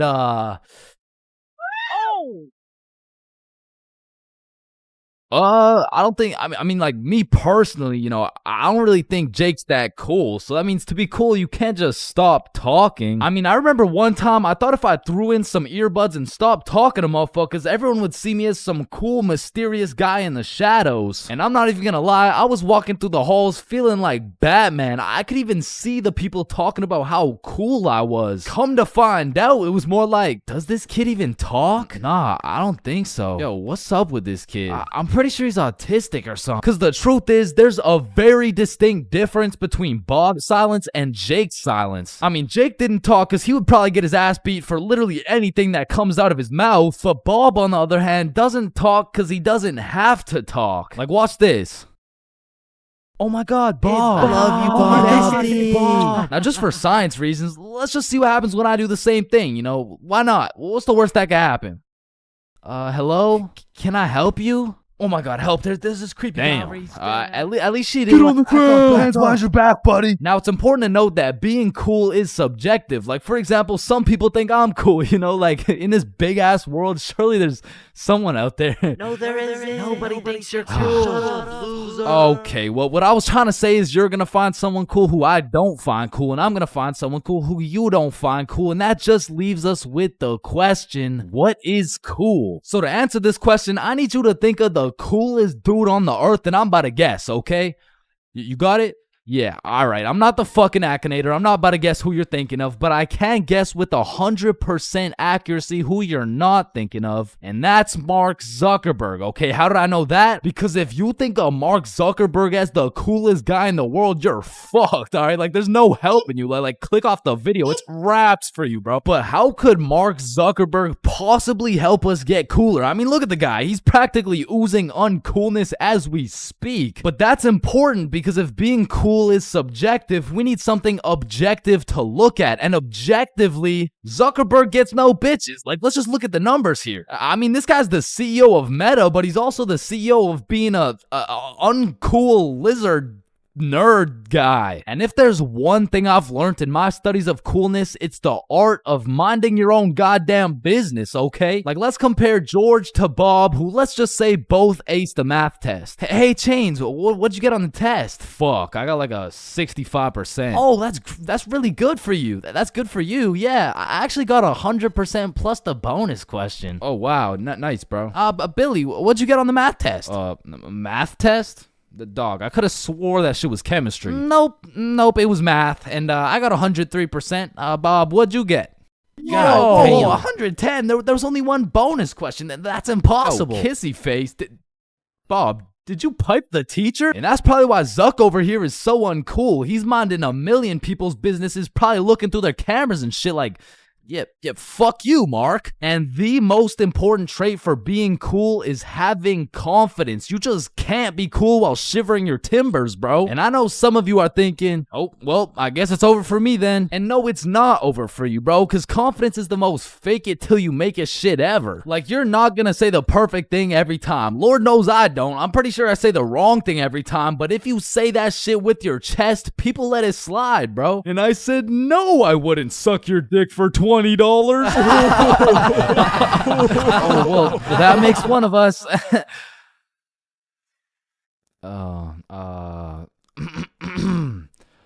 Well, that makes one of us. I love this guy. Now that's the type of confidence that's gonna take you from a level 1 crook to a level 100 mafia boss, and with that power comes responsibility. Some dudes will become a level 100 mafia boss and start picking on other people because it makes them feel powerful, but a cool guy doesn't yearn for power.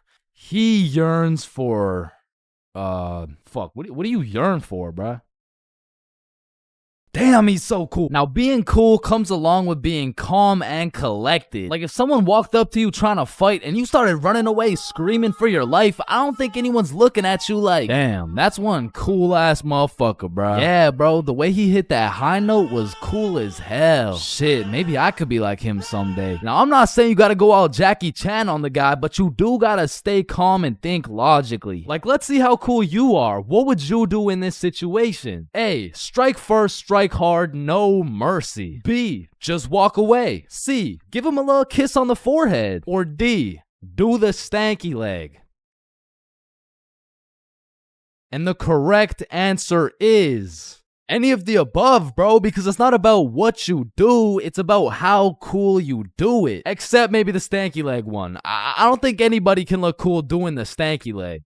But doing any of the other options, you could look cool as hell. Like, A, strike first, strike hard. Boom, one punch knockout. That's cold. But if you throw first, miss, eat shit, not cool. B, walking away. You're cool as hell. Unfazed. Unless you get jumped from behind and get your ass beat. Not cool. C, give him a little kiss on the forehead. Assert your dominance. You pretty much just made him your son. But if you miss, well, now you're just kissing a dude, so, yeah. Now, even though being cool is all about how you do things, there's a few things that nobody can look cool doing, like riding a scooter, chasing a bus, taking pictures with an iPad, chasing paper in the wind, using VR, washing a cucumber, waving. You look nerdy as fuck, eating a cupcake, tripping, getting out of a restaurant booth, pickleball, and literally anything to do with Starbucks. Hi, can I get a caramel ribbon crunch frappuccino with 2 extra pumps of vanilla and the You're soy? not cool, bro. What? Now let's take it back to the element of mystery for a second, because this is the step that will either have people seeing you as a cool ass dude, or they'll just assume you're shy or possibly on the spectrum, bro. Listen, you gotta talk, bro, or else people have nothing to go off of and they'll start filling in the blanks themselves. Whoa, wait, so I gotta talk to be cool? Yo, Chains, what do I say? Whatever the fuck you want, bro. Oh, wait, really? Yeah, bro, the truth is the key to being cool is being yourself. And I know that shit sounds corny, and it is, but do you think the coolest dudes on earth give a single fuck about what you think? Hell nah. They're way too busy being cool, bruh. You gotta be like a peach, man. Some people hate peaches, some people love peaches, but at the end of the day, the peach is gonna be a peach. So here, take these sunglasses, and if you haven't heard it today, you're a cool ass dude, bro.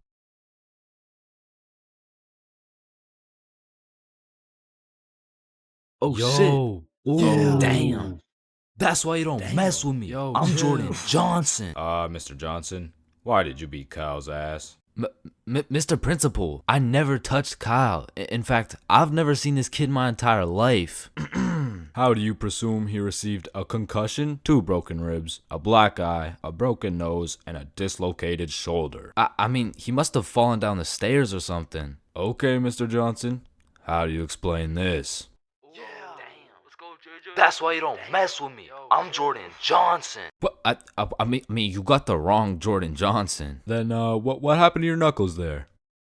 Shit, these ain't even my knuckles. Listen, I am not one to condone violence, but I'm not gonna lie. School fights are a major part of the high school experience. I mean, there's something about a good old school brawl that just boosts students' morale. Like, there is nothing that gets you through the rest of the day like some kid getting his ass beat in front of the entire school. And truthfully, it's just a community building experience because it gives everyone something to talk about. Yo, did you see the fight? Yeah, bro, Kyle got his shit rocked. Wait, are you guys talking about the fight? Yeah, bro. Man, Kyle got fucked up, dude. Overall, in school fights, everyone wins. Like the fighter gets some respect and the crowd gets some entertainment. It's a win-win. What about me? But tell me why when a fight breaks out, the entire school will be recording, but not one person can get a good video. It's like when a fight breaks out, every motherfucker recording starts having severe hand spasms. I mean, as the person recording the fight, you literally have one job: to record the fight. Damn, I just missed it. What happened? Oh, well, lucky for you, I recorded the entire thing from start to finish on my brand new Samsung. Check it out.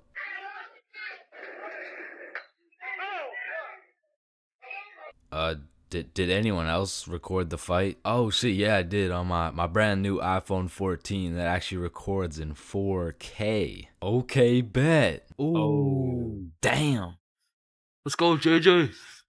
That's why you don't mess with me. But bro, there's just a video of your face for 8 minutes straight. And watching some of these fights are funny as hell, because some motherfuckers will come in swinging like KSI. Some motherfuckers are out here thinking they're Daniel LaRusso. And some motherfuckers should just not be fighting. Which is honestly the best part, because where else could you catch a 6'5", 250-pound big body scrapping some 5'2" nerd? Like, the UFC would never let that shit slide. Plus, you get to watch it all for free. But me personally, I've never gotten into a school fight. But don't get me wrong, if someone wanted to catch these hands, I could hit them with the little knuckle sandwich, if you know what I mean. But truth be told, I could never lose a fight.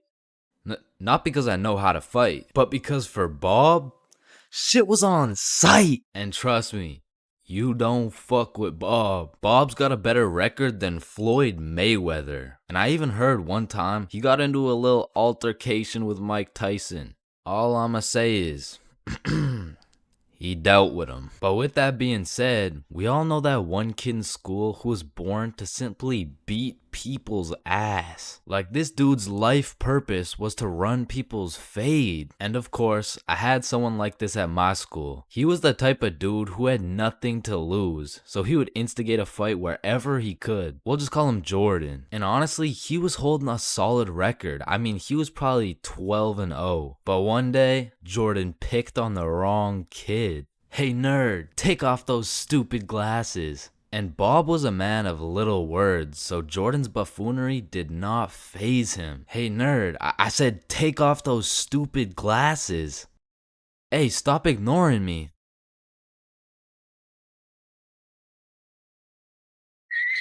And without saying a word, Bob just ended Jordan's whole career. And ever since that day, nobody messed with Bob. That's why you don't mess with me. Yo, I'm Jordan Johnson. Man, you could be the 47th president of the United States and you'd still get flamed at school. It's just inevitable. It could be your haircut, your clothes, and bro, even when there's nothing to roast, somebody's gonna try and spit out some bullshit anyways. Hey, yo, why does Carl's face look like Spider-Man's left nut? Yo, I it's cannot so see true. it. Why do you know what his nuts look like? And bro, when I was in middle school, all my clothes were hand-me-downs I got from my neighbor, and this motherfucker just didn't want to see me win, bro. Cause I was getting piles of V-neck shirts and jeans that didn't even fit. And not only did my neighbor have no drip, but dude was 10 years older than me, so every fit I made was just a decade too late. And pulling up to school and that shit had me feeling like a rotisserie chicken, the way I was getting cooked at a 360-degree angle, bruh. But my fit wasn't even the only thing that was outdated, cause my phone looked like the first phone ever created. And it acted like it too. I mean, I would have to click the screen 5 times and then send a prayer to the heavens just to turn that shit on. And only real G's know the pain of having to whip out an old ass phone around someone else. Like, I remember this one time a girl came up to me and asked if she could add me on Snapchat, and when I gave her my phone, my shit crashed, bro. I think your phone just ran out of battery. Oh no, don't worry, sometimes you just gotta. Yeah, here you go. Actually, I have a boyfriend, so... Wait, what the fuck? And ever since that day, that phone was my #1 op, bro. So much so that the next time a girl came up and asked for my Snapchat, I started fucking malfunctioning, bro. Hey, can I get your Snapchat? No. Oh. Okay. No. It's just cause I don't have Snapchat. Oh, well, what about your phone number? I actually don't even have a phone. You don't have a phone? Oh, well, I did, but then my dog ate it. You know? Oh my God, is your dog okay? Sorry, I don't even have a dog. I don't have one. Then who ate your phone? Fucking I did.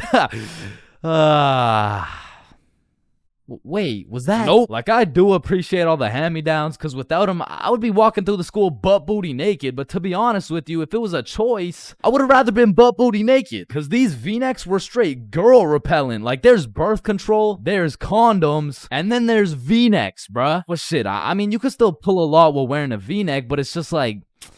It's just gonna be dudes. And just when you think I couldn't have been more roastable, my mom will be like, oh, sweetie, you need a haircut. No, please, mom, no.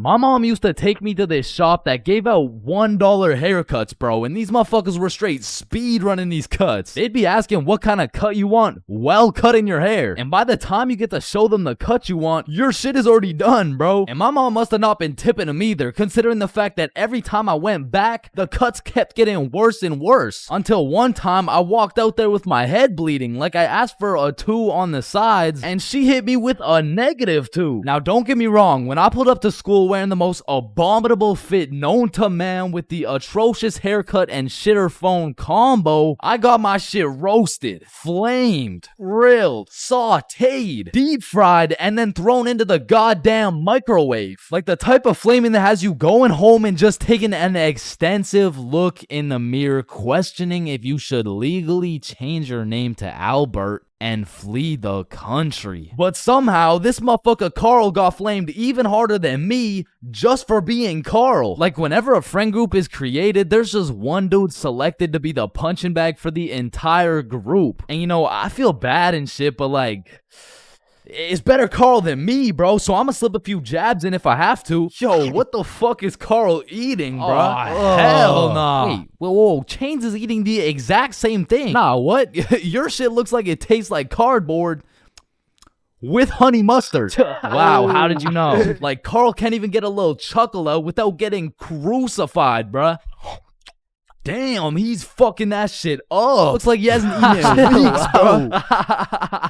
Oh, hell nah, Carl. I know you're not laughing. Yeah, no, I'm not. You're built like SpongeBob Round Pants. You look like a malnourished Santa Claus, bro. Like, god damn, that's a face only a mother can love. What did I do? Now, getting roasted around your boys is tough, but that pales in comparison to the pain and embarrassment of getting roasted in front of your crush, bro. Yo, Chains, what did you get on the science test? I'm not gonna lie, I got like a 76. I'm surprised you're not smarter with that big ass head of yours.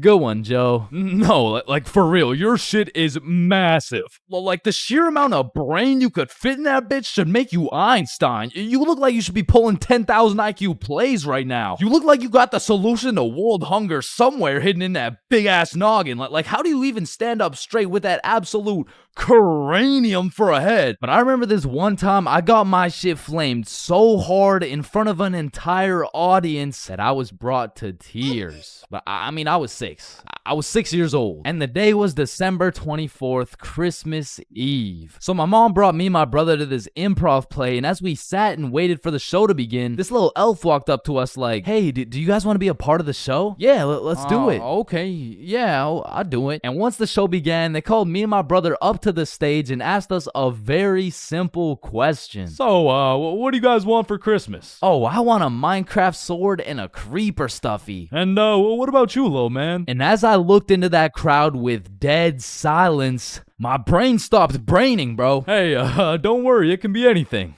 Shit. I want,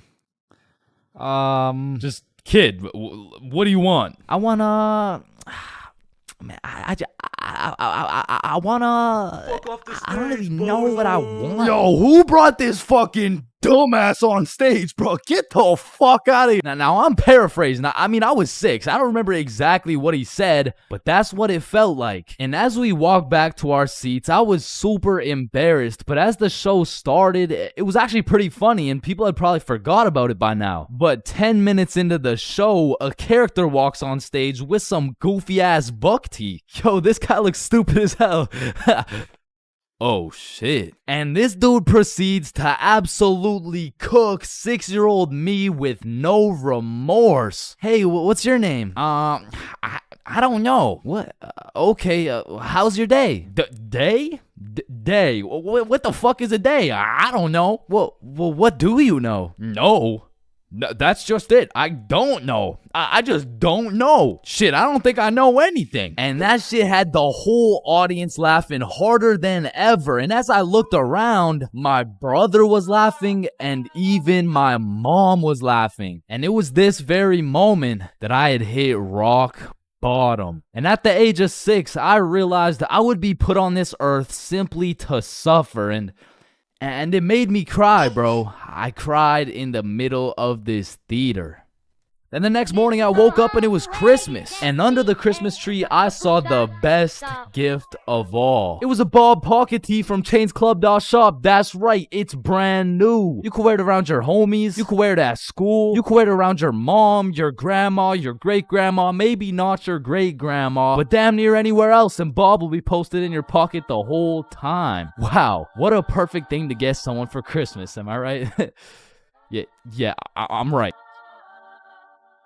Man, you could be the 47th president of the United States and you'd still get flamed at school. It's just inevitable. It could be your haircut, your clothes, and bro, even when there's nothing to roast, somebody's gonna try and spit out some bullshit anyways. Hey, yo, why does Carl's face look like Spider-Man's left nut? Yo, I can't see it. Why do you know what his nuts look like? And bro, when I was in middle school, all my clothes were hand-me-downs I got from my neighbor, and this motherfucker just didn't want to see me win, bro, because I was getting piles of V-neck shirts and jeans that didn't even fit. And not only did my neighbor have no drip, but dude was 10 years older than me, so every fit I made was just a decade too late. And pulling up to school and that shit had me feeling like a rotisserie chicken, the way I was getting cooked at a 360-degree angle, bruh. But my fit wasn't even the only thing that was outdated, because my phone looked like the first phone ever created. And it acted like it too. I mean, I would have to click the screen 5 times and then send a prayer to the heavens just to turn that shit on. And only real G's know the pain of having to whip out an old ass phone around someone else. Like, I remember this one time a girl came up to me and asked if she could add me on Snapchat, and when I gave her my phone, my shit crashed, bro. I think your phone just ran out of battery. Oh no, don't worry, sometimes you just gotta.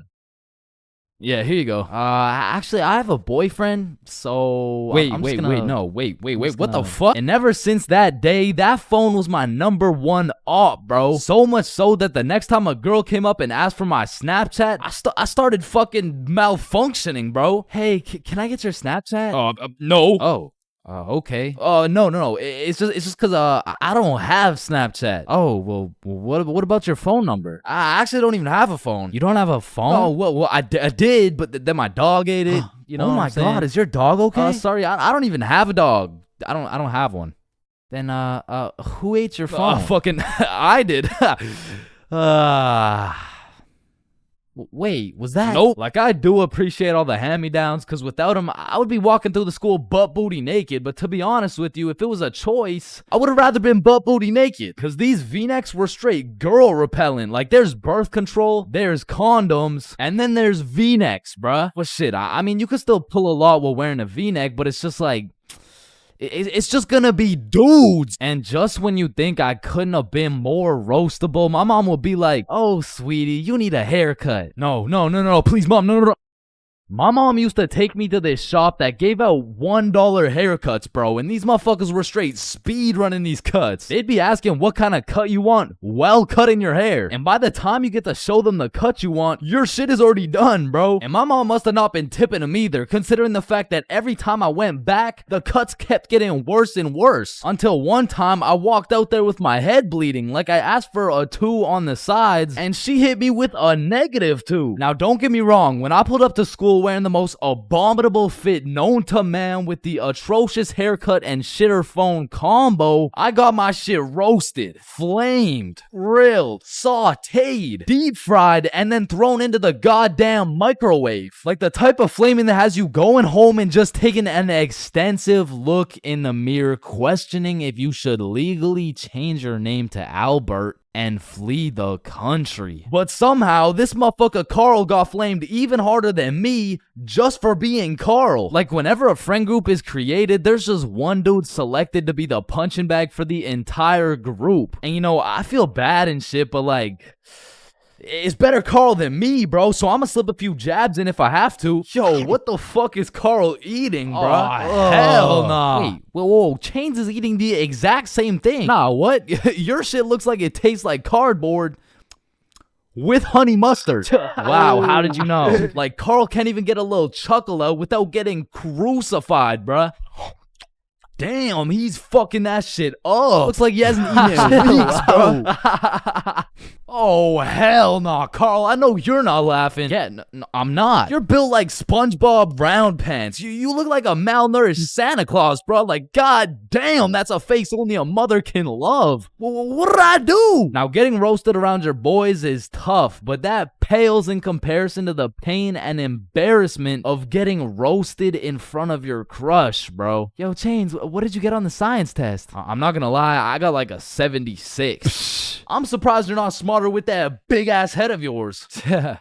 Good one, Joe. No, like for real, your shit is massive. Like, the sheer amount of brain you could fit in that bitch should make you Einstein. You look like you should be pulling 10,000 IQ plays right now. You look like you got the solution to world hunger somewhere hidden in that big ass noggin. Like, how do you even stand up straight with that absolute cranium for a head? But I remember this one time I got my shit flamed so hard in front of an entire audience that I was brought to tears. But I mean, I was 6. I was 6 years old. And the day was December 24th, Christmas Eve. So my mom brought me and my brother to this improv play, and as we sat and waited for the show to begin, this little elf walked up to us like, hey, do you guys want to be a part of the show? Yeah, let's do it. Okay, yeah, I'll do it. And once the show began, they called me and my brother up to the stage and asked us a very simple question. So, what do you guys want for Christmas? Oh, I want a Minecraft sword and a creeper stuffy. And, what about you, little man? And as I looked into that crowd with dead silence, my brain stopped braining, bro. Hey,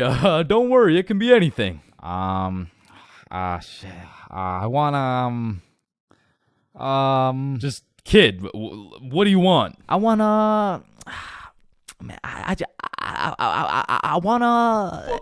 I don't even know what I want. Yo, who brought this fucking dumbass on stage, bro? Get the fuck out of here. Now, I'm paraphrasing. I mean, I was 6. I don't remember exactly what he said, but that's what it felt like. And as we walked back to our seats, I was super embarrassed. But as the show started, it was actually pretty funny, and people had probably forgot about it by now. But 10 minutes into the show, a character walks on stage with some goofy-ass buck teeth. Yo, this guy looks stupid as hell. Oh shit. And this dude proceeds to absolutely cook 6-year-old me with no remorse. Hey, what's your name? I don't know. What? Okay, how's your day? Day? Day? What the fuck is a day? I don't know. Well, what do you know? No. That's just it. I don't know. I just don't know. Shit, I don't think I know anything. And that shit had the whole audience laughing harder than ever. And as I looked around, my brother was laughing and even my mom was laughing. And it was this very moment that I had hit rock bottom. And at the age of 6, I realized I would be put on this earth simply to suffer. And it made me cry, bro. I cried in the middle of this theater. Then the next morning I woke up and it was Christmas. And under the Christmas tree, I saw the best gift of all. It was a Bob pocket tee from ChainsClub.shop. That's right, it's brand new. You can wear it around your homies. You can wear it at school. You can wear it around your mom, your grandma, your great-grandma, maybe not your great-grandma, but damn near anywhere else, and Bob will be posted in your pocket the whole time. Wow, what a perfect thing to get someone for Christmas, am I right? yeah, I'm right. First dates have the potential to be magical, fantastical, romantical, a night you will never forget. But they also got the potential to be straight booty. I mean, first dates are just a gamble, bro, especially if it's from a dating app. Like, you could show up to your first date with a 5'4" blonde Tinder girl and end up finding out she's 5'9".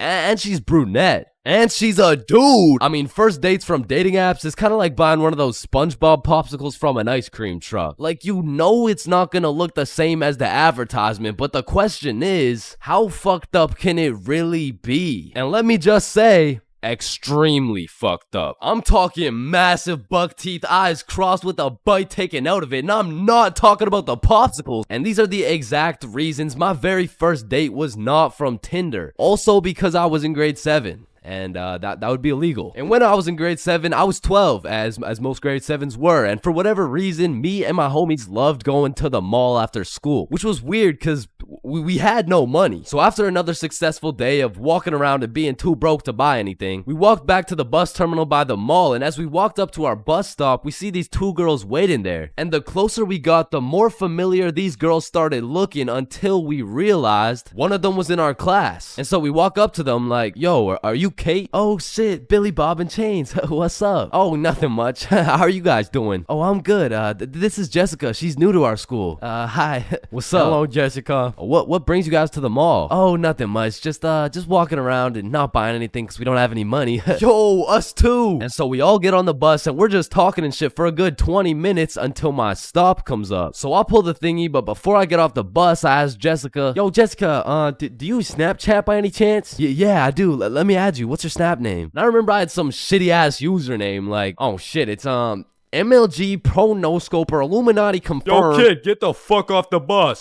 Sorry, 1 second, please. Where was I? MLG Pro No Scoper Illuminati confirmed. And when I got home, I went on Snapchat, accepted a request, and we started talking. And we snapped all night to the point I was smiling, kicking my feet in the air and shit. Yo, I'm coming in. No, wait, don't. I'm beating my meat. Wait, shit. Yo, what boy has you smiling like that? Boy, it's a girl. Man, shut the fuck up. Oh shit, you're serious? Wait, so the whole time you were watching Powerpuff Girls? It just had a good plot. Okay, bro. Okay, so this is what you gotta know. And my brother started running me through the do's and don'ts of being in a talking stage. Alright, listen, don't text her too much, but don't text her too little. Don't talk to too many other girls. Yep, nope, that won't be a problem right there. Yep, I know, buddy. And you also gotta talk to her at school. So the next day at lunch, Bob, Billy, and I walk over to Jessica and her 2 friends, and we start talking again, and we make plans to go to the mall together. And boom, all of a sudden we started forming a little friend group. It was me, Bob, and Billy with Jessica, Kate, and Nikki. And we started hanging out damn near every day, hitting the mall, buying nothing, going to Nikki's house, doing nothing. But we had fun, and so inevitably, Bob and Kate start having a thing, Billy and Nikki start having a thing, and that just left me and Jessica. And so one late night, we're on Snapchat with my feet kicking in the air faster than ever, and Jessica hits me with a, so I've been thinking, well, I like you. I like you back. So... And I typed up, do you want to be my girlfriend? I fucking threw my phone across the room, nervous as hell. I get the notification, and when I go to check what she said, she was like, yes, I do. And call me Josh Giddy, the way I just bagged this 12-year-old. But the next day at school, when me, Billy, and Bob walk up to our girlfriends, I started getting all nervous and shit. There was something about the title of being a boyfriend that just had me shitting bricks, bro. It was like, hey, Chains, how are you? Oh, you know, I'm good. Oh yeah, how are you? Oh, I'm good.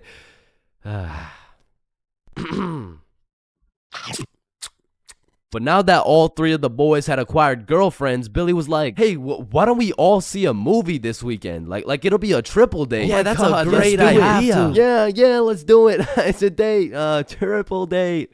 Yeah, fuck yeah. And by the time the weekend rolled around, I was still terrified of the fact that I was going on a date, and to be honest, I was also scared of the movie, bro. We came to watch It, which as a 12-year-old sounded like straight nightmare fuel, bro. But nonetheless, me, Bob, and Billy hop on the bus and arrive at the movie theater, fashionably late. And so when we walked through the doors, there was our 3 little girlfriends excited for our first dates. So we all walk up, hug, and then go to get our tickets. And I dropped my entire life savings on her ticket and then go into debt for mine, but nonetheless, we head to the theater. Wait, should we get popcorn? Oh yeah, of course. Hey man, how much is a large popcorn? Large popcorn, that'll be $10. Bill! What happened? Are you okay? Yeah, I just realized they ran out of popcorn.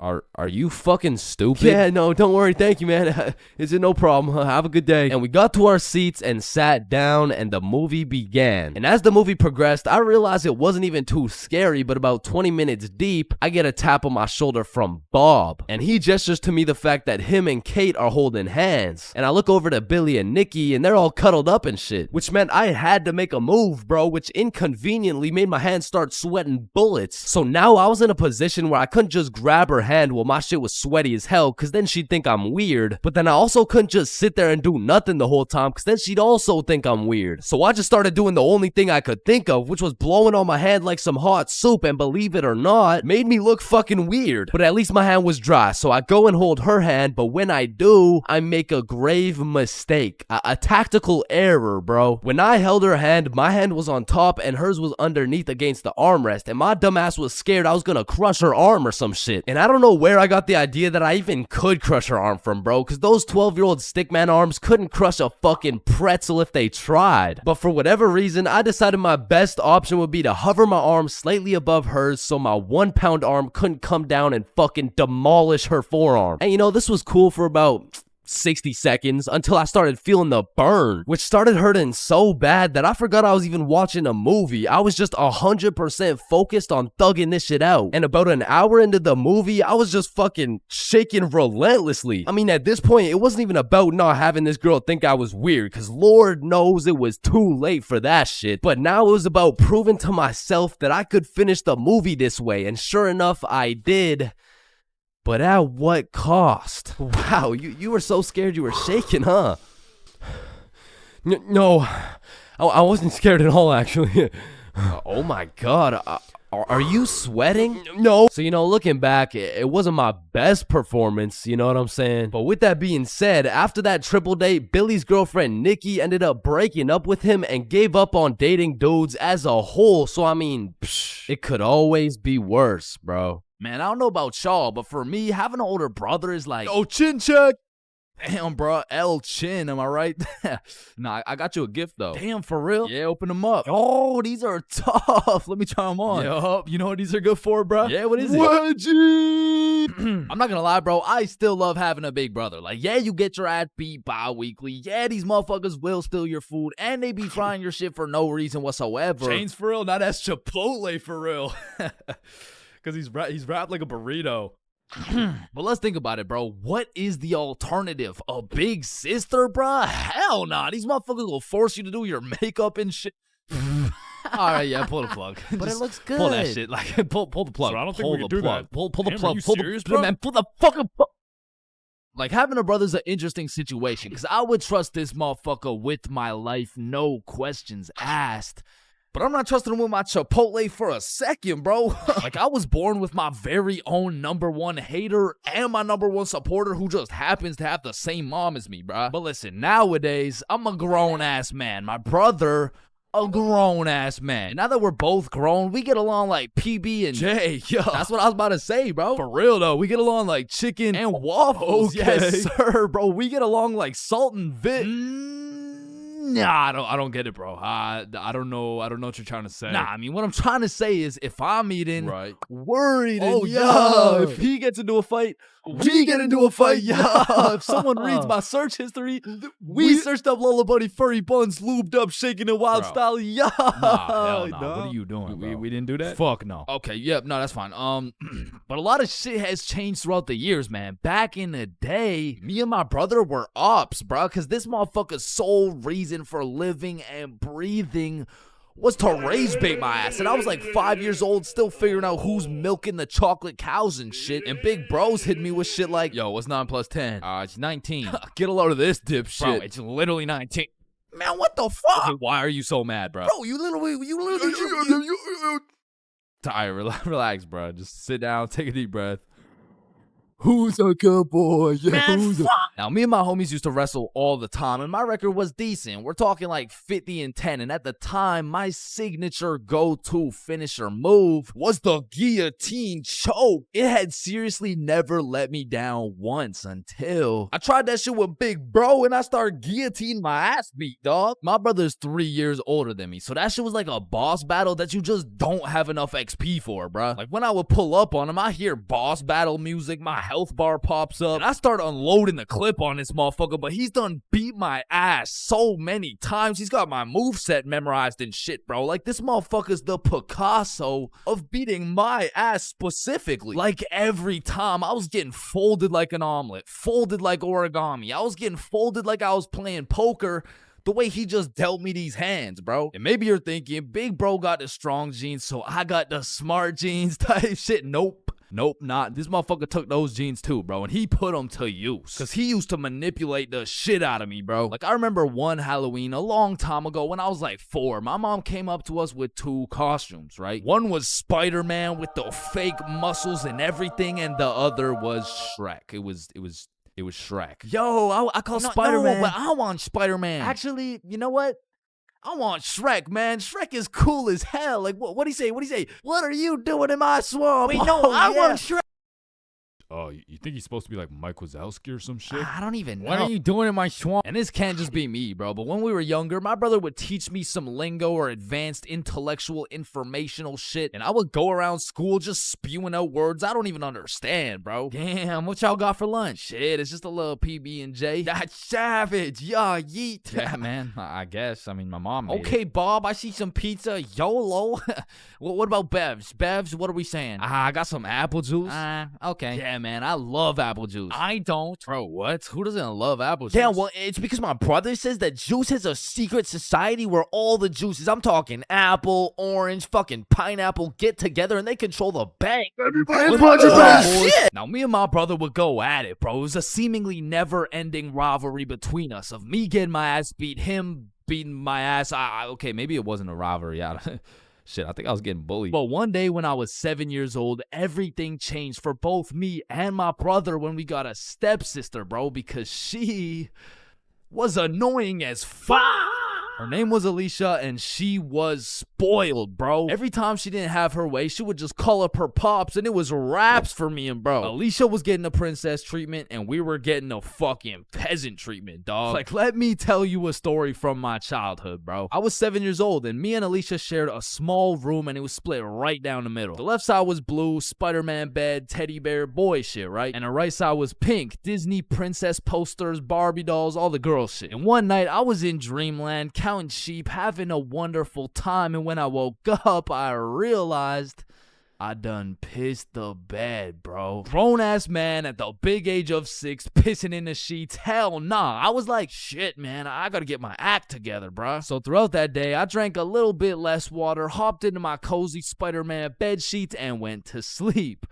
And when I woke up, I done pissed the bed again, bruh. Fuck, man. 2 in a row. I gotta lock in, man. So that day, drank no fucking water. I was parched as hell, but I jumped into bed to finally have a nice, peaceful, dry sleep. And when I woke up, fucking soaked, dog. I went 3 for 3, bro. I was like the LeBron James of waterlogging the mattress. All right, bro. This shit's just getting ridiculous. So I go 2 days straight, no water. I'm fully dehydrated. There's not an ounce of water in my body. I finally go to sleep, but this time, I wake up to rustling, movement. My bed kind of shaking. I fully open my eyes. Alicia just pissed on my bed, bruh. Yo, what the fuck? Oh, hey, Chains.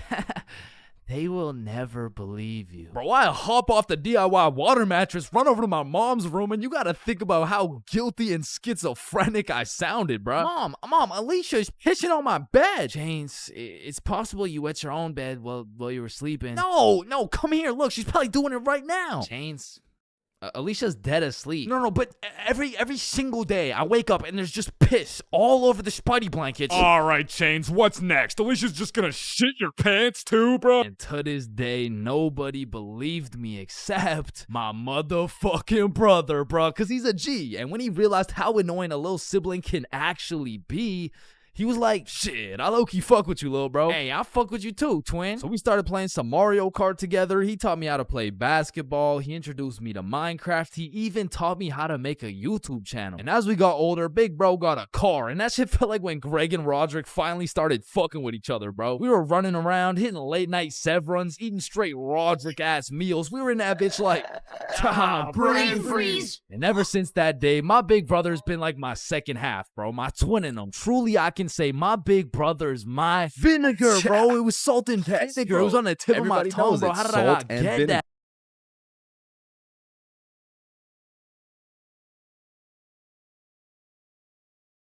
What are you doing in my swamp? Man, family functions have the weirdest dynamic, bro. Like, how have you known these people your entire life, but have still never gone past a surface level conversation? I mean, let me know if it's just my family, but every function is the same. The whole gang links up, and everyone just asks the most generic small talk questions to each other. Hey, how's that new place you bought? Oh, yeah, you know, it's good. And how's the kids doing? Oh, you know, they're good. Oh, and how's the wife? Man, fuck your wife. I don't want to hear any of these NPC conversations, bro. And let me know if I'm getting too specific here, but what about that one uncle who goes by the name of either Bob, Jerry, or Dave? And this dude will just always be saying the most out-of-pocket things imaginable. Oh, how's your daughter Jane doing? Oh, Jane's always been hot, eh? Bob, she's 15. This uncle be at the family function thinking it's Coachella or something. Bob, another beer's a little bit excessive, don't you think? Yeah, football! I'm the youngest person in my whole family, which for whatever unspoken reason, it just means everyone has the go-ahead to flame the living shit out of me. Hey, Chains, still no girlfriend, huh? I guess you're not too good with the ladies there. But I make one joke back and I'm the bad guy. You don't seem too good with the ladies yourself, seeing as your wife just divorced you and she took the kids with her. Am I right? Not only do they feel free to roast your whole existence simply because you were born last, they unanimously decide you will be everyone's personal butler. Hey bud, go get another beer for me. Alright, yeah, for sure. Thanks. Now you better get started on mowing that lawn. Grass isn't gonna cut itself, am I right? Oh my god, bro. And coming into these family functions, you would think your mom is your closest ally. But as soon as she gets the chance, she will expose your biggest secret for a little bit of parent clout. You guys will never guess what I found under Chain's bed yesterday. Oh my god, what is it? Yeah, tell us. What? No way. Sometimes when my family tries to make small talk with me, they just miss the boat completely. So, buddy, how's those swimming lessons going for you? The swimming lessons I took when I was 5? Yeah, right, those ones. They're good. I finished them a little while ago. Oh, is that right? Good for you, buddy. And bro, don't get me started on those recycled ass jokes. Well, looks like you got your workout for the day. Oh, looks like you've gotten so tall. What are you feeding this kid, am I right? Oh, Bob, I think you got some food in your beard. Oh, don't worry, I'm saving it for later. Ah, good one, Bill. Oh, Bob, he's so funny. Thank you. I guess everyone at the function must have Alzheimer's or something, because these jokes will have them cracking up like they haven't heard the same joke the past 15 functions. But cousins, man. Cousins are the saving grace of family functions. Without cousins, you would have no choice but to participate in the tomfoolery of small talk. I'd be walking in the function just praying to see that one cousin. And bro, I have a family function survival tip for you. You always have to stay within arm's reach of either your siblings or your cousins. Because whenever some bullshit goes down, you just give each other the look and flee the scene. And because when you get caught lacking on your own at the function, you get jumped. Metaphorically speaking, of course.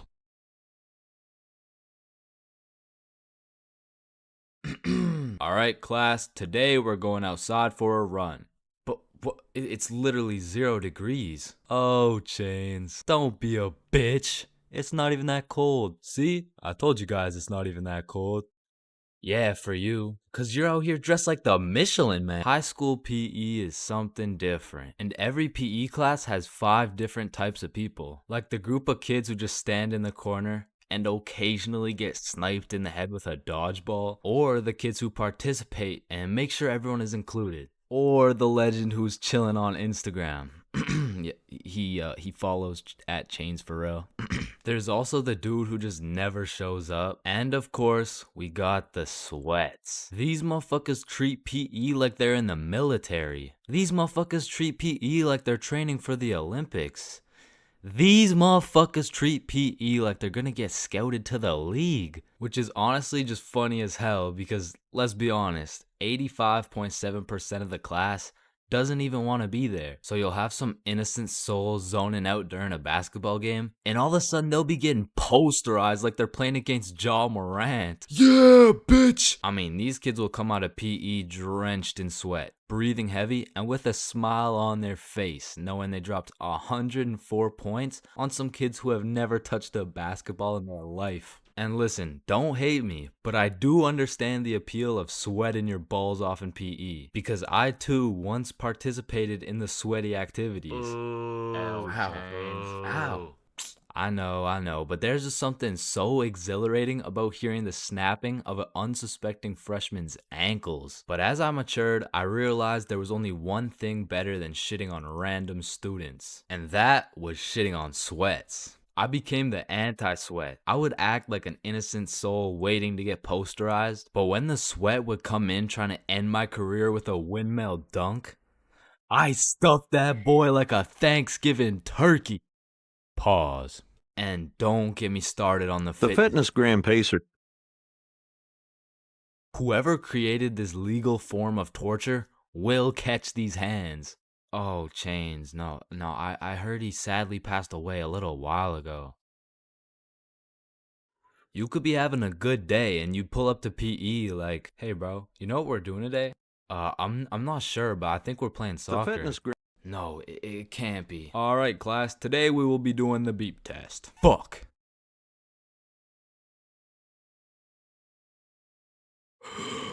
Woo. Damn, what was I at? Chains, we haven't even started. That was just our warm-up. But one thing that did bring me a little bit of joy was looking at everyone during the push-up section. Like, there was always some dude doing the neck push-ups, some dude who thinks he's Mike Tyson, the guy who takes breaks when the teacher isn't watching, and there was always at least one dude who was out here looking like he was hitting it raw.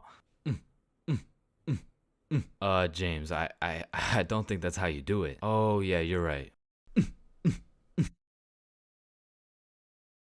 Yeah, bitch! Bro, when I was in middle school, every time I would walk by the high school, the freshmen deadass looked like adults to me, bro. The sophomores looked like tax-paying citizens. I saw juniors as grown men with a wife and kids, and seniors, bro. I couldn't tell the difference between a senior and a senior citizen, bro. And that's because in grade 7, I saw me and all my homies as fully developed, mature, and respectable humans, and that was simply cap. Because now when I look back at a picture of us in grade 7, I see a bunch of little babies, bro. Yada, yada, yada. What does this have to do with stealing a guy's vape? We stole a vape from a senior in high school, and we were in grade 7, bro. And when I say we, I mean Billy. Billy stole that shit, and me and Bob were accomplices. Now, if you ask me back in the day, ChainsFR, you're awfully small. Scrawny, weak, ugly, chopped. Okay, sir, what's the question? How do you expect to win this fight against such a bigger opponent? Listen, Joe Rogan, it's not about the size of the dog in the fight. It's about the size of the fight in the dog. Thank you very much. Thank you. And then I saw Jake Paul versus Anthony Joshua, bruh. Okay, guys, so I'm not doing this fight. I quit. I'm retiring. Because I don't care how many years of karate, taekwondo, pad thai, jujitsu, or teriyaki a kid takes. I can beat their ass easily. But I won't, because that's morally wrong and I have honor. Hey, everyone. I heard Chains talks to minors. What the fuck? And I heard he fakes all his stories. Man, I do not fake my stories, bro. Sorry, anyways, as I was saying, this story takes place in grade 7. It was a summer day, and it started off pretty slow. You know, me and the boys were just chilling at Bob's crib, playing a little Rocket League and whatnot until we got bored. And when me, Bob, and Billy get bored, it's a problem, bro. Because every time we were bored, we would do one of 5 things. Light public garbage cans on fire, ding-dong ditch houses, light more shit on fire, buy things from 7-Eleven, with the 100% discount, or climb our middle school, bro. Yo, let's go let some garbages on fire. Yo, I don't know if there's any left at this point. Alright, let's ding dong ditch. Man, I'm not really trying to do all that running right now. Shit. Should we climb Stickman Middle? Yes. So we pull up on a scene, shiesties activated. We scan the area for witnesses, nobody. We identify all security cameras and move forward with the plan. So, Stickman Middle rooftop was about 20 feet up, far too high to reach. However, it had a playground with one of those spiderweb johns, and this playground was fenced off, and this fence is what we call the method. So one at a time, we climb up this metal fence, stand on top of it so we were just tall enough to jump and grab the roof, and we pull ourselves onto the rooftop. So Bob and Billy got up first. I jump and get my hands on the rooftop, pull myself up, and the view was insane, bro. Sun setting and everything. So me and the gang are sitting on the roof of our school. Bob brought some of those good old sweet heat Doritos, and we have ourselves a nice little romantic afternoon. When all of a sudden a car pulls up to the courtyard. A dude hops out of the driver's seat. 3 girls hop out of their whip. They're probably 19 or 20, and one of them looks up like, Hey, what the fuck? hey. Yo. Oh shit, how'd y'all get up there? Shit, it's easy. I mean, we just climbed this fence. You want to try? Yeah, okay, yeah. What do I do? You just gotta stand on the right side of the fence. Okay. Which side's the right side? It's the opposite of left. Is this guy retarded? Oh, okay, yep, okay, I got it. All right. Okay, now what? Okay, yeah, just bring your feet up to the little crossbar, but be careful. Careful? This shit's easy, man. I know a ton of 12-year-old girls who could do this. Right, okay. Why does he know a ton of 12-year-old girls? Okay, what do you think I do from here? Dude, I don't think I know what to do. Oh, shit, man. I don't think I know what to do either. No, I'm saying I know. Like, damn, man, how is he so retarded? Ooh, I'm up, boys. Let's Yes, go. sir. Yeah, let's go. Anyways, what's y'all's names? I'm Billy. That's Bob. And I'm Chains. BBC, is it? Yeah, my name's Cooper. It's nice to meet y'all. Yeah, nice to meet you, man. You want some Doritos? So he just abandons the girls down at the courtyard, and we go back to our spot, sit down, and Cooper's vaping and shit. Billy's bumming a few hits, and I'm not gonna lie, he was a nice guy. I mean, you could tell he had a good heart, but god damn did that motherfucker like yapping, bro. I think me, Bob, and Billy got off a total of 3 sentences, bro. And so I was telling her, if you mess with the bull, you get the horns.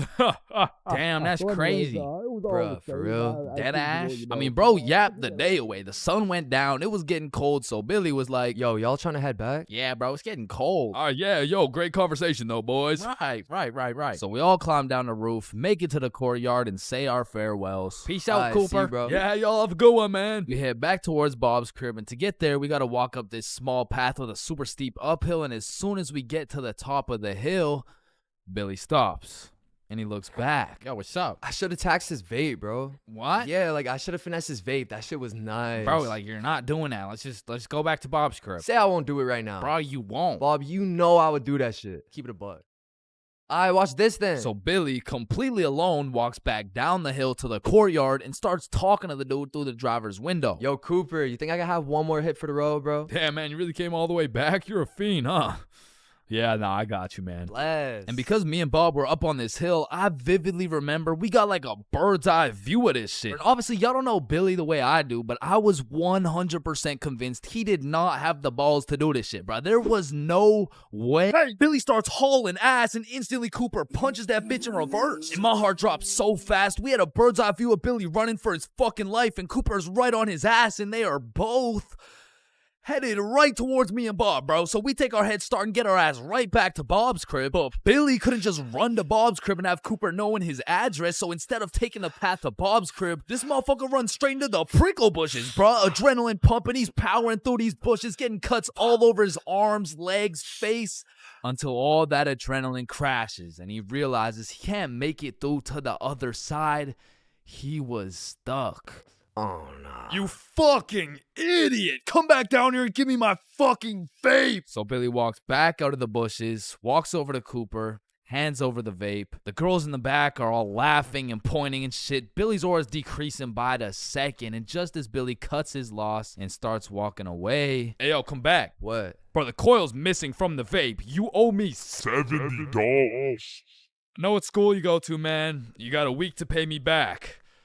Or else. Billy not only lost all the aura he'd been saving up for 13 years on this earth, but now he's $70 in debt with 1 week to figure it out. So every day after that, Billy begs his mom for $10 for lunch money, $10 for pizza, $10 for school supplies until a week had passed. and Billy had his 70 bones saved up. So as agreed upon, me, Bob, and Billy are posted up in the parking lot 1 week after the incident, and just as expected, Cooper pulls up. And this time he's got like 4 shorties in the car. Like, genuinely, how the fuck? So Billy hands over his life savings. Cooper pockets that shit, and with the most shit-eating grin I've ever witnessed, he mutters, Hey, look, it looks like we got some pizza money for tonight. Am I right? Yes, look at this dumbass. Billy got scammed, bro. He got his shit rinsed. $70 could have bought this dude like 3 whole vapes, but I mean, truthfully, that's karma. And the moral of the story is, don't steal from people, but more importantly, just don't vape, bro. Yo, Billy just posted his first YouTube video ever. Go check that shit out. Yes, sir. And I just posted a video of me and Chains talking about this story, the raw, uncut, unedited version. So click this link right here if y'all want to tap in. Click that shit. Stole that shit. That's what I do, nigga. Fuck, nigga, I stole that shit. Skipping class in high school is a slippery slope. Like, one day you can skip and it'll slide no problem. Like, oh, hey, buddy, welcome back. We missed you. Yeah. You skip 2 days, you're chilling. Hey, look who's back. Yeah. But when you go to class after skipping 3 days, all of a sudden shit is serious. Chains, why haven't you been here, huh? Well, you know, it was some family stuff. Oh, yeah, family stuff. What family stuff? What I don't really want to talk about what family stuff. It was my grandma's funeral. Damn. But that is no reason to miss a test. And Lord forbid, if you miss a whole week, the school board turns into the FBI. Like, during the whole pandemic, one of my homies refused to go to any online classes. And one day he was enjoying his extended vacation while smoking up outside his crib. Next thing he knows, he's making direct eye contact with his science teacher while smoking grass. And because they started going FBI mode when you skip your classes, the homies discovered a top secret method so we could skip classes with 0 consequences. So when you would skip a class, the teachers would instantly hop on their laptops and whip up an email along the lines of, Mrs. For real, are you aware that your son Chains has missed his science class today? If this is continued, Chains' grade will continue to drop, which might ultimately lead to him failing my class. Mr. Perkinson. Now, Mr. Perkinson would write these emails with the hopes of my mom reading them and then beating my ass. When it really went like, my mom would read it and she would politely ask me how my science class was today. I would cap my ass off, and then she would proceed to beat my ass. And one day after I got my shit whooped, I was talking to the homie Bob. Yo, we're going to Chipotle next class. You trying to come? Man, I don't know. I'm getting real tired of these ass whoopings, bro. Ass whoopings? You're getting ass whoopings? Yeah, bro. Mr. Perk never fails to type up an email that results in the leather belt. Oh, what? Nobody ever told you about the secret method? Secret method? Oh, you mean like wearing extra pants so the belt doesn't hit so hard?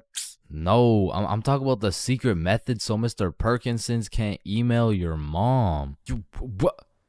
Why didn't you tell me sooner, bro? So essentially, the method starts at the very beginning of the school year. At my school, they would give you this form with your parents' email, phone number, all the contact information, you know what I'm saying? You would need this form filled out and signed by a parent or guardian and then handed into the office. However, this man, Bob, conceptualized one of the greatest plans of our generation. And it went like this. So you would receive the empty form from the school, take it home to your parent/guardian, get that shit filled out and get that signature. Then secretly, when nobody is watching, you hop on your computer, you make a fake email like bobsmom123@gmail.com. Then you would change your mom's contact information into that fake ass email and then deliver it to the office like nothing happened. So when Mr. Perkinson's smartass tries to get me whooped with one of those emails, I get that shit in my inbox. I read it through and respond with some shit like, Dear Mr. Perkinsons,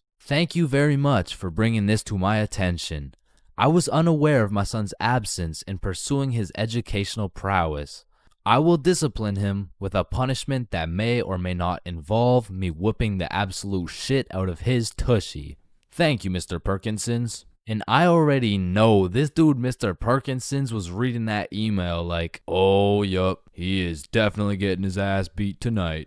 Meanwhile, I was typing that shit up in bed while munching on some nachos. So you best believe I was abusing this newly found secret strategy. I mean, I was missing every other class, and it was just all sunshine and rainbows. But you know what they say, it's not all sunshine and rainbows. I mean, I really don't recommend using this strategy. And I'm not saying that to be some mature role model. I say that because there was one flaw in the strategy Bob forgot to tell me. And that was as soon as my mom saw my report card with all those absences, god damn, she made up for every single beating I missed. Awkward conversations. We all know them and we all hate them. Hey, how are you? Oh, I'm good. How are you? I'm great. How are you? You already asked me that. Damn, you right. You right. You right. So, how's your day going? My pet frog just died. Damn, that's tough. I found myself taking the most inconvenient routes to avoid an awkward conversation. Like, I can't really explain the feeling of an awkward conversation, but it's just mildly uncomfortable. Like, I would compare the discomfort levels of an awkward conversation to wearing wet socks. Like, it's not the end of the world, but let's keep it real, no one wants to wear wet socks. And honestly, I would take a slightly inconvenient path if it meant I would not have to wear wet socks. Also, I feel like there's some other situations that are in the awkward conversation family that I also hate. For example, the handshake fist bump dilemma. Yeah, it was nice seeing you. Yeah. Oh, fist bump. Oh, no, sorry. No, I don't. Yeah. God damn it. After you experience one of these bad boys, you'll be thinking about it cringing for the next hour. And if you're anything like me, you might even lose some sleep over it. Man, why the fuck didn't I go in for the handshake, bruh? Obviously it was a handshake. And what about the good old you said goodbye to the person you're talking to, but you guys both walk the same way situation? I mean, this situation is the perfect way to ruin a smooth conversation. Yeah, man, it was really nice to see you. Yeah, for sure. See you later, bro. Alright, peace out. Alright, bye. Yeah, bye. Shit, we're still walking the same way? I'll just turn this way so it's not awkward. Man, what the fuck? And even if I say goodbye to someone and we're still in the same general location, I will avoid them at all costs. Like once me and my brother were chilling at Walmart and we saw one of our neighbors, so we talked for a little bit, you know, said our farewells and went separate ways. But when it came time for me and my brother to check out, we saw the same neighbors checking out. And we were up in the Walmart looking like we were playing Assassin's Creed in real life. It's clear. And of course, I can't forget about awkward silence. Yeah, that's funny.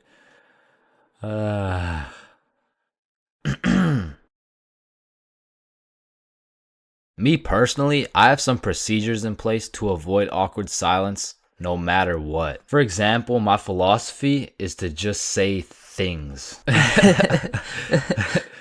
Yeah, that's funny.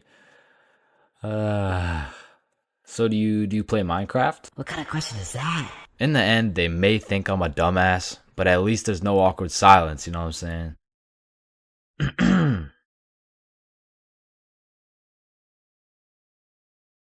Yo, Chains, I'll pay you $5 if you pull that fire alarm right there. Oh, Yo, run. Chains, do you know why I've called you into my office today? No. You see, that little stunt you pulled has led you to a 1-week suspension. God damn it.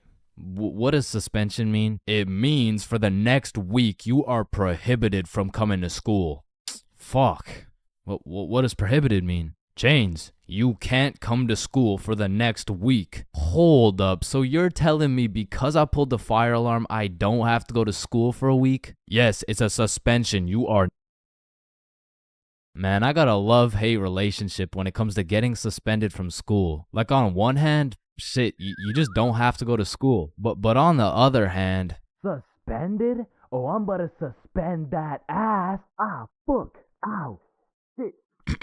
Alright, I don't recommend getting suspended. That shit is not worth it. But how do I know? This story dates way, way, way back to grade 7. It was a cold winter day at Stickman Middle School. In fact, it was freezing cold, and this gave Billy a great idea. Yo, the pond behind the school is frozen. Let's go fuck around on it. Oh, I'm down. Okay, bet. So after school, we got a group of 5 homies, and we headed over to the frozen pond. Now, to paint the picture, behind Stickman Middle School was Stickman Elementary School, and behind Stickman Elementary School was this frozen pond, meaning we had to walk through Stickman Elementary School to get to this pond. But nonetheless, we walk up to the pond and instantly I see this big red sign that says, "Hazard, do not step on ice." Guys, the sign says do not step on ice. Man, fuck the sign. Watch this. Oh shit, look, it's sturdy as fuck. Yo, fuck. And even though Billy's dumbass fell in, the ice was actually pretty sturdy. So you know, we're gliding around, eating shit, hitting the meanest ballerina spins you've ever seen, and eating shit. And we were having some good old harmless fun. In fact, our grade 7 selves were having the time of our lives on this frozen water. That is until... Oh, what do you guys think you're doing? We were just walking on the ice. Did you guys not see the sign? What sign? I could have swore I put a sign right here. Nope, no sign at all. There was no sign. I have no clue what you're talking about. Okay, but you guys have to get off the ice. Well, why? Nobody's getting hurt. Yeah, we're safe. Okay, it's your choice. You're gonna regret this. So we continued with our ice skating antics for approximately 10 more minutes. Until the same lady came back up to the pond, but this time she was equipped with a Sony Alpha A7 mirrorless digital camera with the extendo lens. In other words, she was quite literally about to catch us in 4K. But at least she doesn't know what school we go to. Hey, what school do you guys go to? Not Stickman Middle School. Absolutely not. No, definitely not. Fuck, she knows. We had to think quick. How are we gonna smoothly get out of this situation without getting in trouble? So we called a boys emergency meeting. We huddled up and discussed our best plans to get out of this situation. And after combining all of our genius grade 7 brains, we made the ultimate plan. If we started mooning the camera, it would then be illegal for her to take pictures of our middle school cheeks. I don't know how this became our best option, but regardless, we put the plan in motion. I mean, me personally, I got a little shy and kept my pants up, but some of the boys were out there going crazy, looking more caked up than Summer Rae. And after a little while, the lady must have decided it wasn't a great look to have a camera pointed at some 12-year-old cheeks, and she left, which means the plan had worked flawlessly. Now, the next day at school, I had completely forgot about it, to be honest. But strangely enough, while I was sitting in math class, I hear the little class phone start ringing. Hello? Oh, yes, he's here. Oh, okay. Yeah, I'll send him your way. Thank you. Chains, Mr. Principal wants to talk to you. And at this point, I should have picked up on why I was being called to the office, but I had complete faith in our foolproof plan of mooning this stranger that the thought of being in trouble didn't even cross my mind. That was until I walked into the office to see every single one of the boys sitting in Mr. Principal's office. But mama didn't raise a snitch, so we started capping our asses off. So, what did you guys do after school yesterday? Nothing. I played Fortnite. I was doing the homework. Don't play stupid with me. I got a call from Mrs. Principal over at Stickman Elementary. So tell me, what were you doing on the pond yesterday? I wasn't there. It wasn't us. I don't know what you're talking about. I don't even know what a pond is. I see. Well, I've got evidence. And as he shows us this undeniable evidence, you can see this dude Billy's cheeks in the corner of one of the pictures. So I slowly look over at Billy, and he looks over at me.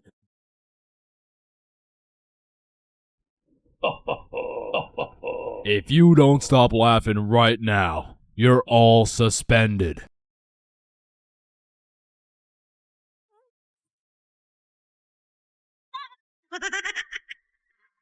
That's it.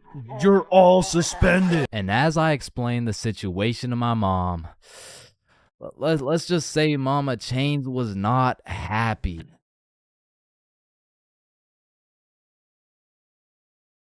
Yo, Chains, I'll pay you $5 if you pull that fire alarm right there. Oh, Yo, run. Chains, do you know why I've called you into my office today?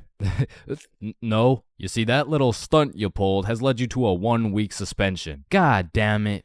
What does suspension mean? It means for the next week you are prohibited from coming to school. Fuck. What does prohibited mean? Chains, you can't come to school for the next week. Hold up, so you're telling me because I pulled the fire alarm, I don't have to go to school for a week? Yes, it's a suspension. You are... Man, I got a love-hate relationship when it comes to getting suspended from school. Like on one hand, shit, you just don't have to go to school. But on the other hand... Suspended? Oh, I'm about to suspend that ass. Ah, fuck. Ow. Shit. Alright, I don't recommend getting suspended. That shit is not worth it. But how do I know? This story dates way back to grade 7. It was a cold winter day at Stickman Middle School. In fact, it was freezing cold, and this gave Billy a great idea. Yo, the pond behind the school is frozen. Let's go fuck around on it. Oh, I'm down. Okay, bet. So after school, we got a group of 5 homies, and we headed over to the frozen pond. Now, to paint the picture, behind Stickman Middle School was Stickman Elementary School, and behind Stickman Elementary School was this frozen pond, meaning we had to walk through Stickman Elementary School to get to this pond. But nonetheless, we walk up to the pond and instantly I see this big red sign that says, "Hazard, do not step on ice." Guys, the sign says do not step on ice. Man, fuck the sign. Watch this. Oh shit, look, it's sturdy as fuck. Yo, fuck. And even though Billy's dumbass fell in, the ice was actually pretty sturdy. So you know, we're gliding around, eating shit, hitting the meanest ballerina spins you've ever seen, and eating shit. And we were having some good old harmless fun. In fact, our grade 7 selves were having the time of our lives on this frozen water. That is until... Oh, what do you guys think you're doing? We were just walking on the ice. Did you guys not see the sign? What sign? I could have swore I put a sign right here. Nope, no sign at all. There was no sign. I have no clue what you're talking about. Okay, but you guys have to get off the ice. Well, why? Nobody's getting hurt.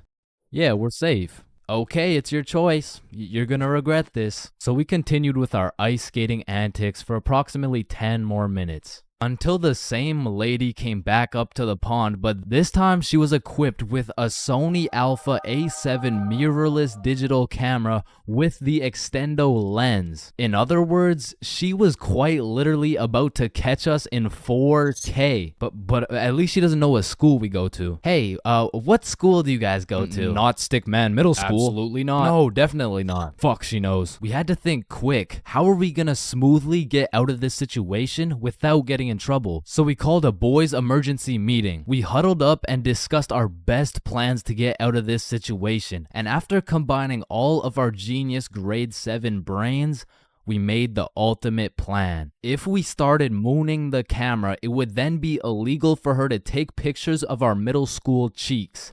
I don't know how this became our best option, but regardless, we put the plan in motion. I mean, me personally, I got a little shy and kept my pants up, but some of the boys were out there going crazy, looking more caked up than Summer Rae. And after a little while, the lady must have decided it wasn't a great look to have a camera pointed at some 12-year-old cheeks, and she left, which means the plan had worked flawlessly. Now, the next day at school, I had completely forgot about it, to be honest. But strangely enough, while I was sitting in math class, I hear the little class phone start ringing. Hello? Oh, yes, he's here. Oh, okay. Yeah, I'll send him your way. Thank you. Chains, Mr. Principal wants to talk to you. And at this point, I should have picked up on why I was being called to the office, but I had complete faith in our foolproof plan of mooning this stranger that the thought of being in trouble didn't even cross my mind. That was until I walked into the office to see every single one of the boys sitting in Mr. Principal's office. But mama didn't raise a snitch, so we started capping our asses off. So, what did you guys do after school yesterday? Nothing. I played Fortnite. I was doing the homework. Don't play stupid with me. I got a call from Mrs. Principal over at Stickman Elementary. So tell me, what were you doing on the pond yesterday? I wasn't there. It wasn't us. I don't know what you're talking about. I don't even know what a pond is. I see. Well, I've got evidence. And as he shows us this undeniable evidence, you can see this dude Billy's cheeks in the corner of one of the pictures. So I slowly look over at Billy, and he looks over at me.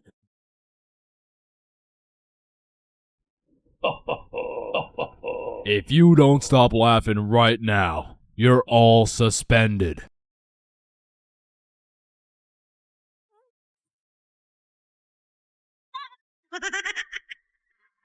That's it. You're all suspended. And as I explained the situation to my mom, let's just say Mama Chains was not happy.